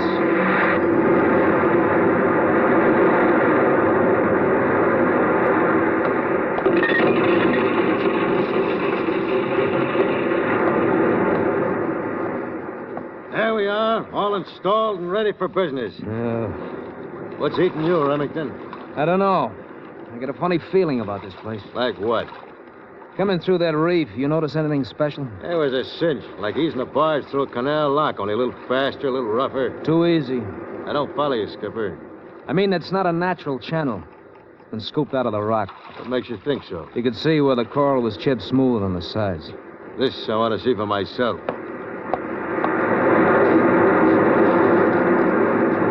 Skipper!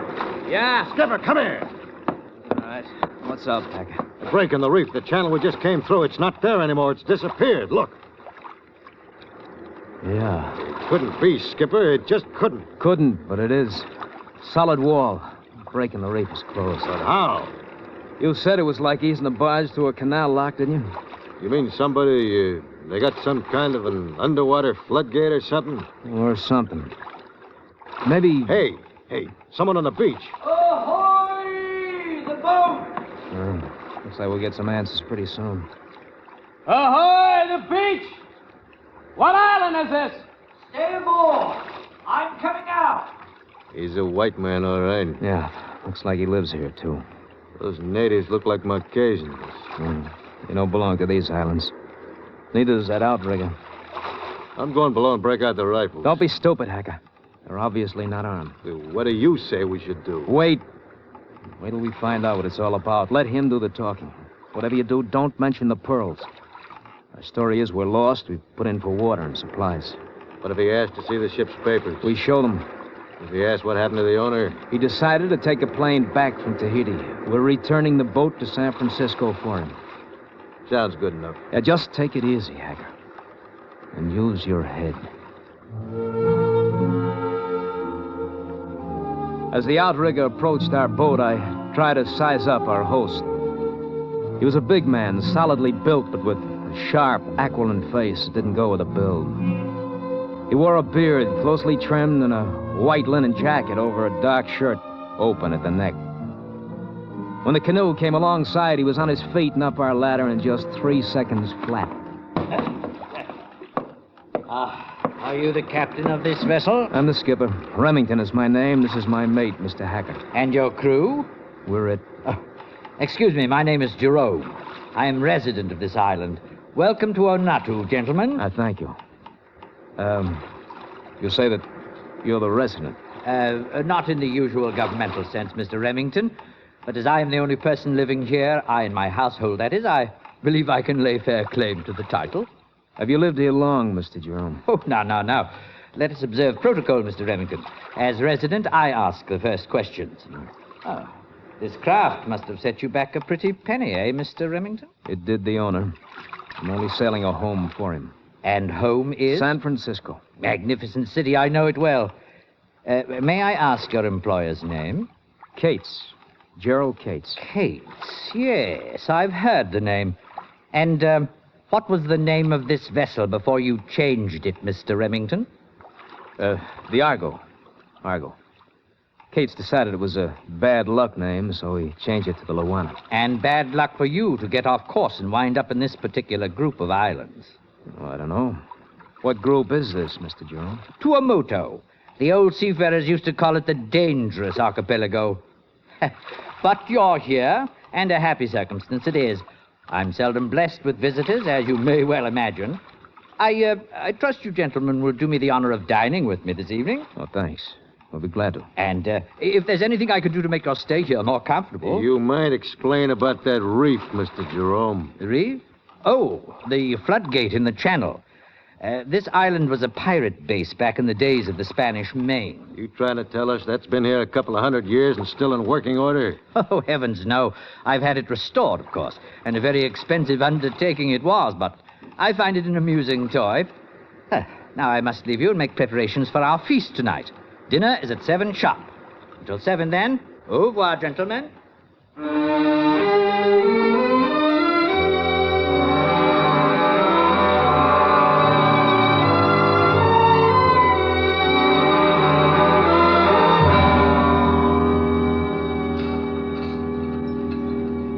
More brandy, gentlemen? No, thanks. I trust my humble board was worth coming ashore for. What's the point, Mr. Jerome? Fattening us up for the kill? Oh, dear, no, Mr. Hacker. I dare say some of my natives have tasted long pig in their time, but I have expressly forbidden it here. How did you come to this island, Mr. Jerome? I was looking for a refuge, Mr. Remington.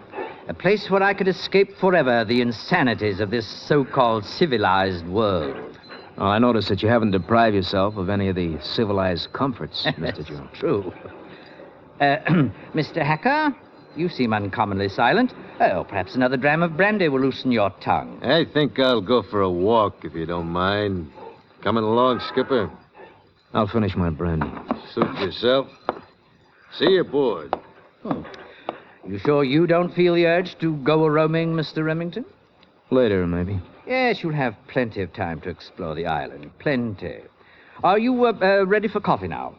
Why not? Oh, you like our coffee? And an extra special surprise comes with it. Something I've been saving to the very last. Oh, really, Mr. Jerome? Not a dessert, Mr. Remington. A different sort of tidbit. Timo. Yes, Mr. Jerome. Tell Missy Michaela to fetch our coffee. Yes, Mr. Jerome. Missy Michaela, Mr. Jerome say you bring coffee now. All right, Timo. You needn't shout the house down. Ah, dear girl. Prompt and obedient as always. Oh, set the tray here. I'll pour, my dear. Ah, pray be seated, my dear, and join us. Yes, Father. Now, what do you think of him, Michaela? Yes. And you, sir? Of course, so you wouldn't stare so. Michaela was not born on the island. Her mother died in childbirth, and I brought her here a babe in arms. She has no memory of the outside world. For a while, I toyed with the idea of sending her back to Europe to be educated, but I couldn't bear to be parted from her. Nor I from him, Mr. Remington. And then there is always the danger of war. She is safe here. Safe. My father is always so concerned with my safety, Mr. Remington. Sometimes I wish there were a volcano on the island. I would climb right up to the crater and spit in it, just to give him something to really worry about. How did you find us, Mr. Remington? Maybe I'm psychic, Mr. Jerome. Maybe I just smell that perfume you're wearing. Oh, is it too much? No. It's like you. It's fresh, at the same time, mysterious. That sounds like my cue to totter off to bed. No, please don't get up. Take good care of our guest, Michaela, but don't keep him up too late. He's had a very strenuous voyage. I promise to stay till she pitches me out, sir. That's the spirit I like in a man. Good night, Remington. Good night, my dear. Good night, Father.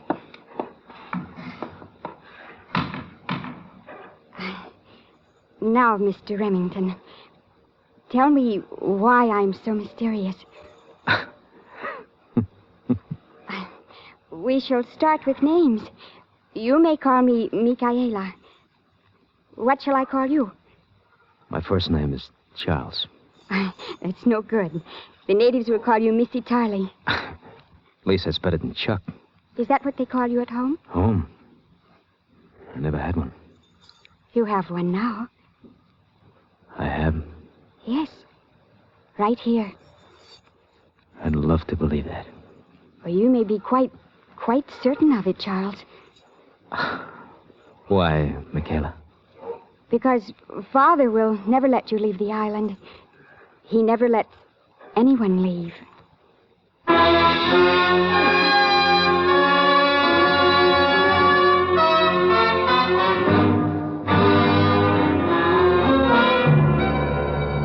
You are listening to The King of Owanatu, tonight's presentation of Escape. Tomorrow night, the coast is clear for comedy with My Little Margie on CBS Radio. She's all set to put on a benefit show for a boys' club, but has to resort to humorous deception to win the cooperation of her father. All's well that ends well, and My Little Margie does very well tomorrow night on most of these stations. And now back to Escape and the second act of The King of Owanatu.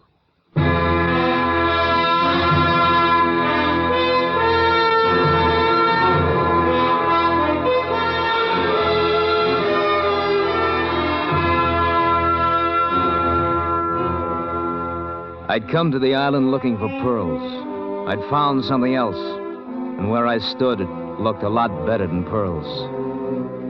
When I said goodnight to Michaela, the sun was up. Hacker still hadn't come aboard.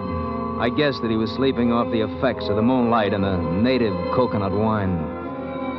I stretched out on the deck, and the next thing I knew, the sun was straight overhead, and Hacker was prodding me with his foot. Wake up, Skipper. I got news for you. News? Oh, who needs it? Maybe these will make you sit up and take notice. Hey, what? You're not dreaming, Skipper. Those are pearls. Black ones. The kids in the compound play marbles with them. Pearls. Black pearls. I thought that'd snap your attention. Just thinking what a string of these would look like around the neck of a certain girl. Where did you go last night? Stayed right there on the veranda. Jerome served her with the coffee. How come? His daughter. Boy, he's even more worried about us than I thought. What's that supposed to mean? Skipper, I had a talk with Jerome's head man last night, the Kanaka chief. All right, so? Well, in the first place, Jerome is practically fanatical about that daughter of his. Has her watched night and day. Exception. He left her alone with me last night. Don't be too sure of that. Why should he have her watched? Some of the natives are homesick for their own island. They're being kept here against their will. All right, what's that got to do with Michaela? Jerome's afraid they might grab her and hold her as a hostage for their freedom. They know their way around these waters. Yeah, they're good swimmers, too. But I doubt if they could make it to the Marquesas. They could make it in a native boat. He wouldn't let them build one. They tried to do it secretly, but they were always found out. And what's his power over them? Guns. Jerome has got an arsenal. Why don't they break in and take over? They tried that, too. Once. What happened? The lucky ones were shot dead on the spot. The lucky ones? Yeah. The others were tortured, hung up over a fire, and slowly toasted from the toes up. Why? Why? Why would any man go to such extremes to hold on to a few native workers that could easily be replaced? You're the one with a college education. You tell me. He said something last night. His daughter, I mean. She said he never lets anybody leave the island. She should know. Thought she was kidding. Some kidder, that dog. She's okay, Hacker. You got it bad. Yeah. I wonder how she'll feel after we've knocked off her daddy. What are you talking about? About getting off this island. One thing I'm sure of. We'll never make it as long as Jerome is alive. Well, there's one sure way to find out. How's that? Ask him, Hacker, my boy. Ask him.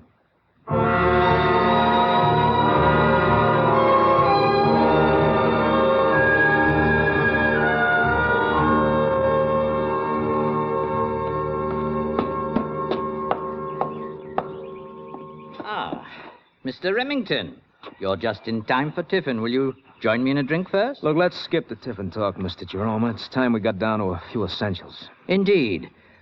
Essentials such as you did not leave Mr. Cates in Tahiti. You were never in Tahiti. Neither a schooner named Diago nor a ketch named Luana ever anchored there. Your last port of call was in the Marquesas.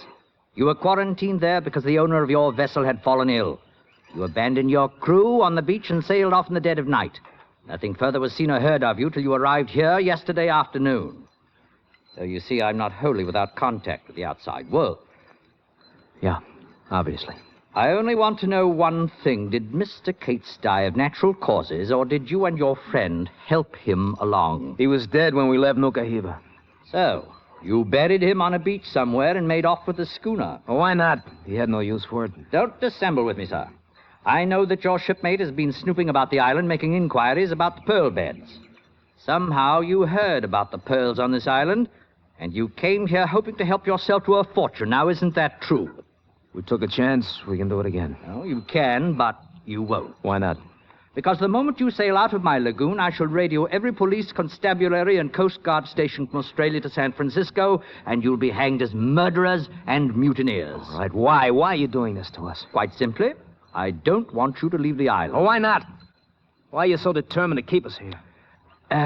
Many reasons, Mr. Remington. My daughter likes you. You're a man of courage and imagination, a man fit to carry on my line. I have no worries about you. Basically, you feel as I do. Well, maybe so. But what about Hacker? He's a stupid, greedy man. All right. Let him clean out the pearls and go. I was tempted to that for a moment, but no. The pearls are too valuable, too unusual. Questions would be asked. Sooner or later, Hacker's tongue would be loosened, whether by whiskey or by force. I should be overrun with unwelcome visitors, bringing disease and dissension, the twin banners of civilization. Jerome, what will happen to him if he tries to leave? If he tries it, Mr. Remington, he will find out. But I wouldn't advise it, which also goes for you. And now, tiffin, Mr. Remington?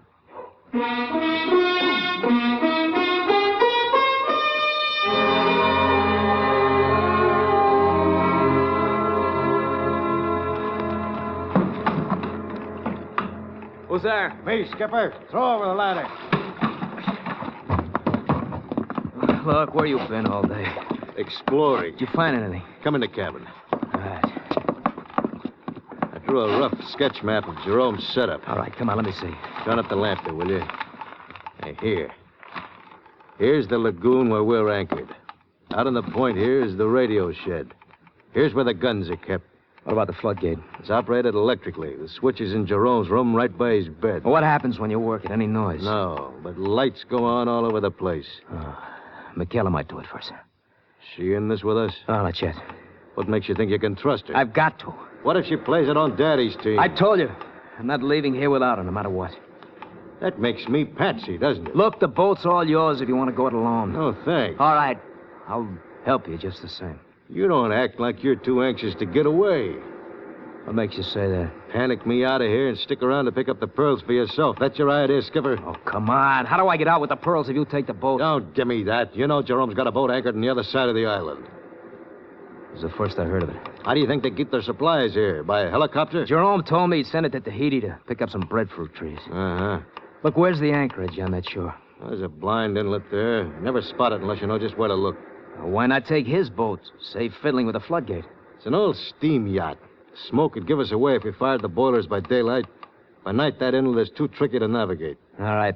You just answered your own question. With Jerome dead, there'd be no problem. Look, there's to be no killing, Hacker. You mention it again, it's all off between us. Okay, Skipper, we'll try it your way. If it doesn't work... Hold it. Somebody aboard. Who's there? Oh, it's I, Charles. Michaela, you shouldn't have come here. Don't you want to see me? Of course I do. It's just Oh, that... Father doesn't know I'm here. He's been locked in his study for hours, talking with the head man. What about? Did you hear what they were saying? Oh, I couldn't hear much, but Father was very angry with him. Look, do you know what about, Michaela? It's very important that we know. He said that someone has seen him, the head man, that is, diving for pearls in the inlet. You know anything about that, Hacker? What if I did? You agreed we had to make a choice between a clean getaway and the pearls. If Jerome has the slightest suspicion... Okay, Skipper, it still goes. You're sure of that? You're the skipper, Skipper. Okay. Break out a rifle. Get into that dinghy and row ashore. Grab that head man when he leaves Jerome and bring him aboard. What for? I want to know how much he's told Jerome. Okay.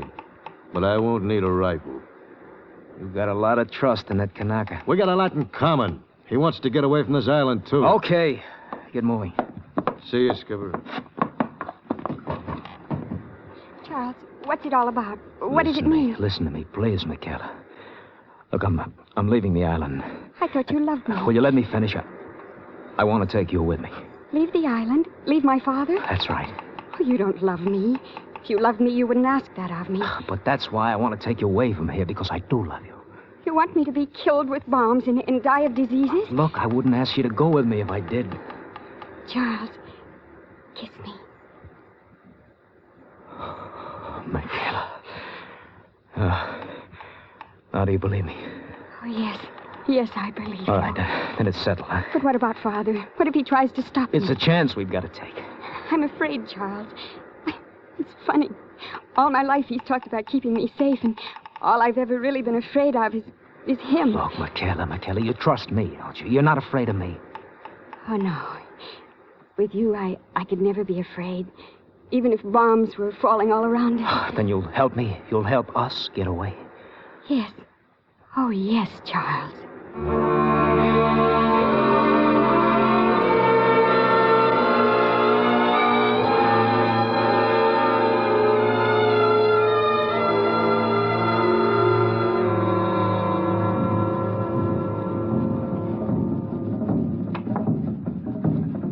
Our getaway was planned for the following night.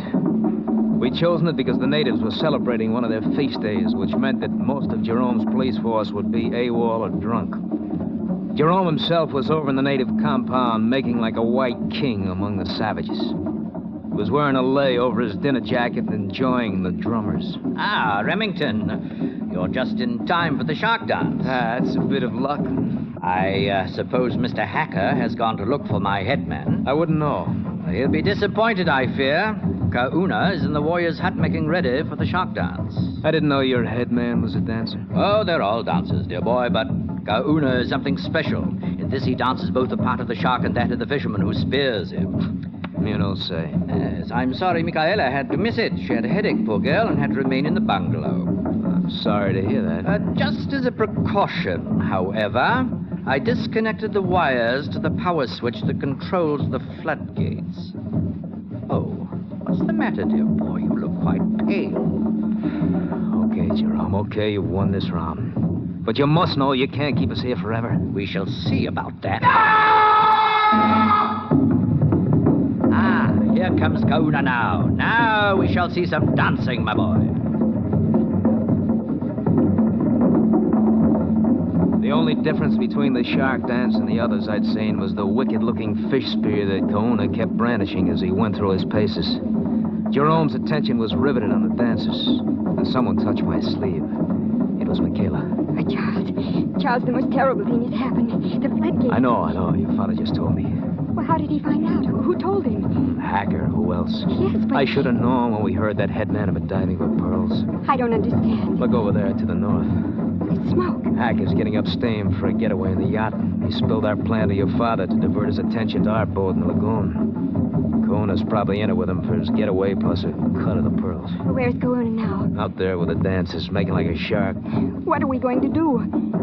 Hacker can't get that yacht out without help, so well, we may as well watch the dancing for a while.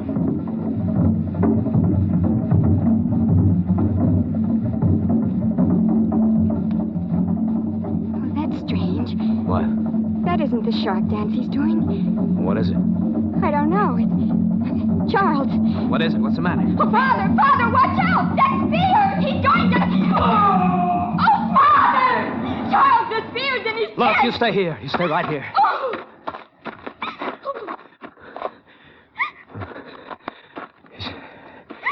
He's dead, Michaela. I'm sorry. Look, you go back to the house. Wait for me. I won't be long. Where are you going? I'm going to tell Mr. Hacker that his sailing will be postponed indefinitely.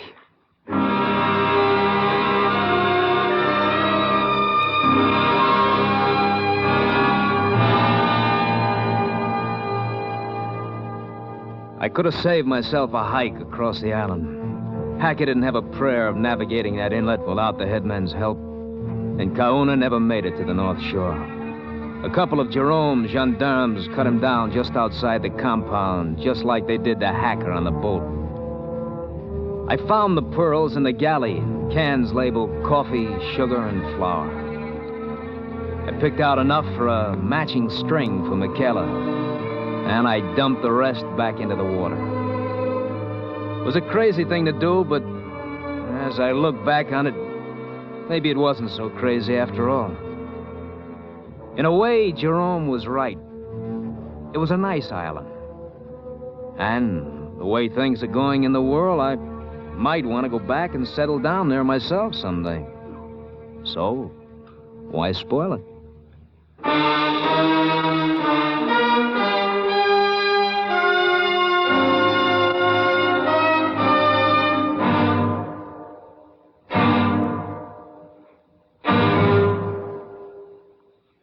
Escape, produced and directed by David Friedkin and Morton Fine, has brought you The King of Owanatu, a story by Robert Tallman.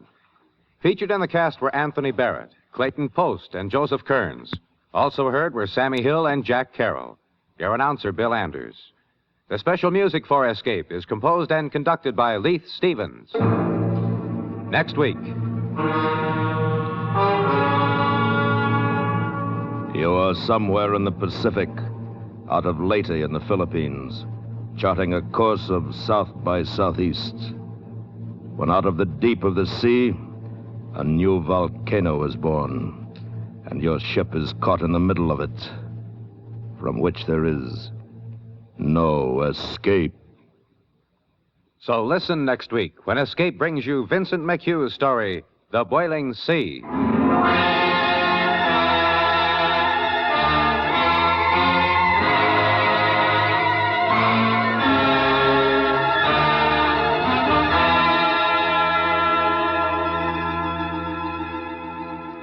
Stay tuned now for Night Watch, which follows immediately on most of these stations.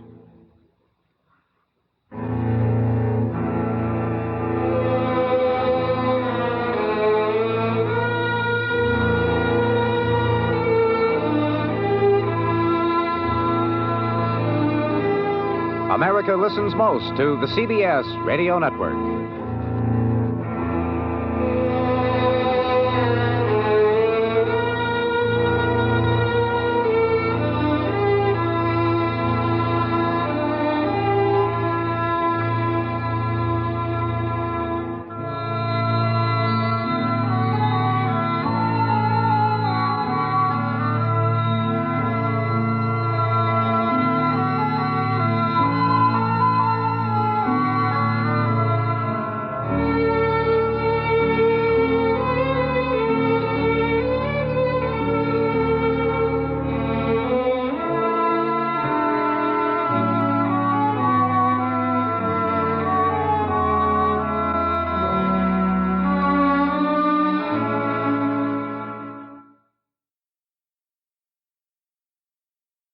Tired of the everyday grind? Ever dream of a life of romantic adventure? Want to get away from it all? We offer you Escape.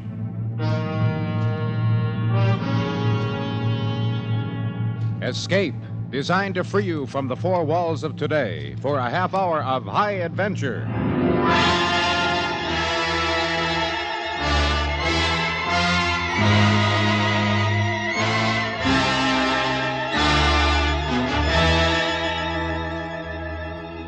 You are somewhere in the Pacific, out of Leyte in the Philippines, charting a course of south by southeast, when out of the deep of the sea, a new volcano is born, and your ship is caught in the middle of it, from which there is no escape.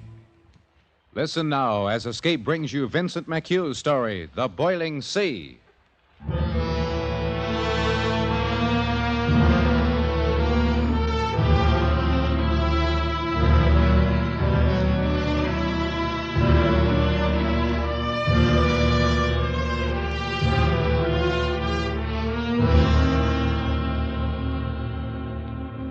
It should have been an easy trip.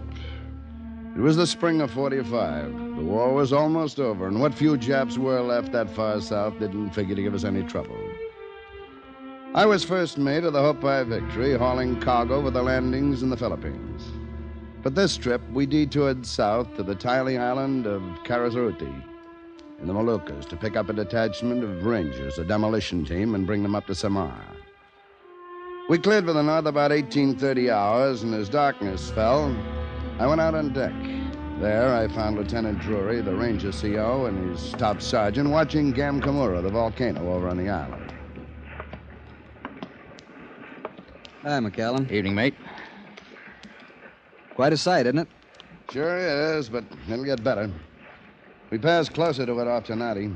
In the dark, you can see the lava spouting like 4th of July. We got to look at a small one back on Kazaruti. Inactive. This whole group of islands on both sides of the strait is volcanic, they tell me. That's right. Now, you can have my share of them. That big baby there used to keep us awake nights, rumbling. Well, they aren't exactly conducive to peace of mind, I'll admit, Sergeant, but they're very interesting. I'd like a chance to study one more closely. No, not for me, Lieutenant. Well, probably won't get another chance now. The men all comfortable, Sergeant? Well, it ain't the Queen Mary, sir, but they're okay. Sorry. This baby wasn't meant for troop transport. No matter. We're used to improvising. Well, night, gentlemen. Night, sir. Drury. Nice guy. The best. One of them guys with principles. Serious.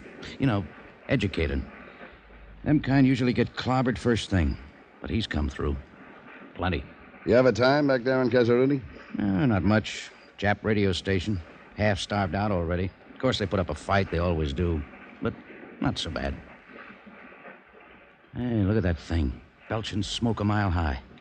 Flashing like... Yeah. Spectacular, all right. Hey, Lieutenant, could I interest you in a human scalp tanned with mangrove bark? Got me a couple of extra back there. Sell one cheap. No, thanks, Sergeant. I got one scalp. I hope that'll last me the run. That night, for the first time since we left home, I couldn't get to sleep. I tried reading a while and gave that up, too. Finally, I got a cup of coffee and took one up to Hannigan on the bridge. Hey, thanks, Mac. Just what I needed. We sipped our coffee quietly. The bosun stood silently at the wheel. The time was 04:25 hours. We were steaming up through the Molucca Passage. Course 1 degree true, speed 18 knots. A smooth, gentle swell. The phosphorescence in the bow wash was bright enough to show our hands and faces. It was peaceful. Hey, Mac, you smell anything? Coffee?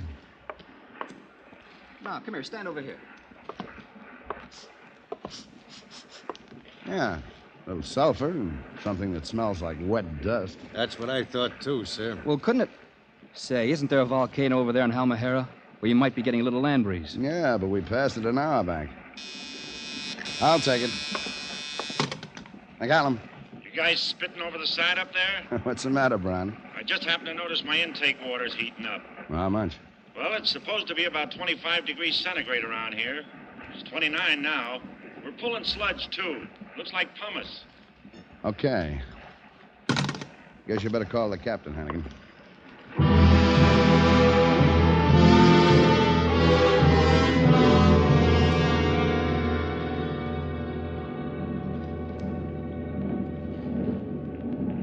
Smell that, Captain? Yes.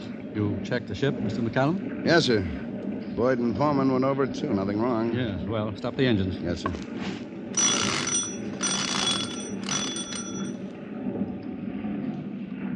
Mr. Hannigan, you've checked our position? Yes, Captain. It's verified here on the chart. Sonic depth finder on, Mr. Grenjean? Yes, sir. Turned it on right away. Reads 1143 fathoms. Now, see here. This is where we are, about 35 miles west of Gambaki and Halmahera, nautical miles, that is. Yes, sir. Now, over here, you see, less than 3 miles northwest, you've got a Vigia. Somebody reported a shoal there once. Hasn't been found again since. Might be anywhere in the general vicinity. You see here, it's marked 18 fathoms. ED. Existence doubtful. Reported February 1871. Well, if there is something there, it can't be anything but a submarine mountain. Not with those depths all around it. Yes, probably volcanic. One of those buggers that push up, and sink back down again. Got some of them up in the Bonies. But all we've got to go on is this old captain that came through here in 1871. Probably a whaler. Didn't care where he was, so long as he had his foot on a fish. You think he could have got his bearings in Halmahera? Can't tell, I suppose. Now, here's this old fella dawdling through here in February. Northwest monsoon at its height. Fairly good winds, mostly north or west to north. Current sets about 2 knots with the wind, so if he's out in his reckoning, you see, it's probably because he's farther over to the south and east than he thought. Like this. Mm-hmm. That puts us pretty close to the trouble. We can't go up to the southeast because we don't know how far out he was. If he was out. Now, here, we could go this way, but it seems foolish to backtrack on our course and then go west to get clear. Don't see why we wouldn't be safe if we cut across the angle to the southwest. Sounds right to me, Captain. Yes, sir, should be safe enough. Well, let's hope so. Mr. Grandjean, stand by the depth finder and sing out if you get any shoaling. Yes, sir.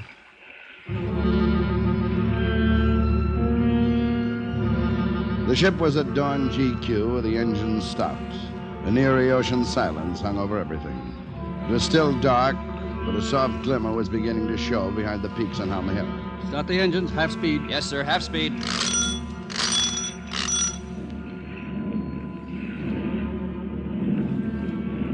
The returning pulse of the engines, like a reviving heartbeat, seemed to bring the ship back to life. You're about 225. 225. Up High Victory began to gather way, turning. The bosun got her around, met her, and settled on course.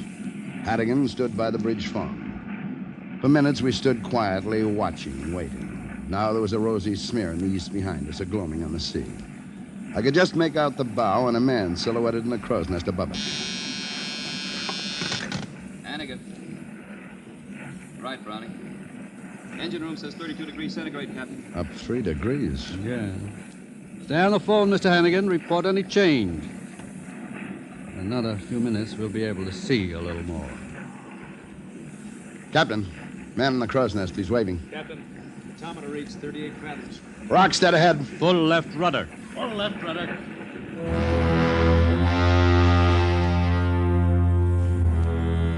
We could see it now, not 500 yards ahead. Nothing in a nightmare had ever been so awful as that jagged, rocky crest hunching and lifting like the back of a great dawn lizard in the yellow light. It came fuming out of the sea, slimy with the first mud of creation. The slow swell pitched up on it. We could feel its deep, grumbling roar through the noise of the engines. The ship was turning now. No one spoke. We stared with slow understanding of the horror that began to form in all our minds. The monster was not a single peak. The ridge we'd seen coming up in the southwest was extending itself in a long curve of points and benches all across the south. Keep her turning. Keep her turning. But it was already too late. Clear across the red-pink wash of dawn, a black spur joined onto the east. And when we looked north, the swell was lipping up on a jag of new rock that thickened to the west and hooked on down into the southwest. The Hopi Victory was completely encircled. We were trapped in the middle of an emerging volcano.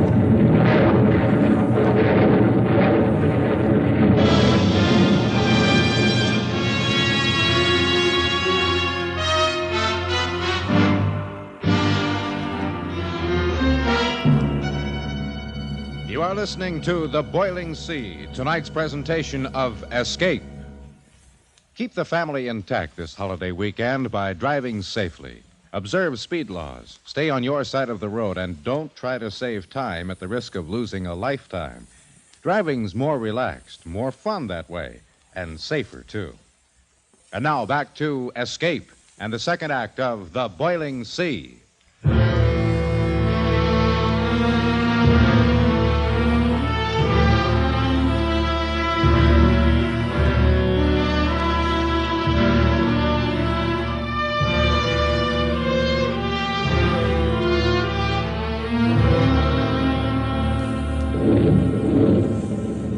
It took a few seconds for the full impact of the situation to hit us. Encircled, trapped in a crater of jagged, rising peaks on every quarter of the compass. Still, nobody said anything until Captain Hazard spoke in a quiet voice. All right. Stop the engine. Then we all knew. The wash dropped away and the Hopi Victory settled, floating dead in a fuming black-brown lake that bubbles like mud coming to a boil. The terrible, stony rumbling jarred up through the soles of our shoes.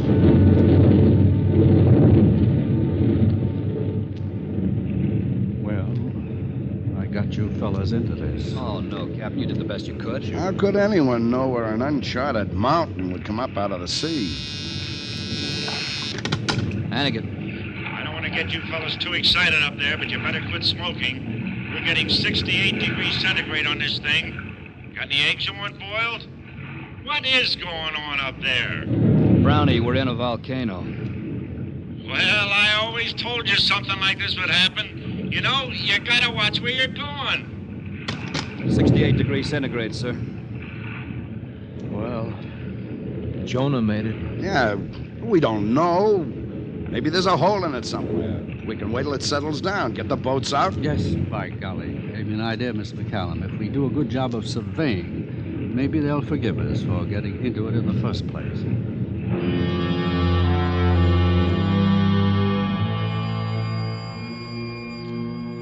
No one mentioned the chance that we might never get out.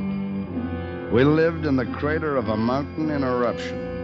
It was still working and thrusting, but its force had begun to die down. In the west and southwest, its highest peaks were maybe 50, 60 feet above the sea. In the north and northwest, much lower, we could see the swell breaking over it in places. Mr. Hannigan, you will check and recheck the position? Yes, Captain. Mr. Grandjean, you will take bearings and measurements of the rim, starting at 0 degrees and working all around the compass. Yes, sir. Mr. McCallum, you will pass the word that we're going to try getting out of here just as soon as the first shock is over. Don't want them to think we're not doing anything. Yes, sir.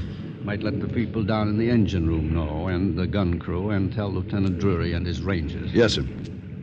All right? Thank you, gentlemen.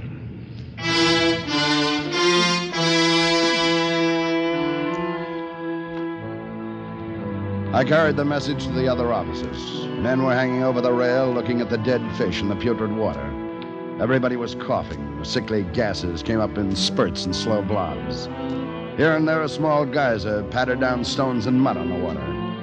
There was a wash of gloomy sun on the crags to the west. Beyond lay the glimmer of the Molucca Passage, like the hope of life itself. It seemed very distant now. At breakfast, the captain was still cheerful. All right, gentlemen, we may as well eat. May not have another chance for a while. What do you think, sir? Well, looks as if the first one is about over. We'll get the boats out after breakfast. See if we can't find a hole in it. Just a Western omelet for me, Mess.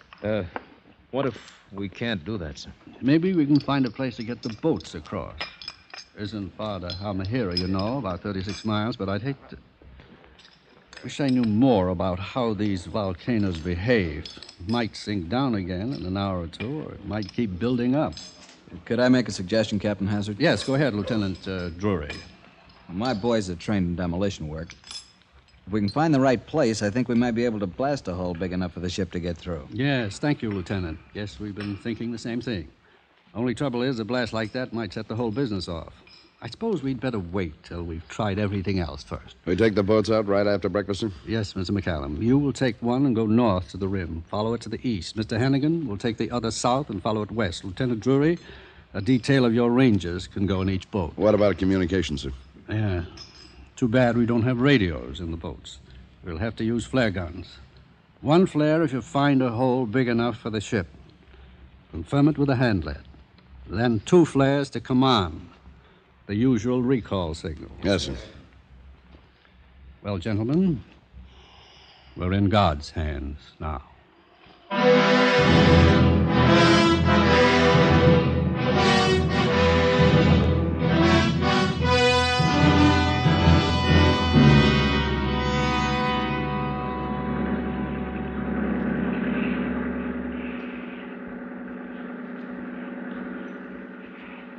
"50 yards, sir." Ease her in slowly, bosun, right into the rocks. Yes, sir.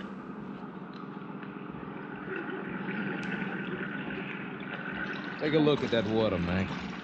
You ever see anything like it? Slimy, gas bubbling up. Not very inviting. Take a look at what's ahead, Lieutenant. Yeah. Doesn't look like any rock I've ever seen before. There's something monstrous, something tortured about it. Yeah. It's all yours, Lieutenant. Ready, Sergeant Votar? Ready, sir. Easy, bosun. All right, hold him. Steady.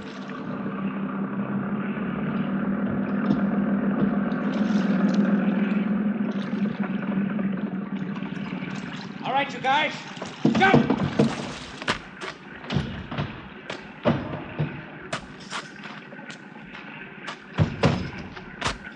Okay. Good.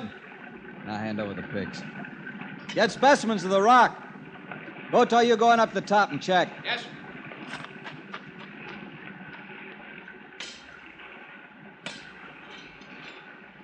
This doesn't look very promising. No, it's only 20 feet high, but we haven't got enough explosive to blast through here. Must be gaps somewhere. There's Vota on top. Voto! Can you see anything? About 40 feet across. Any breaks to the east? Can't see any. Can't tell for sure, though. All right, come back. We'll go down farther. We cruise slowly along the rim through the dirty, brown-black simmering water, stopping every few hundred yards to break off specimens of rock. It was hot. We felt as if our bodies were drenched in a heated grease. The crater had a general downhill trend to the eastward.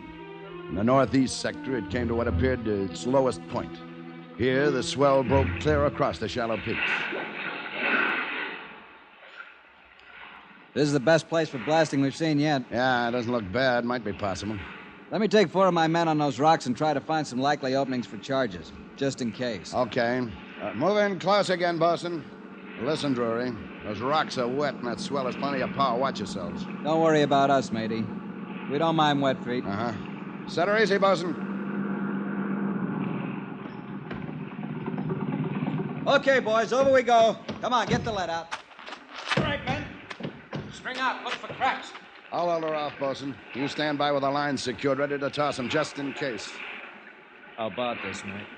You think we'll have to try it? Last resort? I don't know, Walt. Looks like maybe, unless Hannigan found something, we should have. I don't know. Blasting in this stuff is like lighting a firecracker in a dynamite factory. We may have to take the chance. Yeah. Yeah, look back there toward the ship. A dirty yellow guck.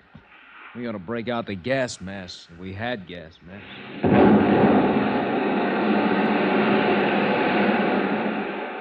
What was that? An explosion, sir. Underneath us. The whole thing's going up. No, it's sinking. Look, the men, they're sinking. From that line, Bosun, hurry, heave. Drury, grab the line. Get your men on it. We'll pull you in. That's it. Pass it on, all of you. Hurry. All right, they're all on. Heave, bring them in. Heave, fast as you can. Heave. Okay, here's Drury. Heave. Get it in. Hurry. Come on, Drury. Come on. What's happening? The whole thing's moving. Keep heaving. Voto. Where's Voto? We got him right here. Come on up. Heave. Oh, God in heaven. Keep pulling, man. Keep pulling. All right, here's the next one. That'd be clutched in a 3. Yeah. All right, coming easier now. Here's another. That's Hangley. 4. Come on, fella, grab, huh? 1 more. Trouble.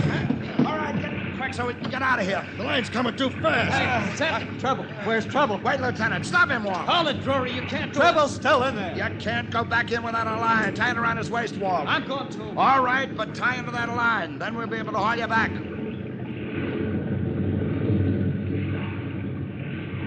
They went over the side, disappearing into the murk and the sludgy water. The shocks were increasing in violence now. They jarred the teeth in our heads. We looked toward the ship and saw the western rim of the crater thrusting up in a great wall behind her. Then Walt's head appeared close to the boat, his face black, and he shook a hopeless no. He dived again 2 or 3 times and then let us pull him in. But Drury wouldn't give up. Come on, pull him in. He's fighting us. Well, fight him back and get him into this boat. Yes, sir. Here, I'll give you a hand. He. Let me go. We gotta get Trouble. Let me go.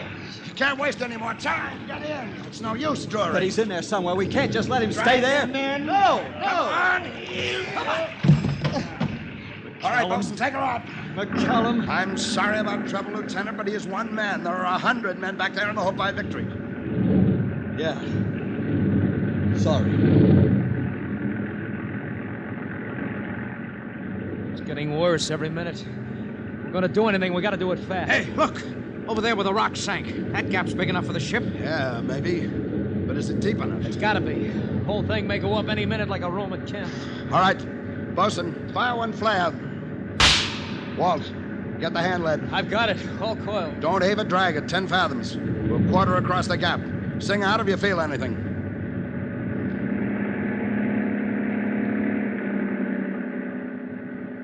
The boat moved slowly across the old edge of the crater and out into the open sea. Walt, holding the lead line, shook his head at me. He felt nothing. I turned carefully in the swell and quartered back into the crater. I could see the Hopi Victory creeping toward us. She'd recalled Hannigan's boat and was dragging ahead of her in a narrow S-curve. They were like vessels under shell fire.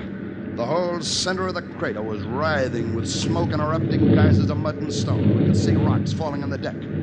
Behind the ship, the western crags now jutted 300 feet high, lifting and working in black agony. The ship was coming on fast. We were the last chance. Did you feel anything, Walt? Nothing. Can they make it, sir? They've got to. Fire 2 flares. And we'll stand out to sea and make a target for them. They better hurry. This thing's about to blow its top.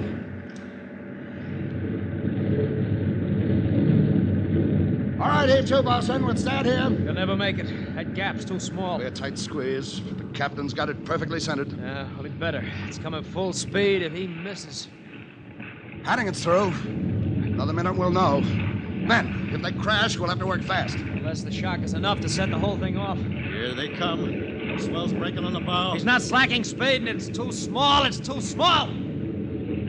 They're in. She's coming through. She's coming through. Save your chairs. We're not out of this yet. Hey, he's not cutting his speed. He's not going to leave us here. Calm down. He's turning between the two boats. He'll get us on one side and Hannigan on the other. Look! Captain signaling from the bridge. Bosun, give her full speed. Give her everything you got. Parallel his course. Hang fast the gear swab and hang on. We'll pick you up later. You heard him. Bow-tie, Drury, Walt. Help me get that line when it's thrown down and don't miss. Right.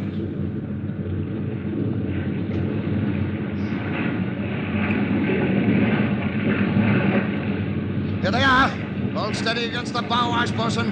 Hold her in alongside. All right, here comes the line.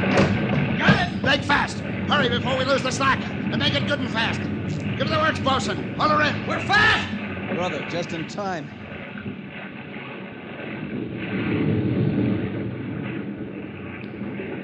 All right, Bosun. You cut the engine. We're under tow.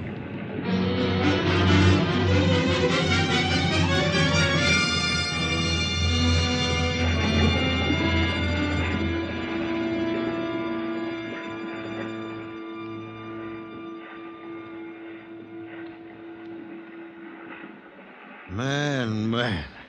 So we ain't gonna sleep on a bed of coals tonight. Brother, I ain't never felt anything so good as the pull on that line.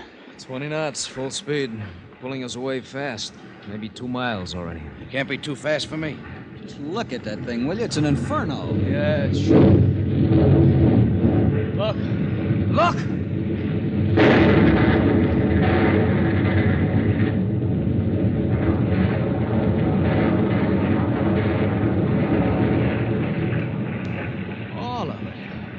Whole thing.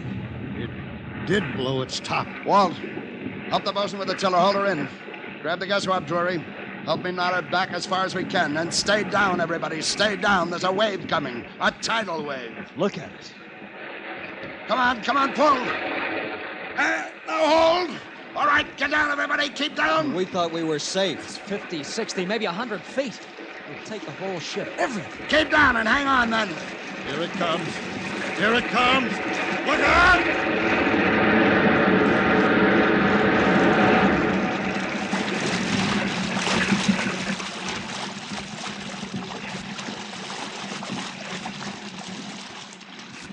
Everybody all right?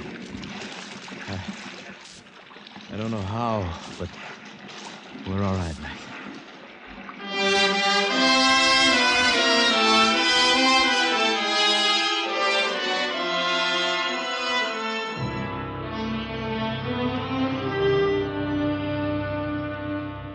That wave had lifted us to the level of the rail of the Hopi Victory. But a seismic wave does not crest an open sea, so it came as one great smooth swell that lifted us high and passed and let us swoop back down again. A few minutes later, the ship picked us up, and we all paused to look back at the emblem of fire we left behind us. Well, I guess maybe the captain was right. We must have been in the hands of God. All except trouble. Yeah. All except trouble. Well, Lieutenant, you wanted to study a volcano close to? Did I? Well, remind me, Votor, to cross that study off my list.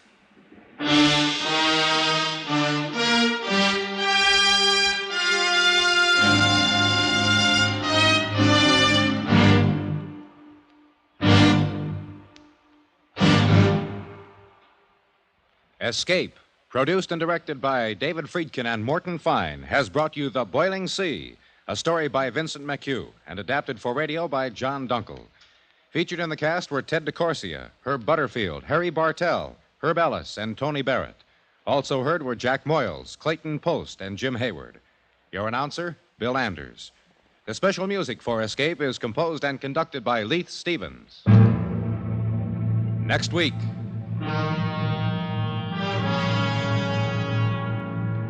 You are stranded with a Carnival just this side of the Iron Curtain, when out of nowhere a fortune is within your grasp. Riding a number on a roulette wheel hundreds of feet high. While at your shoulder, laughing at you, a killer clown from whom there is no escape.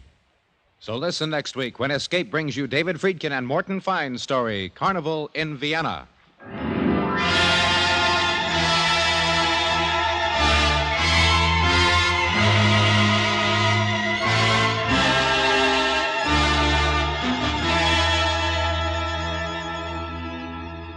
Stay tuned now for Night Watch, which follows immediately over most of these stations.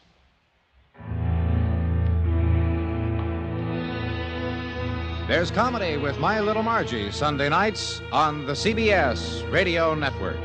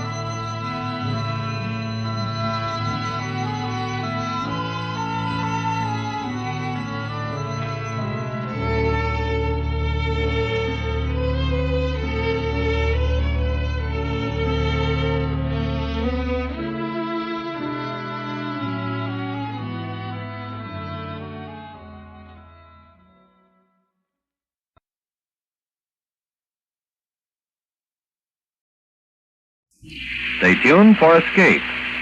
Monday morning at 9 o'clock on This Is New York. Let Bill Leonard tell you the details about his exciting new contest. It's a contest you'll want to enter, so get the details this Monday on This Is New York with Bill Leonard. The time now, 8 o'clock. WCBS, AM and FM, New York.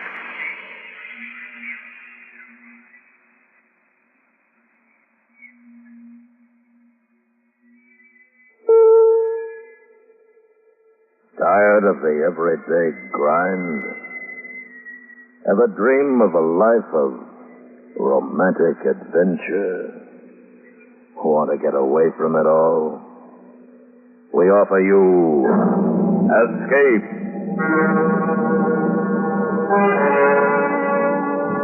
Escape, designed to free you from the four walls of today for a half hour of high adventure.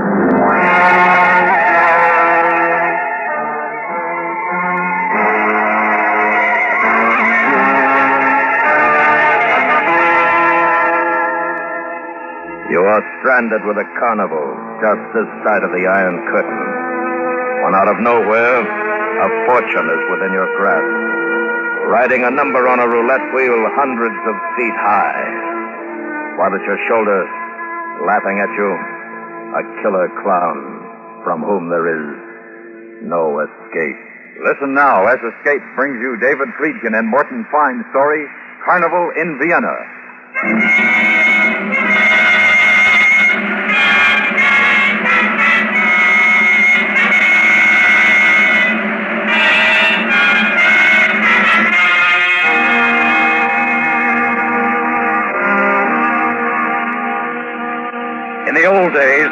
tenements used to be called the Schottenhof.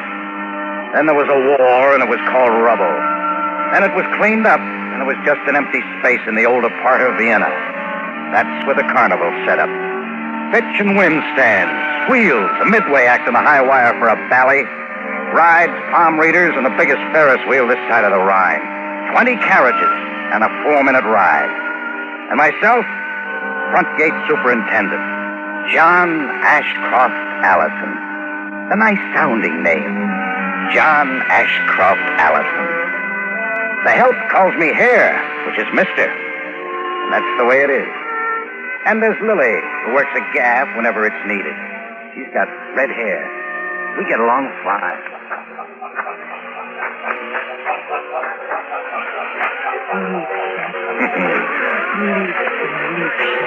Oh, wait.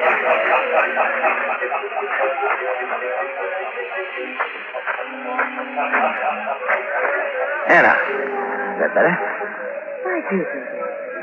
Every time you pass a shiny thing, a mirror, anything, you stop and look and straighten, slick back your hair. Want to look good for you. The next time. $10 American money. Maroon. You sure? Pink.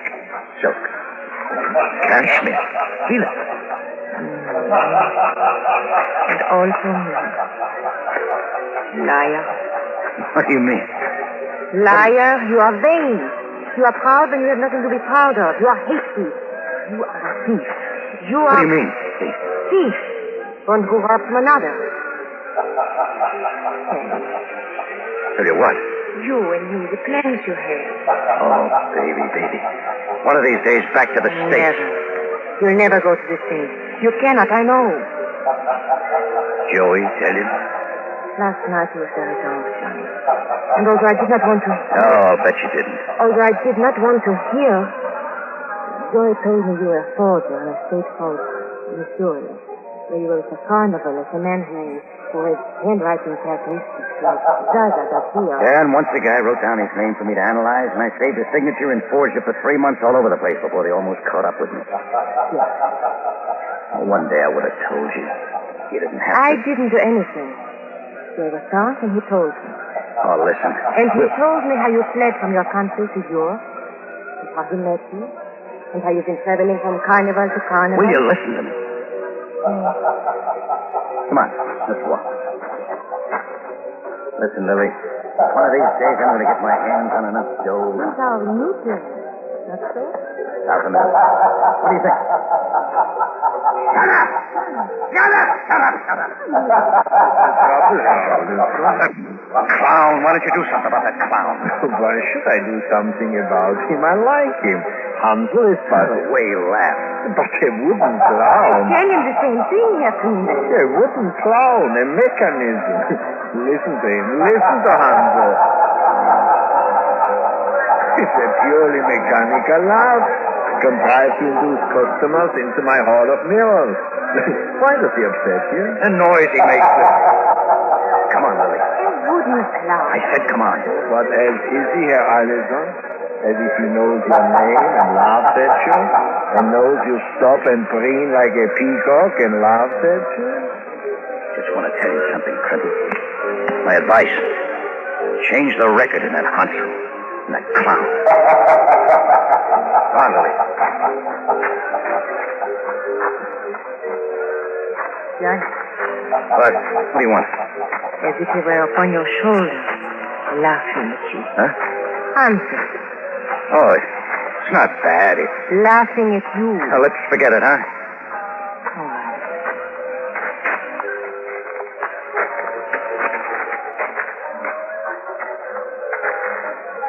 Meine Damen und Herren, kommen Sie mit etwas näher. Ein Zaubertag. Professor Purison, I love to watch you perform. Come. Professor. In the States, he's a barber. Yes. Let us go. Sure. What's the matter? Joey. Huh?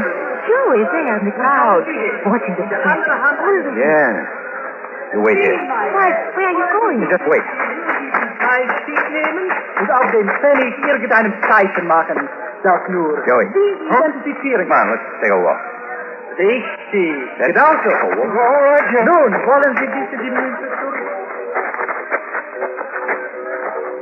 Now, back here, Joey. Back at the trailer.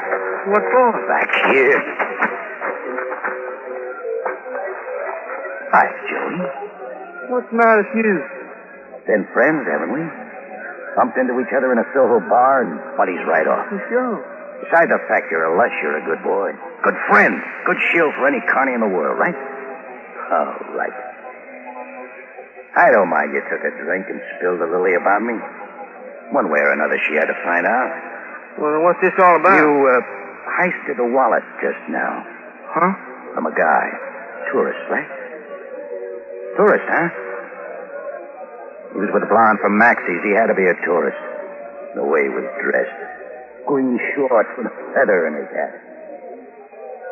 Give me the wallet, Joey. I didn't take no wallet. You talk to me like that, Joey. You're close to death. I'm telling you, I didn't. Come on. Johnny? Johnny?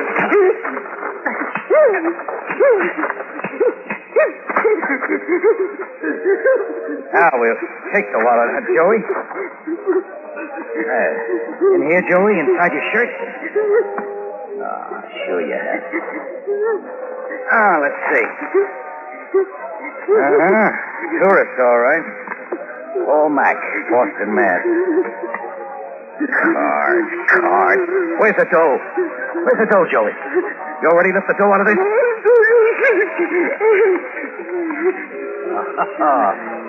Wait a minute. You know what, Joey? You'll never know. Bye, pal. Chum, friend of mine. One day it'll all catch up to you. One day Johnny Tuck will catch up to you. And when it does.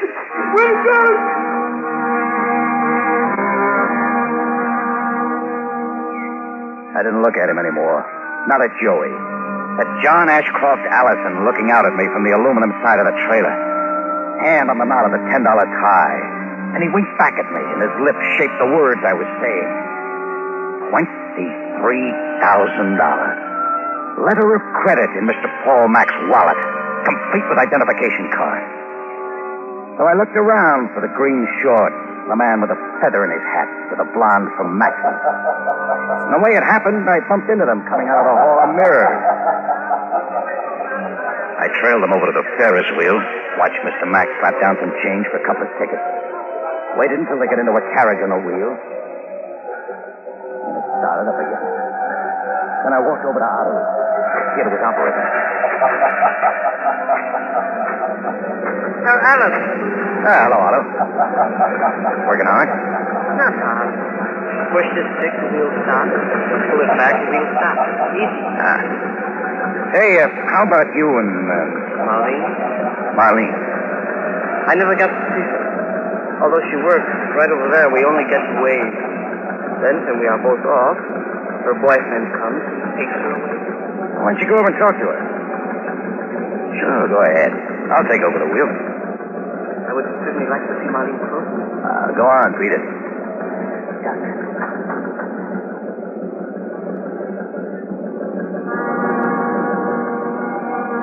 Biggest Ferris wheel this side of the river. 20 carriages in a 4-minute ride. Mr. Paul Mack from Boston, Mass. in the green one, with a blonde, enjoying. To keep him in the carriage like get his $23,000. That was the trick. A 20-to-1 shot. Scoop a handful of sand and gravel off the ground. Into the oil intake. Another handful. Another. 4 minutes was 14 times around. 8 times and nothing happened. 9. 10. 11. The biggest wheel in the world. Trying to gap it to come up green with a couple of handfuls of sand. Maybe it wouldn't work. Maybe I needed another gimmick. Maybe I'd... Carriage went by. Green carriage. Green carriage with a blonde. Nice. Man. Named Paul Mack. Boston. And then the carriage went up. Up. Then I closed my eyes.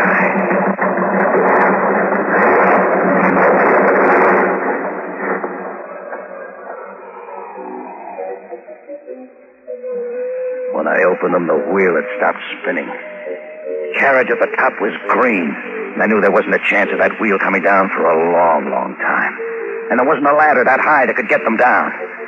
$23,000 on a 20-to-1 shot. I just hit.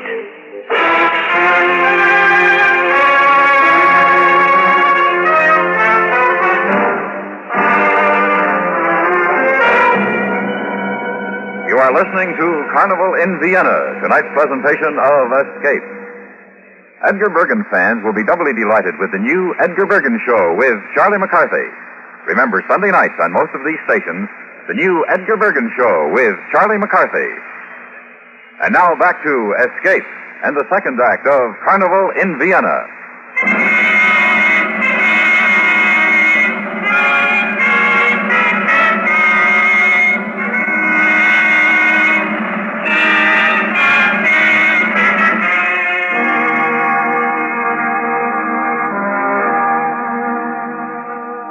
Carnival, and the big wheel not spinning anymore against the Vienna sky.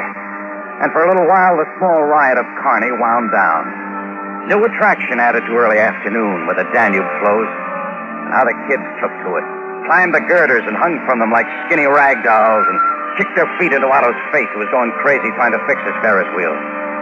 And a small detail of Russian soldiers took to it, too, grinning up at the merchandise display of black cotton stockings and Bohemian petticoats. And at the very, very, very top, oh, very, the gent from Boston, Mass, with his arms wrapped around a blonde from everywhere. I told Otto to handle it the best way he could. I'd round up some refugees to give him a hand. And I walked away from it. Down the midway, past the gas bridge, past the shooting gallery, past him, past the clown. Right in his face. Past where the Carney started to die and got to be mud and litter and broken straw, where the trailers were. Mine bright and shinier than the rest. Because there was a displaced Fraulein very handy with a dust cloth who needed the work.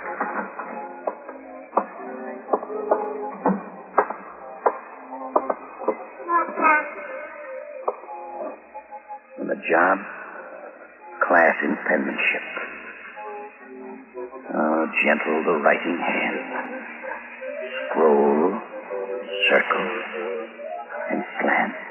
And then Johnny Allison into Paul Mac, gent from Boston, Mass. Paul Mac. Paul Mac.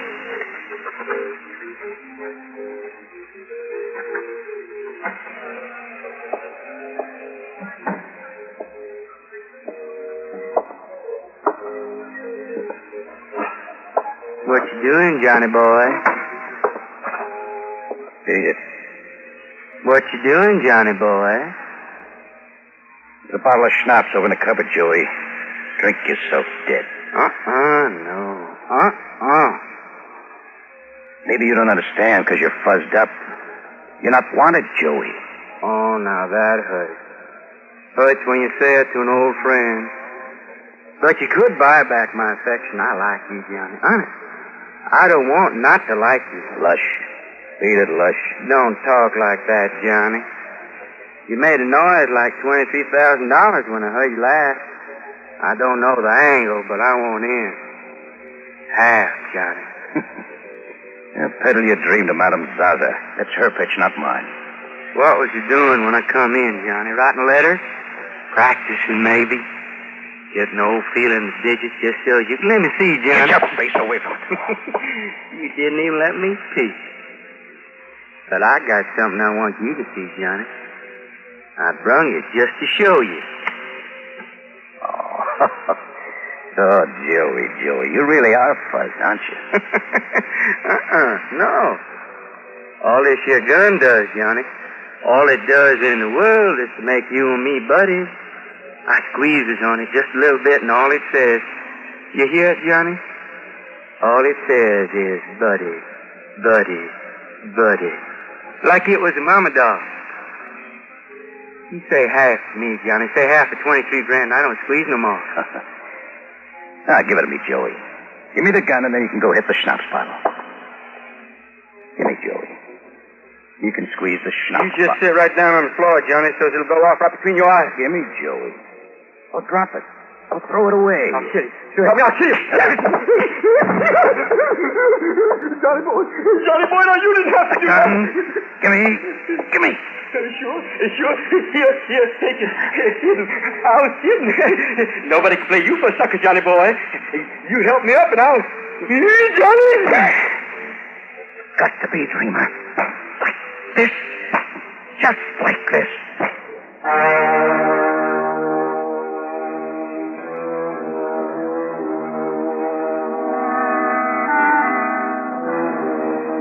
He was as dead as I could make him. I picked him up, carried him to my car, propped his body in the front seat next to me. Whoever may have seen it figured the only thing to figure. Joey was stoned again. Herr Johnny Allison was nursing him, like he'd done 1,002 times. It took 15 minutes to drive out to the edge of the Russian zone, along it to a square block of rubble, behind it to an alley. I opened a bottle of schnapps I'd remembered to bring along, rinsed out my mouth with it, and poured the rest down Joey's throat. I slid the bottle into his coat pocket, eased him out of the car. What was in the alley was some garbage cans, scraped clean, some bony dogs who just stared, and a no-name lush. In the trailer, by 1:30, I could forge the signature of Mr. Paul Mack with the pen between my teeth. 8 letters, straight up and down, with a couple of curls in between. By 2, I was in the Vienna State National Bank on Hittelstrasse. Good afternoon, sir. What can we do for you this afternoon? You can do business with me this afternoon, mynheer. Here, my letter of credit, my identification card. I'm Paul Mack of Boston, Massachusetts. Of course. Well, mynheer, let's get with it. Of course, Herr Mack. Something, Nothing but nothing. Everything is in proper order. Only what? When you telephoned yesterday, you informed us you would not come here until 10 of tomorrow morning. Oh, you mean... When you telephoned yesterday, it was off noon. Surely you do remember. Oh, surely I do remember, mynheer. Something came up to change my plan, so I'm here now this afternoon. Does that make a difference? No, surely no. Except only that it gives us short notice to gather the money. 5,000 Swiss dollars, was it not? 23. Thousands, mynheer. But the notation I had. Here, I show you. Here, that you telephoned yesterday, that you would come tomorrow. That is was 5,000. Oh, you goose. Somebody made a mistake. Now, look, I've got a deal. I need every cent left of my letter of credit. 23,000. Cash, dollars, Swiss or American. Make a choice. Of course, Mr. Mack. Will you sign this paper for me so that I may compare signatures? A formality only, unless... No, I want to. The pen. Thank you.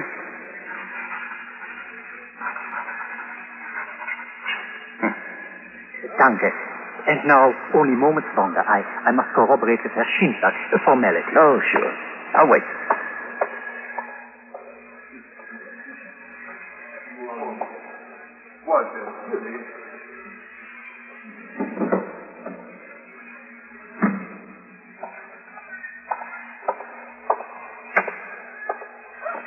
It is all as it should be, Mr. Mack. Your money's in this parcel. $23,000. Thank you, mynheer. Another thing. To sign this receipt. It is... Oh, yeah, I know. Yeah. Dankeschön. You understand, Herr Mack, the necessity of caution. However, there's the thing, if you don't mind, of course... Look, I'm in a hurry. What's eating you? How does it feel? How does a man feel when he can step into a bank, ask for tens of thousands of dollars, and get it? Good. Feels good. Wonderful.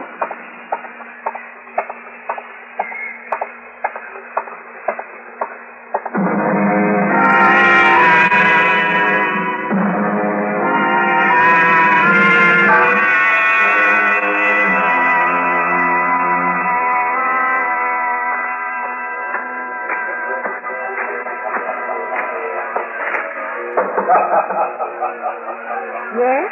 It's Johnny, baby. Open up. Johnny, where have you been? Oh, come here. Oh, baby. baby? An hour, and I missed you. I'm a fool. Oh, but Johnny, the excitement. The wheel being stopped, and a man at the very top of it screaming and screaming that he has been robbed. How is a man robbed who sits on top of Ferris wheel? Yeah, it's funny. Lily. Yes. We're leaving. Yeah? Yeah. What do you want, Lily? What are the dreams? Paris, Rome, London? Dream one over me, baby. Johnny Allison makes it come true. Crazy, Johnny. Now grab a coat, Lily. From this minute, it's all you'll ever need. Where are we going? I told you, whatever ride you want. Whatever bauble to lay against your neck or your fingers or your toes. Is the money you have saved as front gate superintendent of the cheap side street carnival? With $23,000. Jesus. What are you talking about? I hit, like I always said I would, $23,000 worth. Now, come on, cover it with a coat. Where did you get such money, Johnny? Oh, what difference? It's green. It makes a pretty sound when rubbed together. Make it whisper and it buys mink for you and silk for me, like I saw once in a shop in Rome. That's it, baby. First stop Rome, so Johnny can look good, so Johnny can look swell, so Johnny can... You stole it, didn't you? I promoted it, baby. You stole it from the American who screamed from the top of the Ferris wheel. Me, baby, me, Johnny Allison. Come on. Get out. Huh? Get out. I want no part of you. It's me you're talking to, Lily. The man with the promises, the man with the dreams. So don't... Promise me. Dream man of nothing. Thief.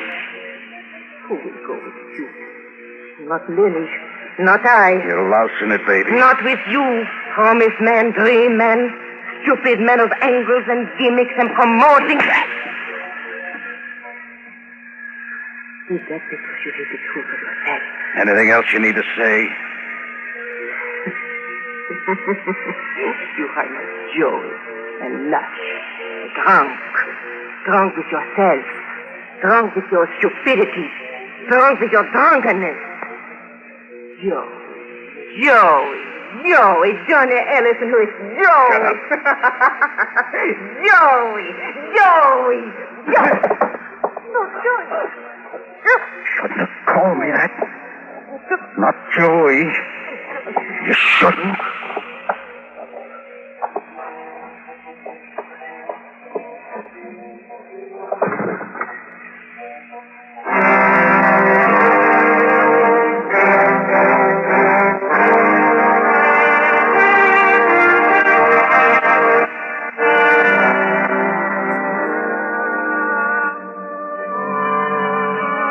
I stood over her for a long time. For all the time Lily needed. For her fingers to unclench and trail along the floor. For the life to go out of her. And then get out. Walk, don't run to the midway. Crowd in the Ferris wheel moving now. Midway in the Palace of Fun. The back exit to the world through the Hall of Mirrors. And I was on my way. Hansel the Clown laughed, but this time I didn't care. Johnny Allison on his way with $23 grand to take him wherever he wanted to go. The Hall of Mirrors. I know it like a book. Like I knew the back of my hand. So, turn a corner. Oh, not this way. But sometimes a guy forgets. Palace of Fun. Hall of Mirrors. They had time to get in. Had fun trying to get out. Wherever I went, Johnny Allison came right back at me. 1,000 Johnny Allisons. Me trying to beat a 10-cent dodge. Easy to get out. Easy. If I didn't see myself, I wouldn't be there, would I? Well, would I? I couldn't get all of them. No, it's too many. Johnny, that was me. He didn't look so good anymore. He didn't look like anybody I knew. Yeah. Like Joey, maybe. Like Joe. The way she said.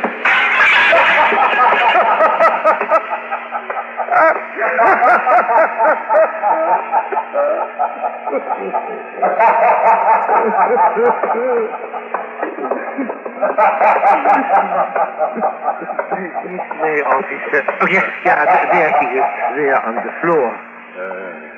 To kill a girl. than to hide in the Hall of Mirrors. Such stupidity? Perhaps not. For here a man can laugh at death. As Johnny laughs, Johnny? And here a man can observe himself in 1,000 mirrors. Johnny? From every angle. That is, if a man can stand looking at himself. Come, Johnny. Come on.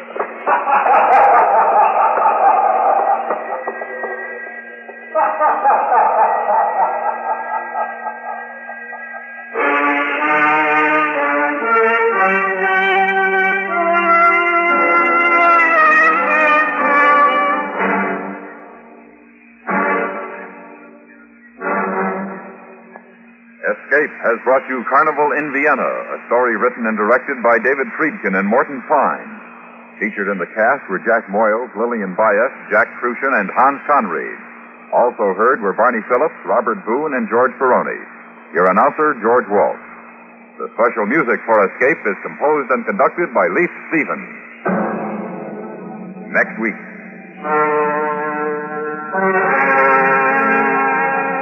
You are flying a plane high above the island of Masafuera, 300 miles off the coast of Chile.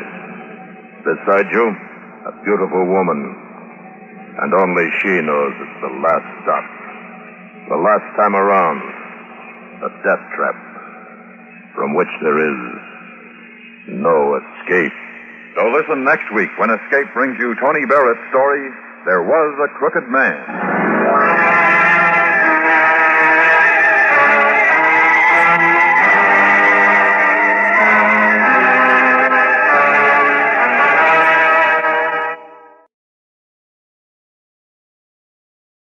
Tired of the everyday grind?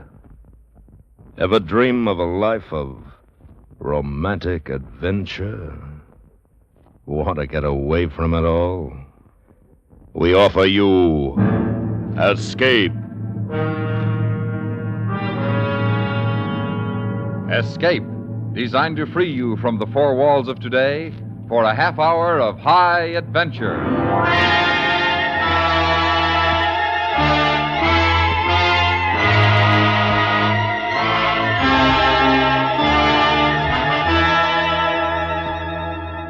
You stare down from the height of your plane, and your brain keeps whispering, it's Masafuera, that's all it is. Just an island 300 miles off the coast of Chile.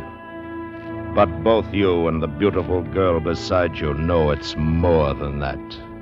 It's the last stop, the last time around.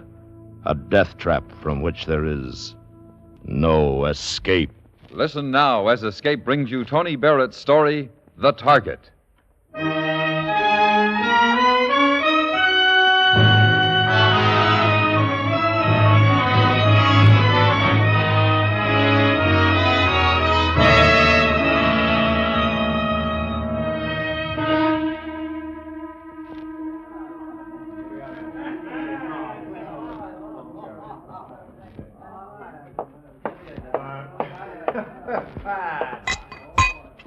The drink, senor. You see how quick? Another one of your talents. You can make like a waiter when necessary, huh? In Chile, senor, a man does many things to live. The waiter was busy, so I got the drinks. It's not a reason for anger. All right, Pepe, all right, forget it. You are angry. Look, let's not play games. He's an hour late now. Where is he? Perez?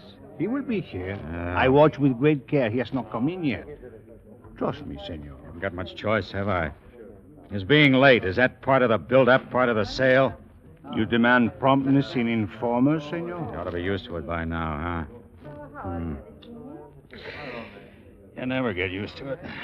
Because you want something. An assurance that this time you're buying the right thing, the magic word. Senor. The whereabouts of Arthur Matson.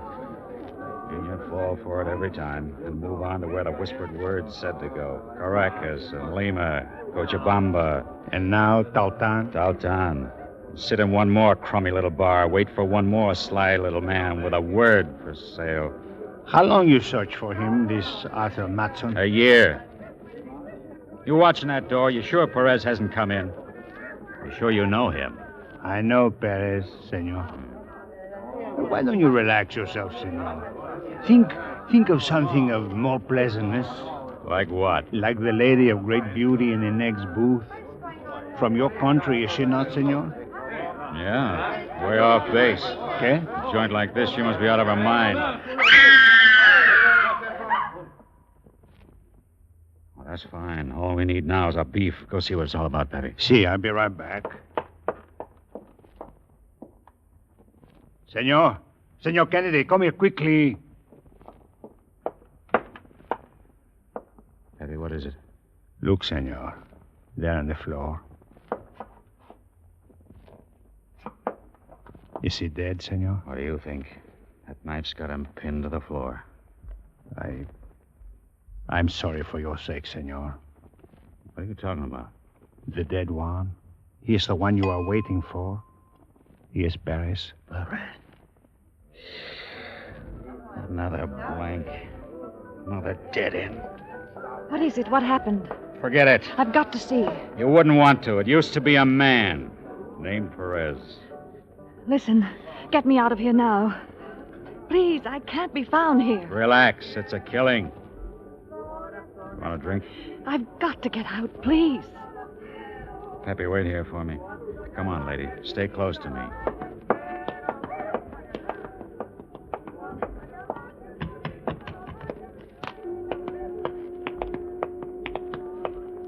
There's a cab.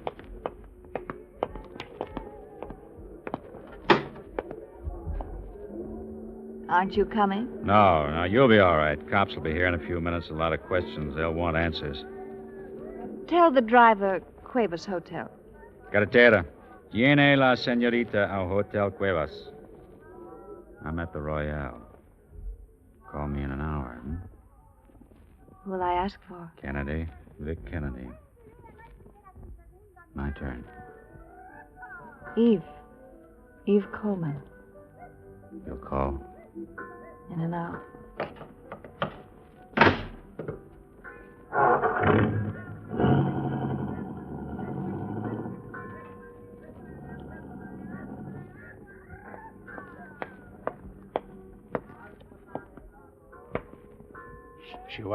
She was lovely, senor. Yeah. What will you say if the police ask about her? That she didn't like blood. Bueno. Come on, Pepe. You know what the deal will be. The cops will come, they'll see, they'll ask questions. And it'll end in drinks for everyone. Because life here is cheap, no? I didn't make it that way. Come on, I'll buy you a drink. We'll drink to Perez. He was an informer, senor. You always drink to a dead man, even if you wouldn't give him the time of day while he was alive. If you say so, senor. I say. You are an unhappy man, senor. I'm sorry for that. Yeah, I'm an unhappy man.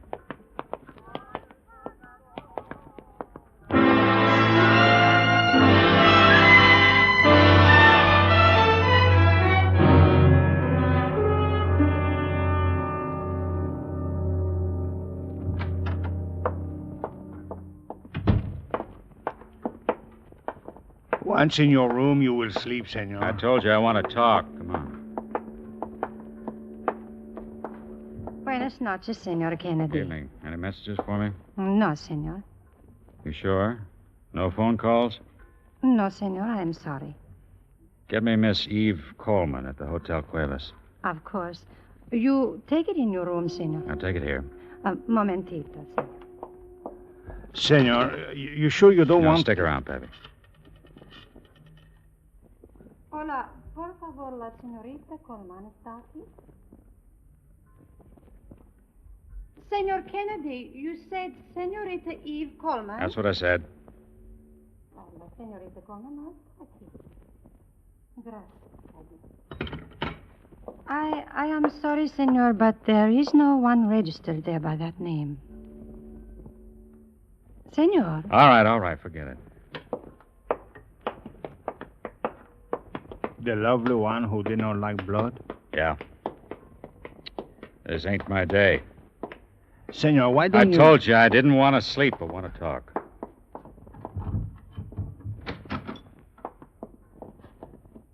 Well. Do come in, dear boy, do. Surprised? Yeah. I was under the impression this was my room. That's not much of a greeting for a man who's come all the way from Hartford just to see you. You getting all your manners, Kennedy? This is Pepe Galvan. Mr. O'Brien, Pepe, chief claims man of the company that puts clothes on my back. Be nice to him. He's a big man. I think I better... Sit down, Pepe. Social call, O'Brien? Come 2,000 miles just to see me? You're spending company money. Oh, we've plenty of it, dear boy. Even after pouring your expenses down the drain. Considerable expenses, I'd say. Sit down. You can take me off at any time you like. You got a better man? Put him on it. No, dear boy. Temper, temper, temper.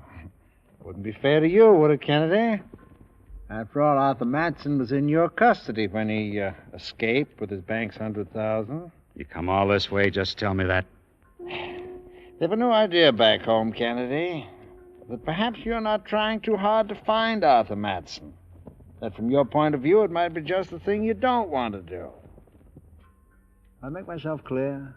You don't have to fire me, O'Brien. I quit right now. Now, don't be an idiot, Kennedy.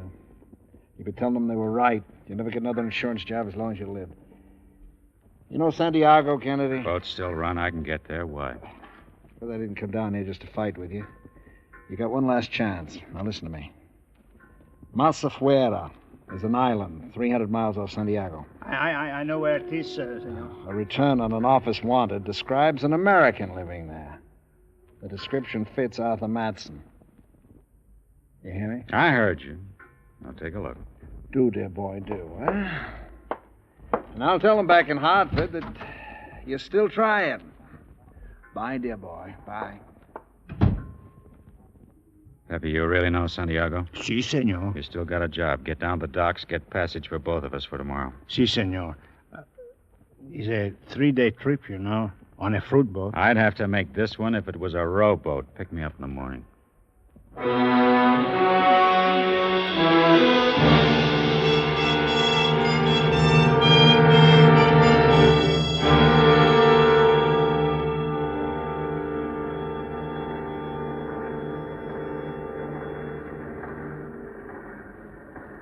The cabin is not so bad, senor. You wish to... No, I'll go out on deck for a while. You unpack. Si, senor. I do that.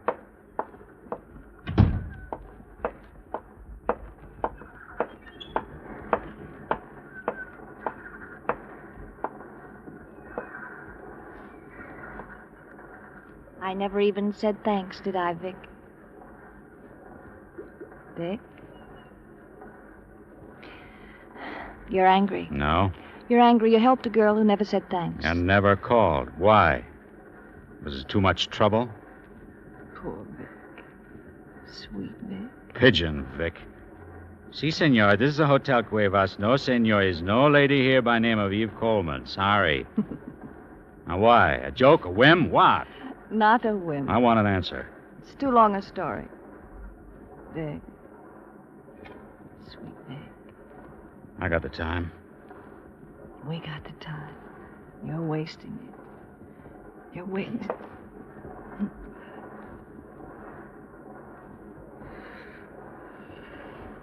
You talk too much, you know that? Yeah. Bad habit. Let's go sit down. I'll set up these deck chairs. There you are. Happy? What do you think? Deck chairs should always touch. Closer, darling. Better? You know, someday somebody's going to get smart and make a deck chair for two. You're quiet. It's the setup. To sit with a girl like you, to look out at places with names like Antofagasta, Caldera. You could get to like it. Yes. Eve. Yes? Eve, the way you ran out on me in Tautan. Now you're here. Ah, questions. I can see them coming. Where are you going? To get dressed. I'll see you at dinner, darling. You'll be pleased.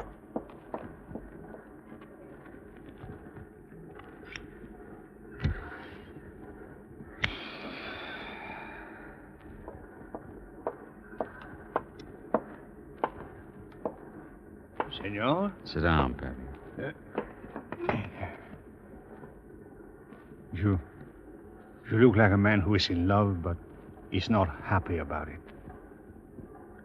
Something wrong, senor? Old habit.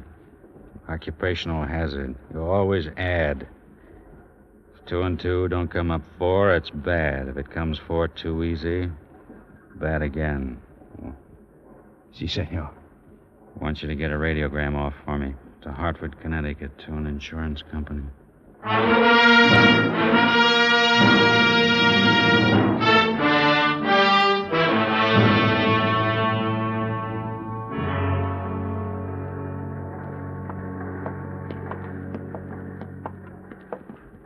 What is it, Vic? Nothing. Nothing, the man says, just like that. And his eyes narrow and his lips tighten, and he wonders how to begin. And when I ask him, what does he say? Nothing. That's what he says. And he fingers a sheet of paper in his pocket, hopes I don't notice it. Very pretty. You're good with words. Vic. I got a present for you. A new set of words, and they hurt. Vic, please. Because they tell me something. That there is no Eve Coleman. Only a girl who calls herself that. A girl who's... Who's really Mrs. Arthur Matson? Yeah. That's who I am. Mrs. Arthur Matson. Any complaints? Any... Yeah. Vic!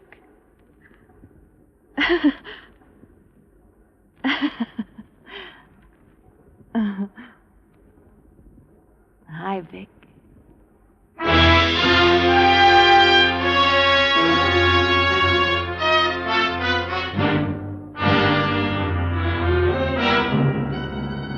You are listening to The Target, tonight's presentation of Escape.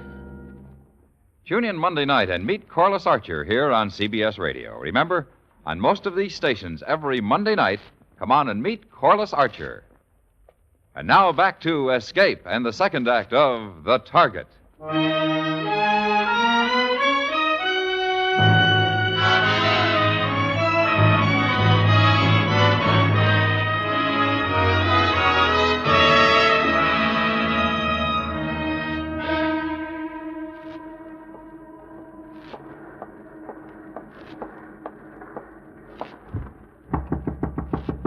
What is it? It's Laura. Invite me in, Vic? You know the way in. They asked me if you were seasick when you didn't show for dinner. I'm sick. I missed you. Yeah. Did it hurt to stay away from me, Vic? Tell me how much it hurt. Get out of here. Is it the name? Is that what bothers you? Why don't you try it, darling? It's easy. Laura Matson. Nice? What is it with you? What kind of dame are you? You ask that? You? Look. At what? A child who reached for the moon and sulks because he found it a different color? You can't afford to sulk, Vic, not you. What? The last time I saw my husband was an hour after his escape from you.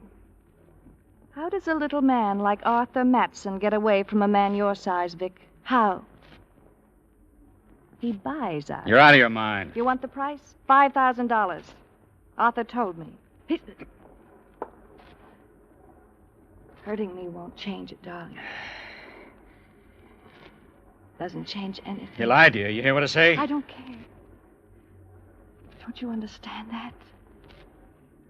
Not about any of it. I love you, darling. I... Say it. I want to hear you say it. Vic? I love you, Laura.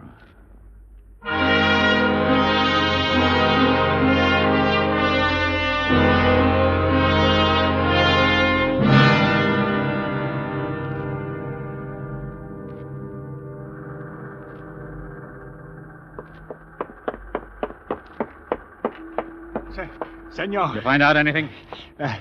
Catch my breath, Where senor. is she, Pepe? Where? I tried her cabin every place. Every place. Easy, senor. I just found out from one of the seamen. He saw her leave the moment with Doc. She was the first one off. What? Well, she couldn't do... You sure? Is what he say. It must be so, senor. She's nowhere to be found. I'm sorry, senor. Now, You take the stuff to the hotel. I got things to do. Be with the Santiago police most of the day. Which hotel, senor? What's the best? Casa Santiago. Right on the beach. It's nice for swimming. All right, that's it then. Last time around, might as well go first class.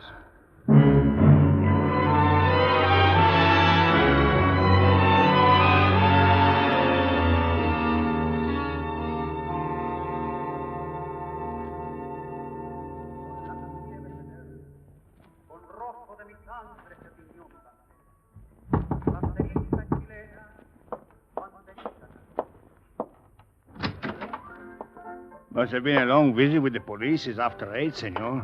Haven't seen the chief yet. He's at the other end of the city all day. Should be here in any minute.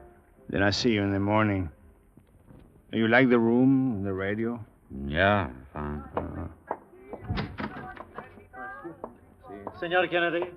That's right. You, Captain Delgado? Very late, Delgado, with much apology. For what? Come on in. For taking so long to return your call. Oh, forget it. You didn't know I was coming. But, of course, I did, senor. Your Senor O'Brien said so. Sit down, senor. Drink? A nice idea, senor. Very nice. O'Brien phoned you, huh? See, I think we talked for maybe 20 minutes. A long time. Yeah, O'Brien can talk. Here's your drink. Gracias. Acala lo que merezca, senor. My Spanish isn't that good. Translation. To each what he deserves. Huh? How you call philosophical, no? Yeah. Well, I'm sure O'Brien told you the whole setup then. See, everything. Uh-huh. What do you think? It's possible this Arthur Matson is on Masafuera. If so, he won't be hard to find. A wild island, senor. Beautiful, but no different than it was thousands of years ago. Primitive, huh? See, they will know if an American lives on that island. They, don't you know? O'Brien, amigo, he asks me the same question, and I try to explain to him. Explain what, Delgado? The simple fact that Masafuera is just an island and that I have no, how you call, jurisdiction there. Comprende? Yeah. Yeah, I understand. And then we have no problems. None. Bueno, the day has been long, and the bed will be as a friend. If there is anything I can do for you here in Santiago, you will give me that pleasure? You've done it already, senor. And then I say good night to you, senor, and good hunting. I hope you find this Arthur Matson before she does. She? The young lady. The lovely young lady who asks my lieutenant about Matson only this afternoon. Buenas noches.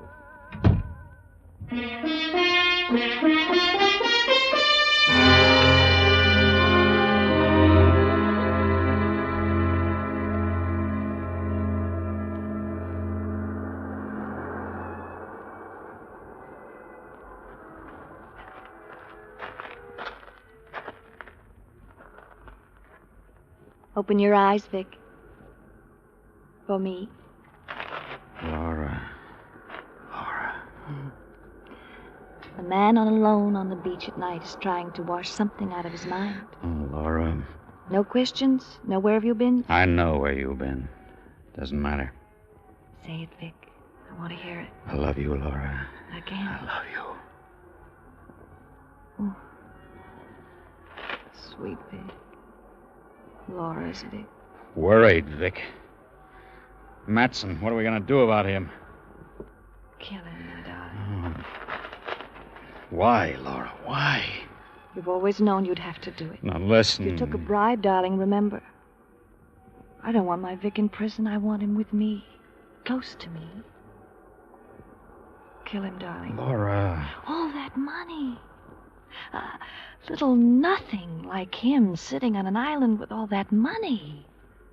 Our money. You hear me, darling? You understand? Our money, Laura. There's a plane in the morning to Masafuera. We'll be on it together. We'll be on it.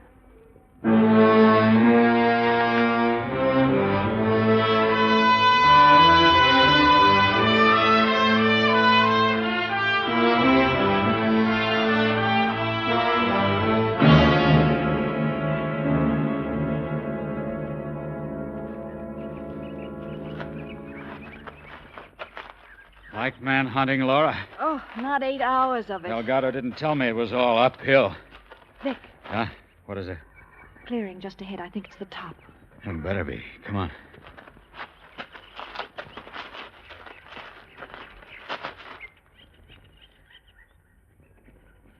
In time for dinner, Mr. Kennedy. I waited almost a year for you. You're looking well, Laura. Tired, but well. Hello, Arthur. You want to freshen up, my dear. Arthur. And while you do, I'll entertain Mr. Kennedy. Show him what my island has to recommend it. Freshen up, Laura. Matson. Let me play host, Kennedy. I'm out of practice, but let me try.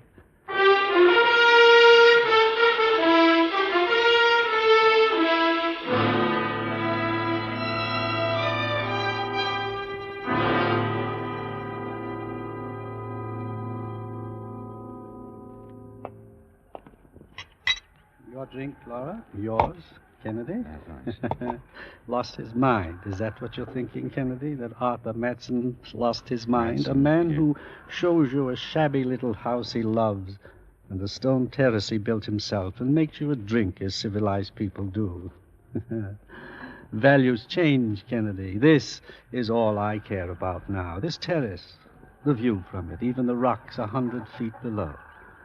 A great lesson, Kennedy. From here, everyone's a little man.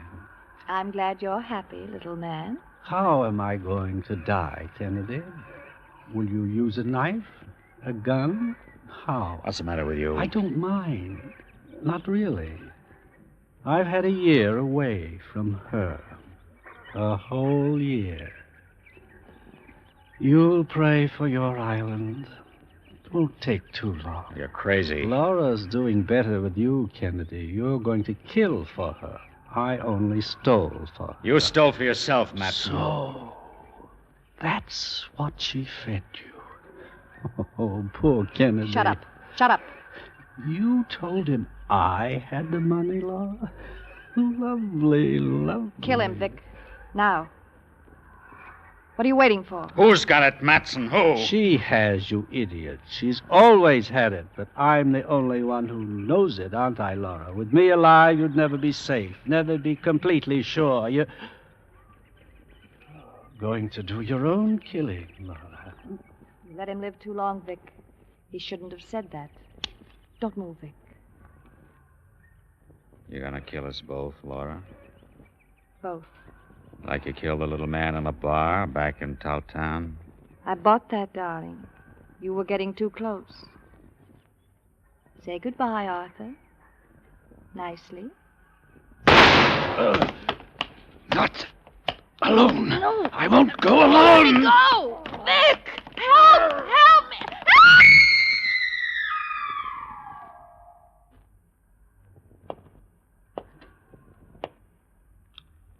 You don't need help.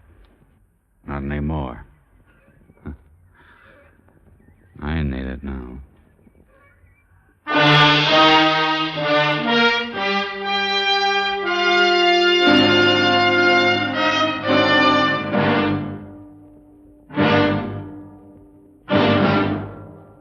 Under the direction of David Friedkin and Morton Fine, Escape has brought you The Target, a story by Tony Barrett.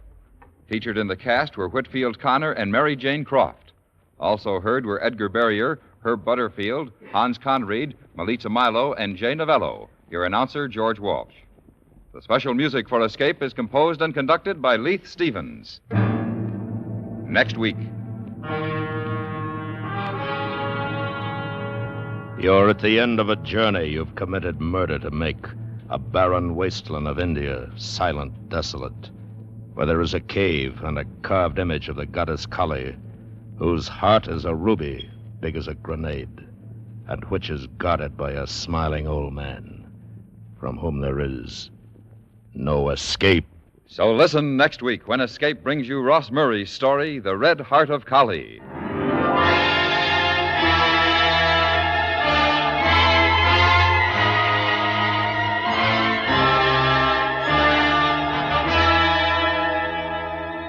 An honest doctor resists temptation but gets into trouble anyway tomorrow night when Mr. and Mrs. North bring us their latest thrilling mystery.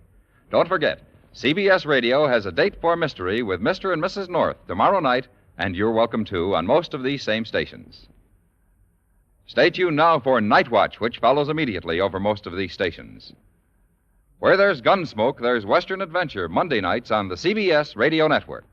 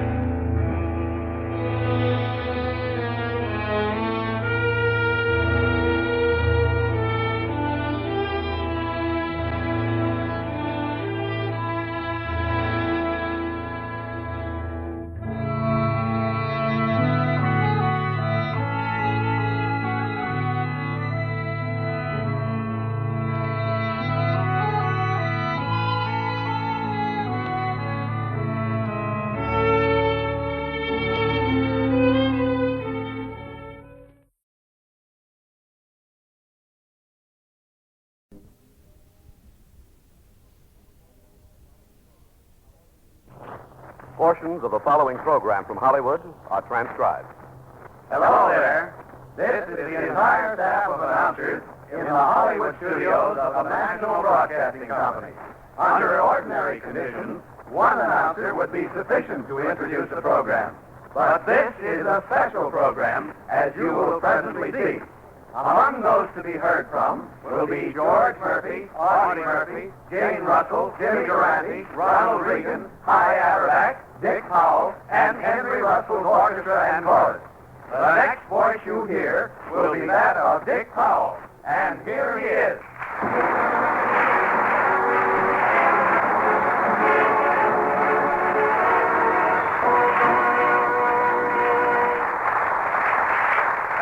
Thank you, gentlemen, for that concerted introduction, and hello there.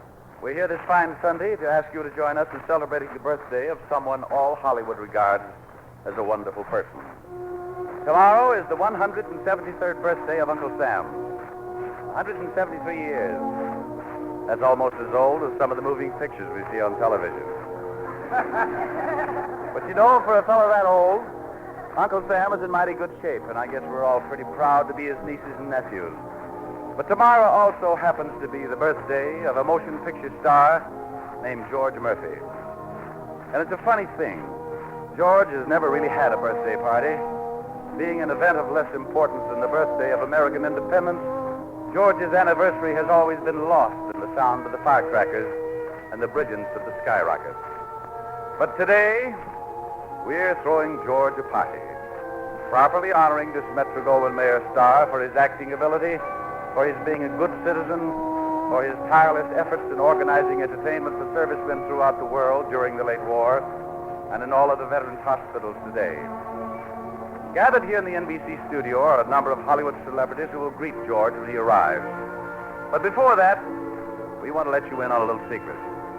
When George shows up expecting to celebrate his birthday, we're going to double-cross him by celebrating everything we can think of except his birthday.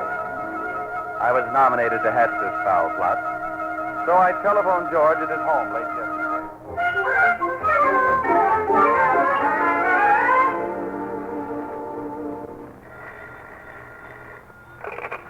Hello? Hello, George. This is Dick. Oh, Dick. How are you, Dick? Fine. How's the wife? Great. Just great. How are the kids? Wonderful. Dick who? Dick Powell. Look, George, the gang's going to throw a birthday party during your rehearsal time tomorrow at NBC, and I thought I ought to tip you off. Birthday party?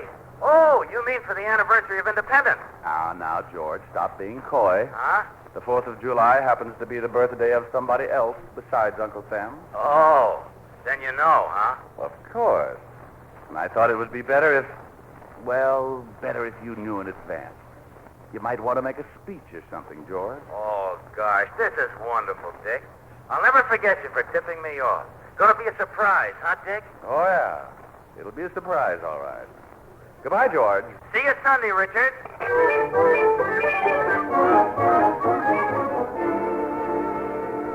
On my way from the studio, I stopped at St. John's Hospital to see Ronald Reagan. I knew Ronnie wouldn't be able to attend the birthday party because of the leg he broke in that charity baseball game a while back. Fortunately for Ronnie, though, he was covered by insurance. The company isn't going to pay him any money, but they guarantee to teach him how to limp. But I had another reason for visiting Ronnie. I thought he might think of some trick we could pull on George Murphy. Well, as I entered Ronnie's hospital room, I saw him lying there with his broken leg and this tremendous cast. Somehow it reminded me of the Lost Weekend. It also had a plastered cast. I explained to Regan that we were planning to whack up George Murphy, and he said to me, Regan said, Paul, you ought to be ashamed of yourself. Pulling a low, mean, despicable, cheap trick like that on a nice, lovable guy like George Murphy. What can I do to help? I explained to Regan that we needed some ribs to pull on Murphy. A good, practical joke. And Ronnie certainly pulled one out of the hat. Look, Dick, it's very simple. When you leave here, go to a library, get an encyclopedia, and find a list of all the famous people born on July 4th. Then, when Murphy arrives at the party, expecting to be the toast of the crowd, just keep making speeches to honor other people born on the 4th of July and never get around to Murphy. Get it? I thanked Ronald Regan for being such a genius and was off to the public library. There I found an almanac that gave me the names I wanted, the names of all the important people born on the 4th of July. So as soon as George Murphy arrives, we'll start burning him up with... Mind if I come in, Richard? Well, bless his little pointed head if it isn't George Murphy.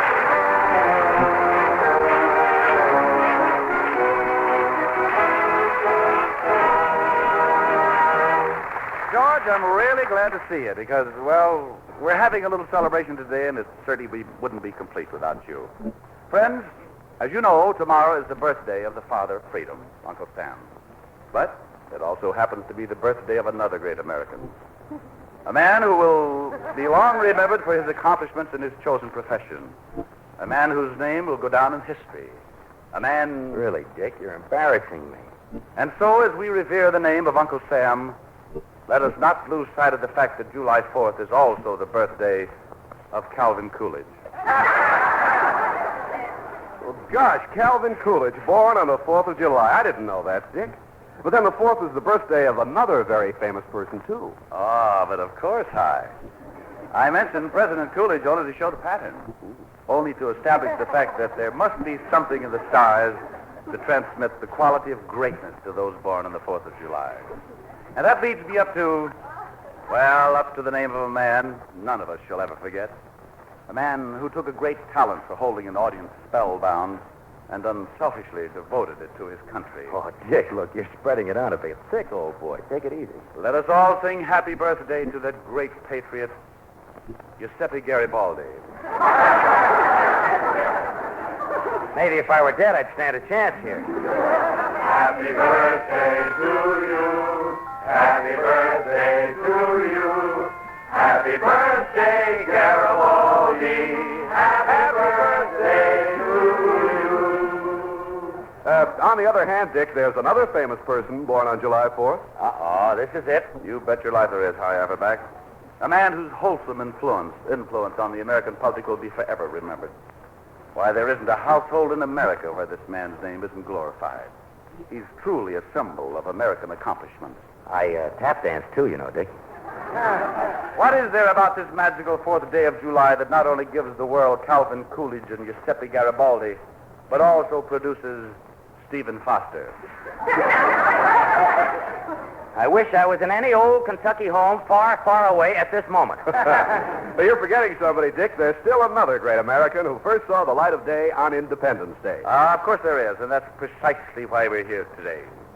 But I wouldn't think of passing the name of Stephen Foster without the orchestra bringing us a medley of selections from the pen of Stephen Foster.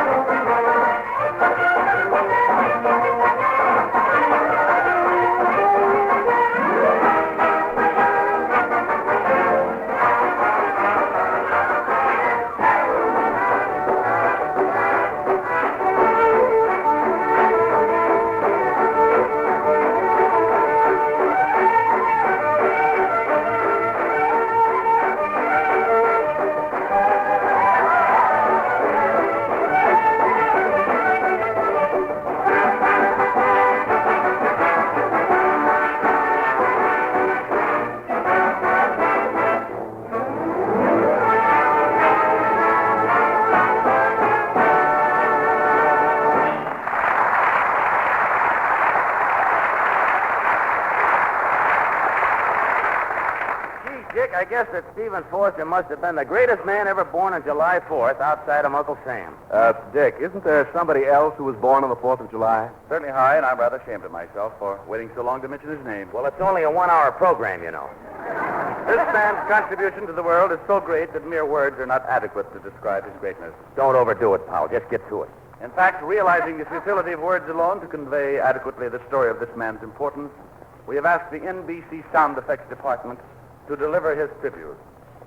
To another famous 4th of July baby, Oliver S. Winchester, the inventor of the Winchester rifle. Happy birthday to you. Happy birthday to you. Happy birthday, Mr. Winchester. Happy birthday to you.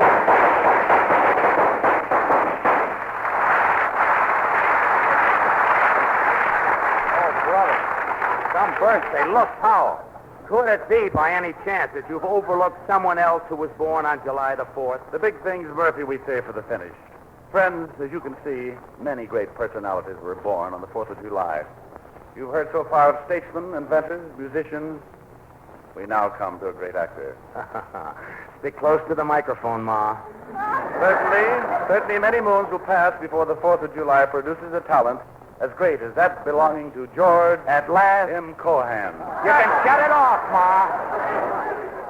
Henry Russell, the chorus and the orchestra bring us selections from the compositions of the Yankee Doodle Dandy himself, George M. Cohan.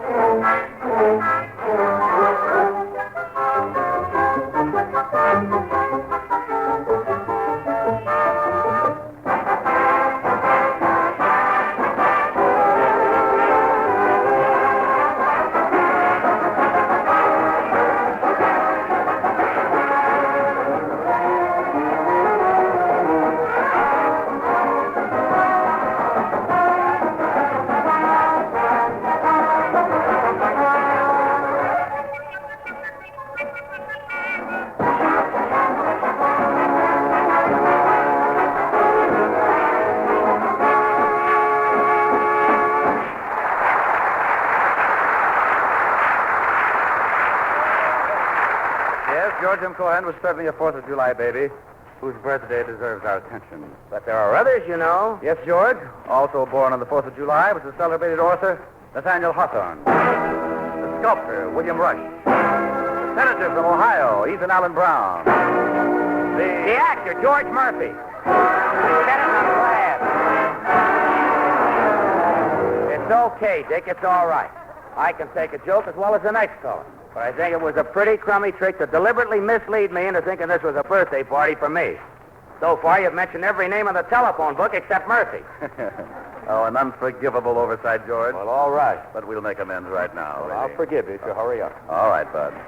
Ladies and gentlemen, all kidding aside, I want you to meet a tremendous man named Murphy. A great actor, a real gentleman. Presenting the most decorated hero of World War II, Audie Murphy.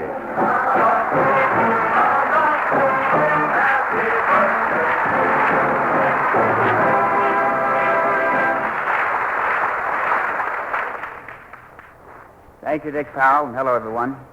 Friends, up to now, there's been a lot of horseplay here on this stage. From this moment on, I want you to know that we're here to honor a great and generous man. Now, the fact that George Murphy came into the world on the 4th of July was accidental. But it's no accident that he lives 365 days each year, as if every pardon me, George, as if every day were the 4th of July.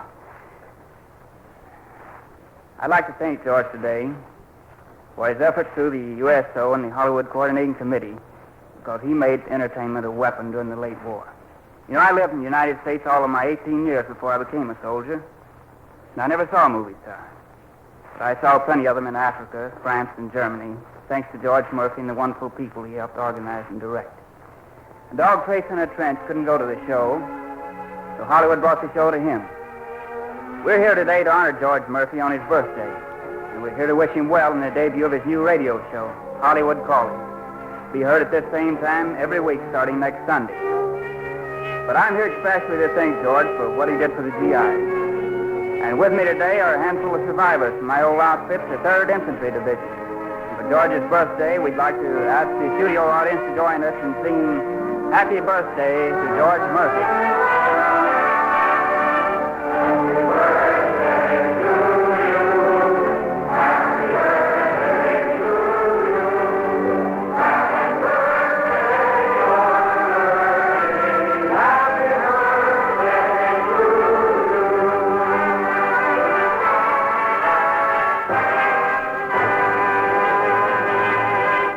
Audie Murphy, Dick Powell, and friends. A man's birthday is really not a tribute to himself, but a tribute to his parents. If I've done anything in my life to make me deserving of being remembered, anything at all, I owe it strictly to Mom and Pop. And I guess I owe the stork some gratitude, too. For a while, it looked like I wasn't going to be born until the 5th of July. You see, with all those skyrockets going off, the stork was a little afraid to come in for a landing. But he finally made it, and that put my birthday in some mighty good company. As Audie Murphy told you, it's going to be my good fortune to be part of a new weekly program that begins on this hour next Sunday. Radio programs, like people, have to be born. And it's nice to join the great and popular sons and daughters of Mother NBC, who has given more famous children to the world of entertainment than any of her contemporaries. It was New Year's Day, 1927, that you listeners first heard the sound. Those chimes have sounded more than 400,000 times since then. When the German radio was blaring forth with battlefield propaganda trying to make our soldiers in Europe lay down their arms and surrender, their programs often signed off this way. The Hitler propaganda machine couldn't think of anything that sounded more American than those 3 notes that stand for NBC. No other network can make that statement.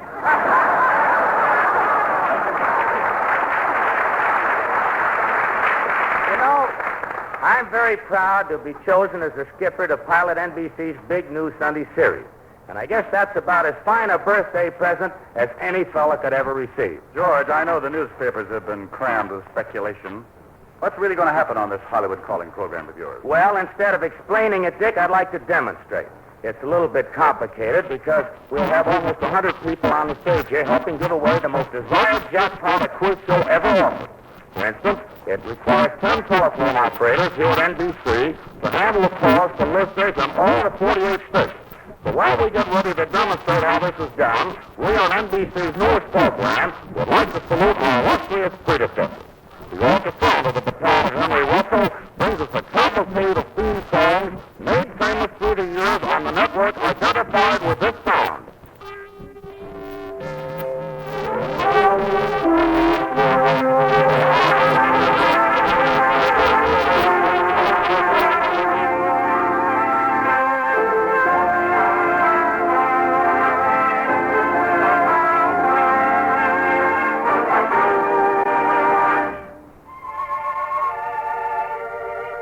If you're under 20 years old, stand by, kids, while we ask Mom and Pop, do you remember Billy Jones and Ernie Hare as the Happiness Boys?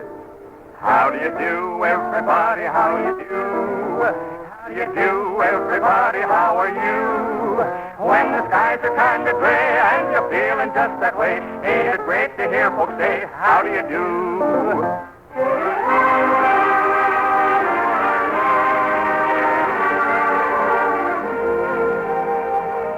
And what listener in those days of the Crystal Set and the Cat Whisker Galena failed to thrill to Captain Henry's Showboat?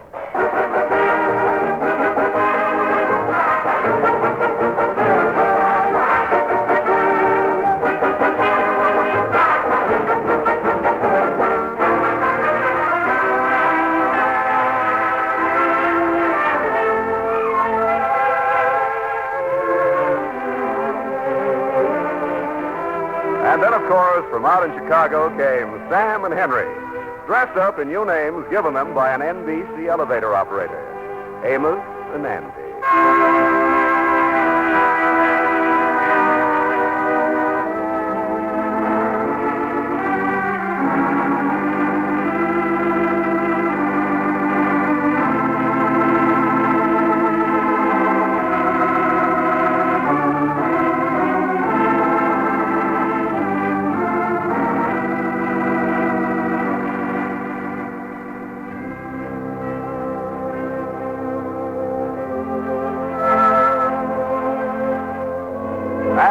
That fellow from the Ziegfeld Follies who clapped his hands, rolled his eyes, and sang about love and the price of potatoes. Do you remember?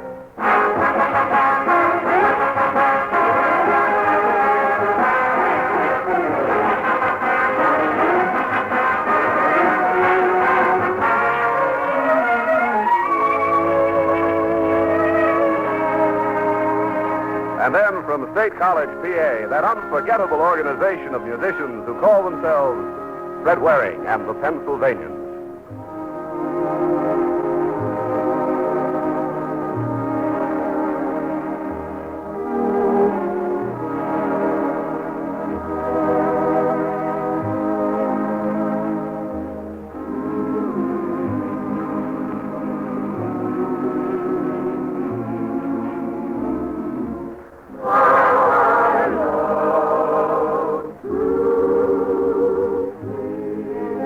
And the pride of Waukegan, Jack Benny.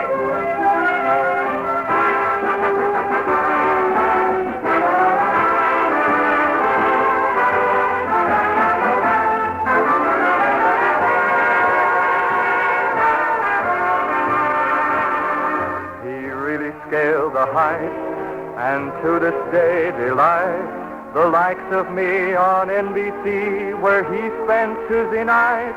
We thank him so much. Yes, Bob Hope.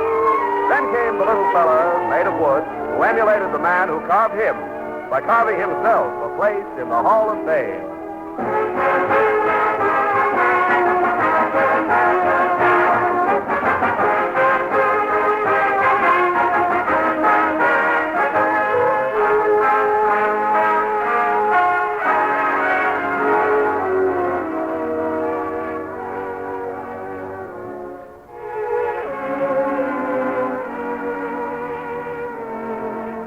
Yes, Charlie McCarthy. Then was born the era of the great dance band combination.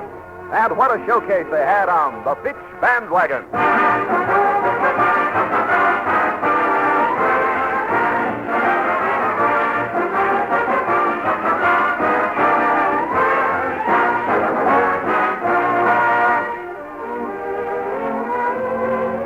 remember tapping your toes to such theme songs as these.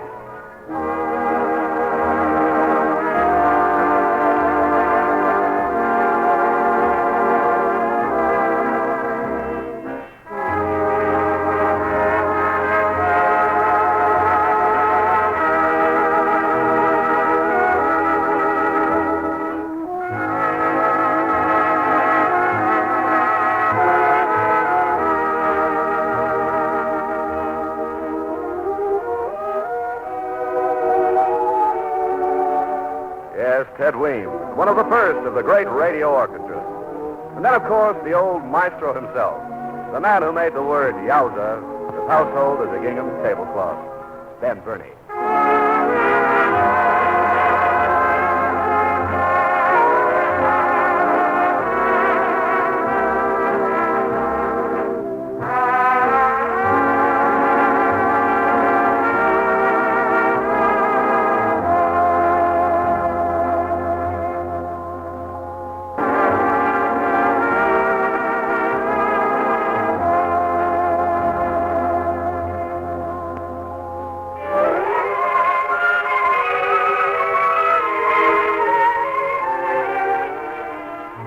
Down from the campus of Yale University came a boy with a megaphone to sing and play his way into the hearts of millions.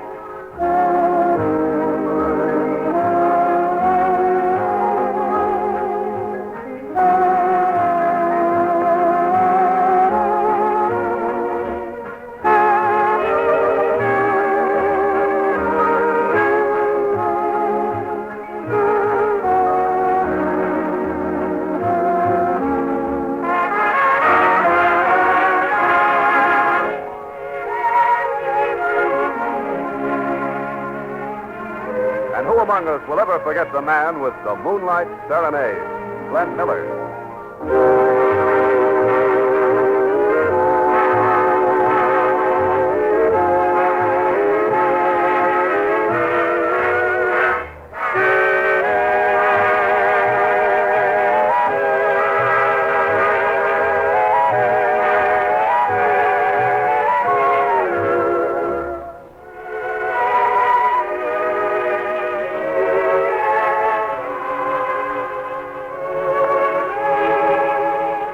Still going strong after 20 years is the sweetest music this side of heaven, Guy Lombardo.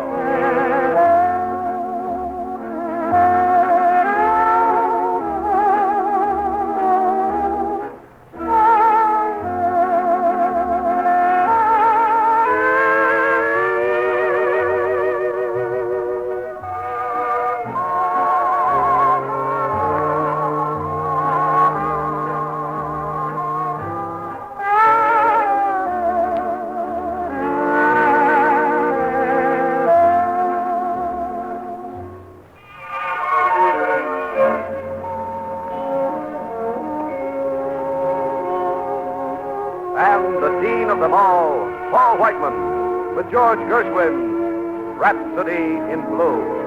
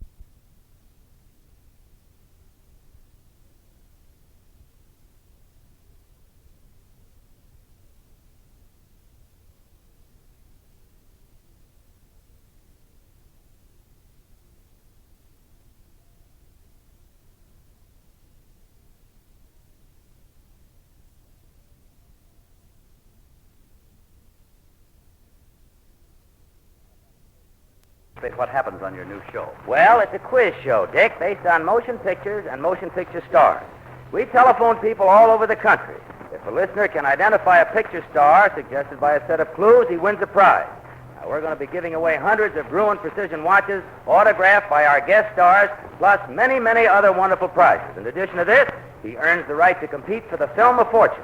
That means trying to name the title of a motion picture as indicated by another set of clues. And what's the prize for identifying the Film of Fortune? A jackpot that starts off with $31,000 in prizes.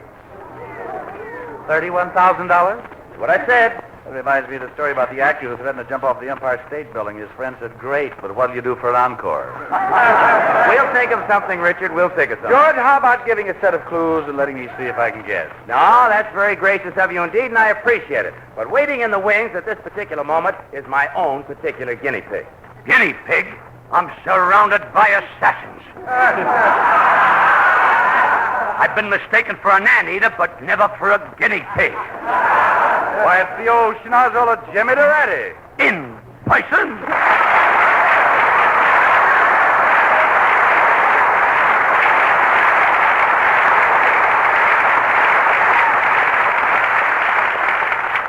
Jimmy, I'm glad to see you. Now, I'm going to explain the idea of my new program to you. First, we present a set of clues that suggest the name of a famous motion picture star, see? Then we make telephone calls around the 48 states. You better change that to 47 states. There's no point in making any calls to Missouri. Why not? There's nobody left in Missouri. They're all in Washington. Wait a minute. There must be a few Republicans left there. Republicans? They've been disconnected. All right. We'll forget Missouri. Now, look, let's say that you're a contestant on the phone. See, you have a phone, haven't you? Yeah, and it's driving me crazy. Why, what's the trouble? Every time I pick up the receiver, some nosy dame wants to know what number I'm calling. And not only that, but I'm on a party line. Do you object to that? No, but it gave me a line of...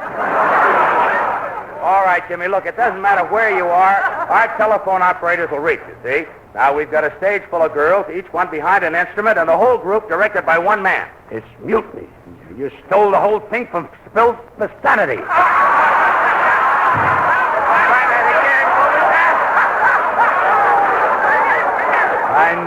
I knew I'd never get over that line.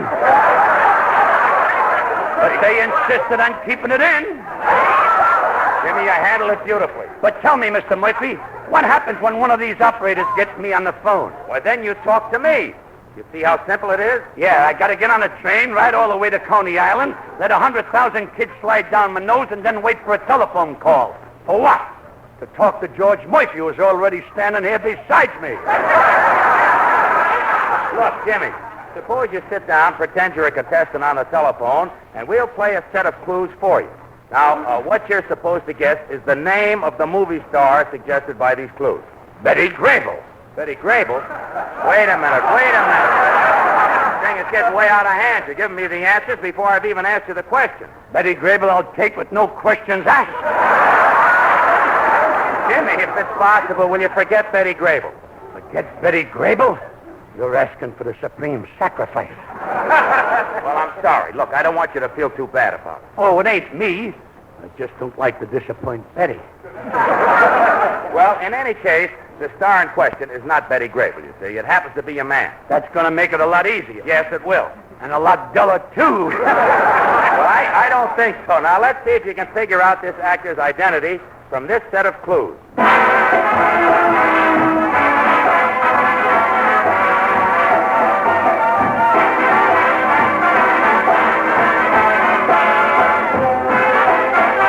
The title of this song hit of a dozen years ago is a color. And that color is the same as the hair of this popular male picture star.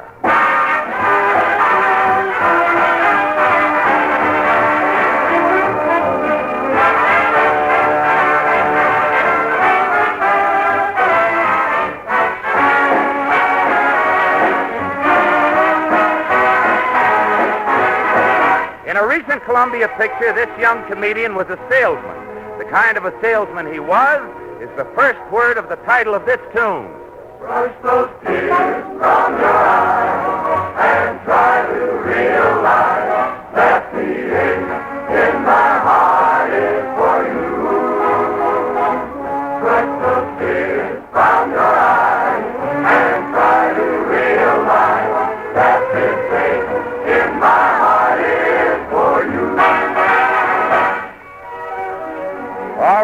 you've been listening closely, you know that this red-headed comedian to whom we refer also played the part of a brush salesman in a recent picture.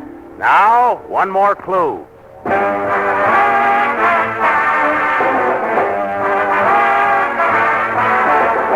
This song refers to a door that someone wants Richard to open. Now, the one key that will open any door has a name that is almost the same as this red-headed comedian's family name. Who is he?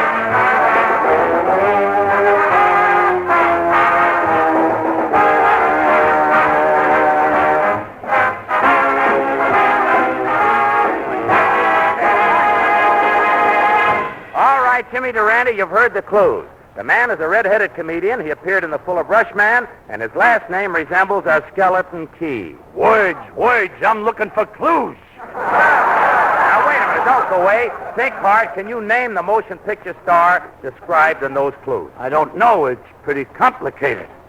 Oh, come on now, Jimmy. It's easy. Well, that's so simple a child could understand it.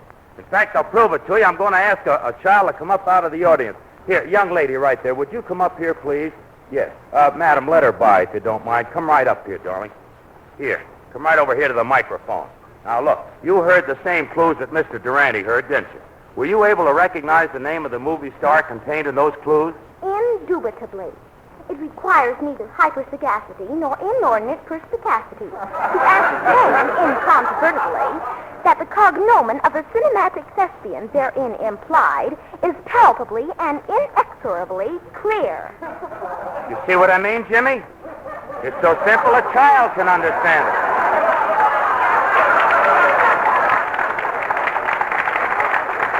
Yeah, the only trouble is I can't even understand the child. Don't you follow me, Mr. Durante? Yeah, but if I could find my way home alone, I'd leave now. Mr. Durante, is it your implication that the complexity of my precocious intellect inhibits your interpretive proclivities and stultifies your etymological comprehension? Oh, all I know is if I was your old lady, I'd wash your mouth out with soap.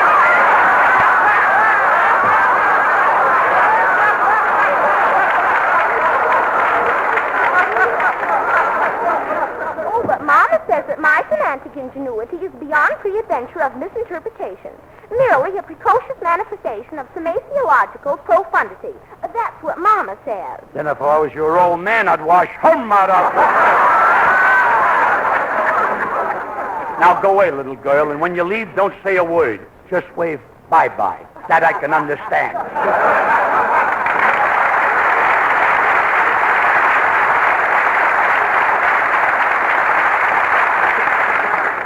Jimmy, you must be kidding. Those clues are really very obvious. You must know the name of the picture star. Why, indubitably. It requires neither hyperacidity or indoor perspiration, hop-along cassette, disentrain, old machine, and probability that the cinnamon hypotherium is pretty and exclusively. Yes, this was just. For guessing the name of the store, you've just won yourself a complete encyclopedia for comics. How do you like that? How do I work it? I don't even know what it is. Sometimes I think that you are non-profit member. Don't say that, Mr. Murphy. My mental is as pompous as yours. Maybe it's pompous, huh? There's no more lines. Go ahead. Well, Jimmy, look, besides the Encyclopedia Britannica, you have also won the right to compete for the Film of Fortune. That's all I need. Oh, yes, this is a prize. This time you must name the exact title of a motion picture identified by another set of clues. The correct answer to this, the exact title of the Film of Fortune, will bring you $31,000 in prizes.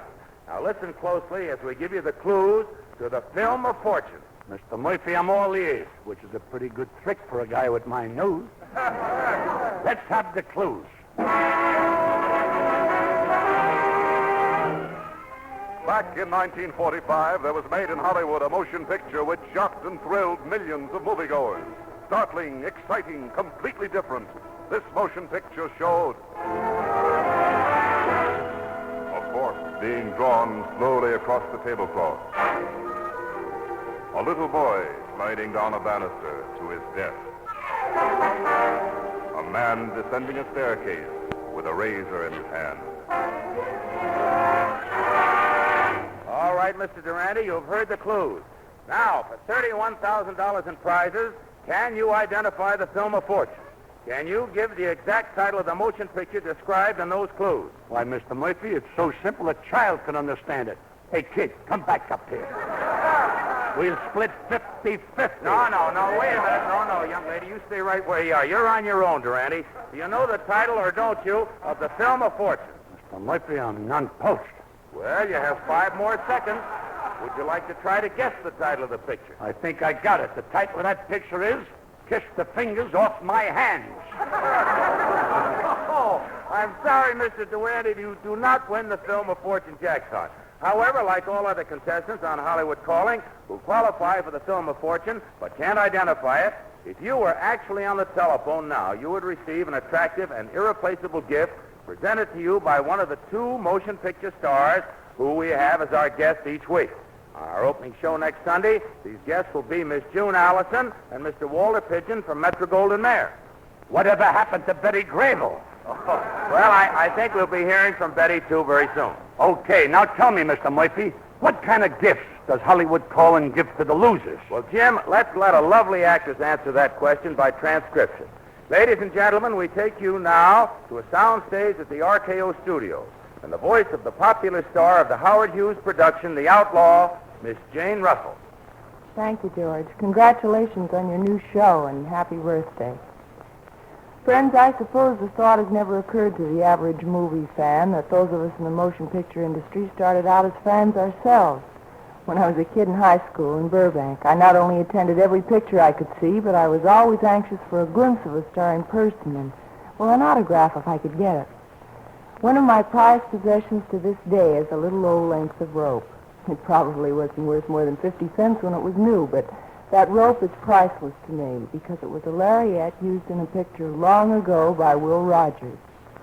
When George Murphy was planning his new show, Hollywood Calling, with NBC, it was decided to give some special prizes in addition to the world's most attractive jackpot. It was the studio fan mail that gave him the idea. Thousands of letters are received by the studios every week asking for articles worn or used by the performers. At a charity affair, one of Bing Crosby's pipes has been known to bring hundreds of dollars when auctioned off. Using actual studio fan mail as a barometer, Hollywood Calling is collecting hundreds of such articles from the various studios, and they will be given to listeners as additional, irreplaceable gifts on the program. I've already seen some of these prizes, and take my word for it, they're really great. Well, just this afternoon, for instance, I admired a smart pearl necklace with matching earrings that was worn by Janie Greer in The Big Seal. Jane said I'd like to keep them, but the studio's already promised them to Hollywood Calling. There'll be gifts from many stars and many pictures, so be sure to listen to Hollywood Calling next Sunday at this time. Thank you.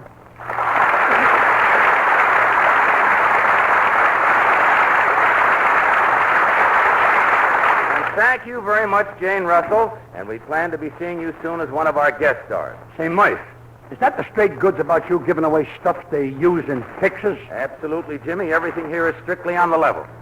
Gee, maybe I can get some of that gold they used in the Treasure of the Sierra mattress.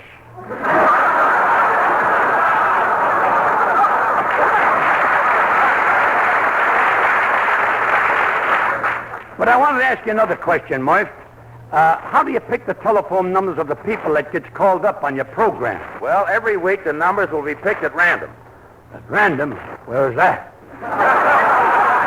Random, Jimmy, is anywhere in the 48 states. 48 states? Now you're talking my language. Now any state in the 48 is great.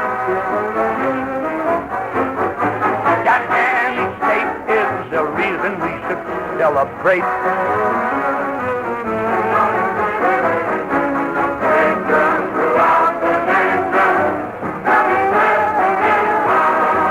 Live from border to border, things are in order.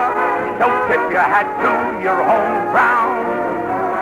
See that little twinkle up in the blue. Old Glory set aside a special star for you. So take a trip and it will demonstrate that any state in the 48 is great.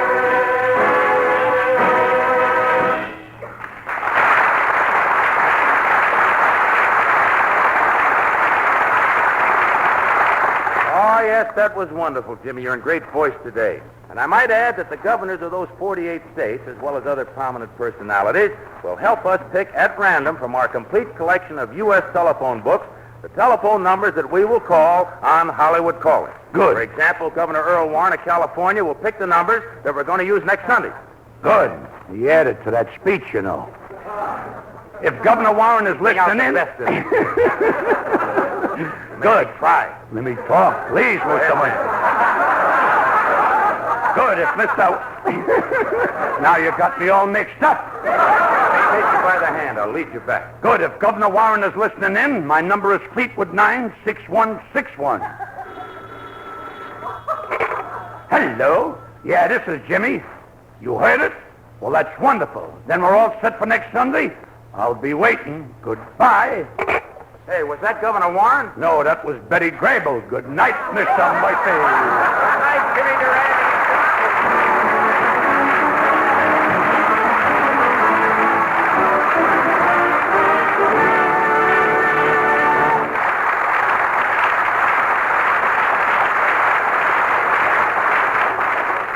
In a few moments, George Murphy and Dick Powell will describe for you in detail the sensational jackpot we will offer on Hollywood Calling starting next week.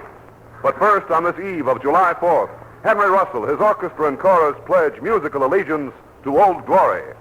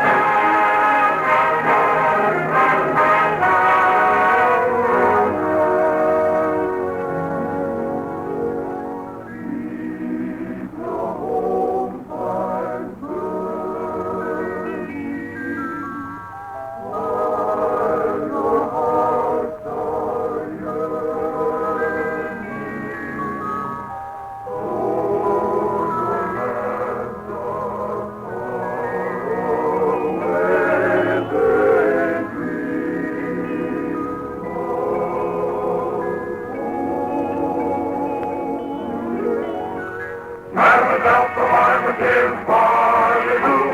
Oh, Carnival from Armageddon. his parlez-vous.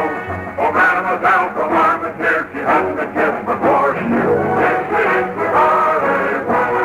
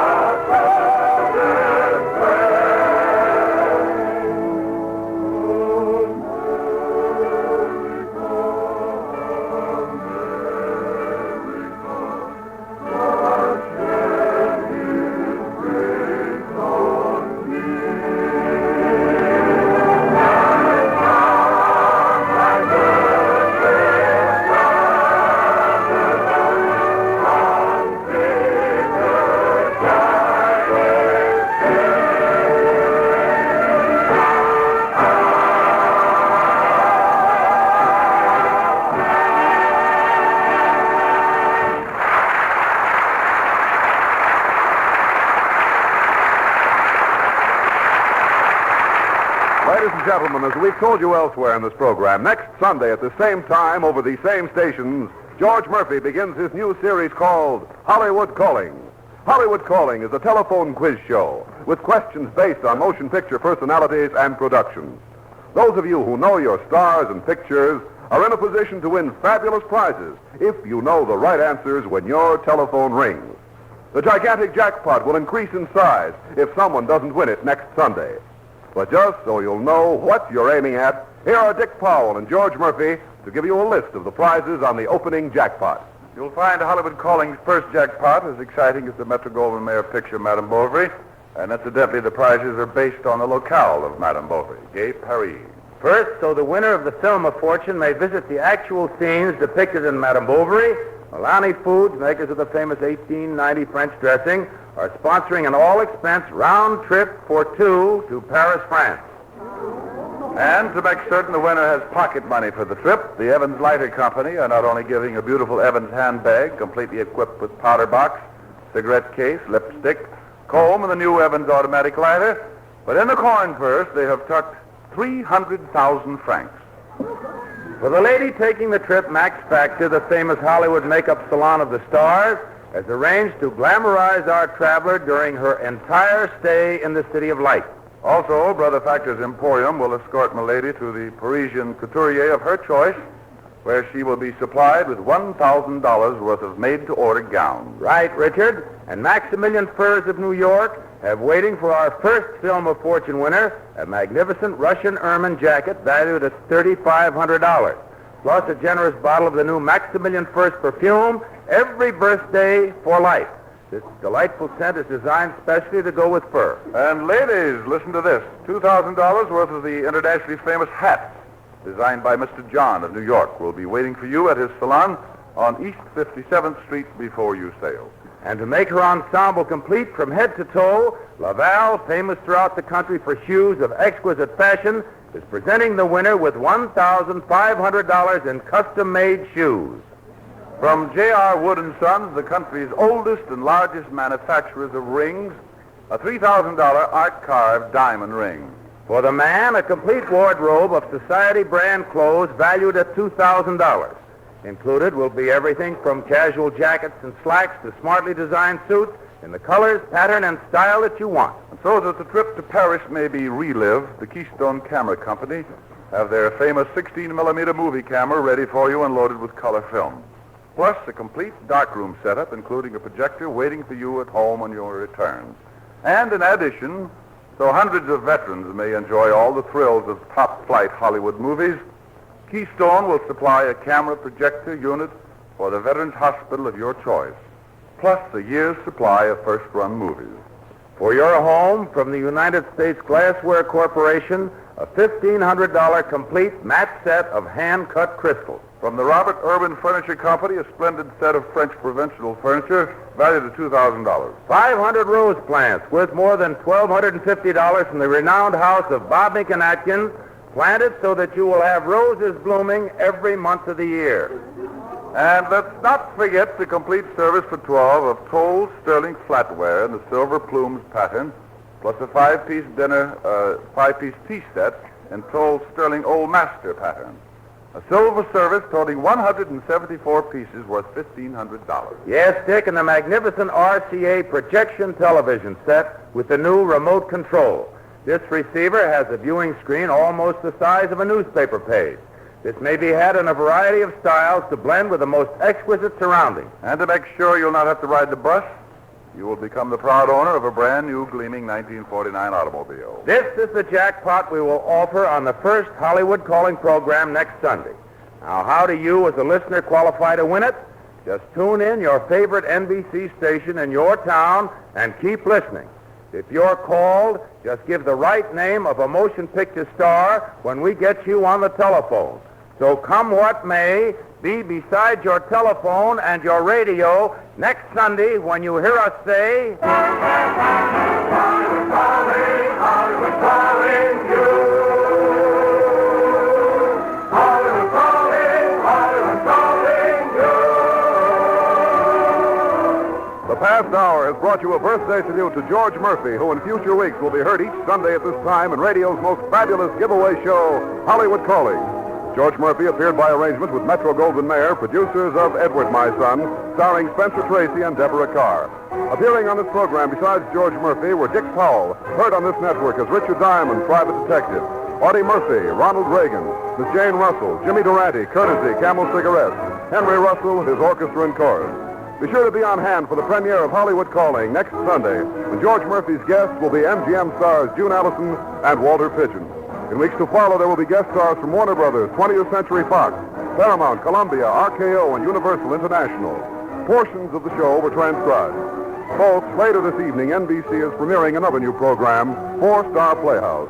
It's a great half hour of top dramatic entertainment with 4 great stars who appear in this order: Rosalind Russell, Fred McMurray, Loretta Young, and Robert Cummings.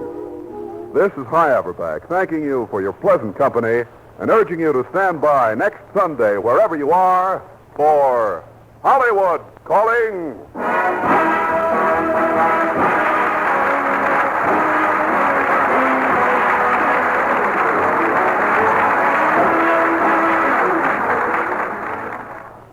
This is NBC, the national broadcasting company.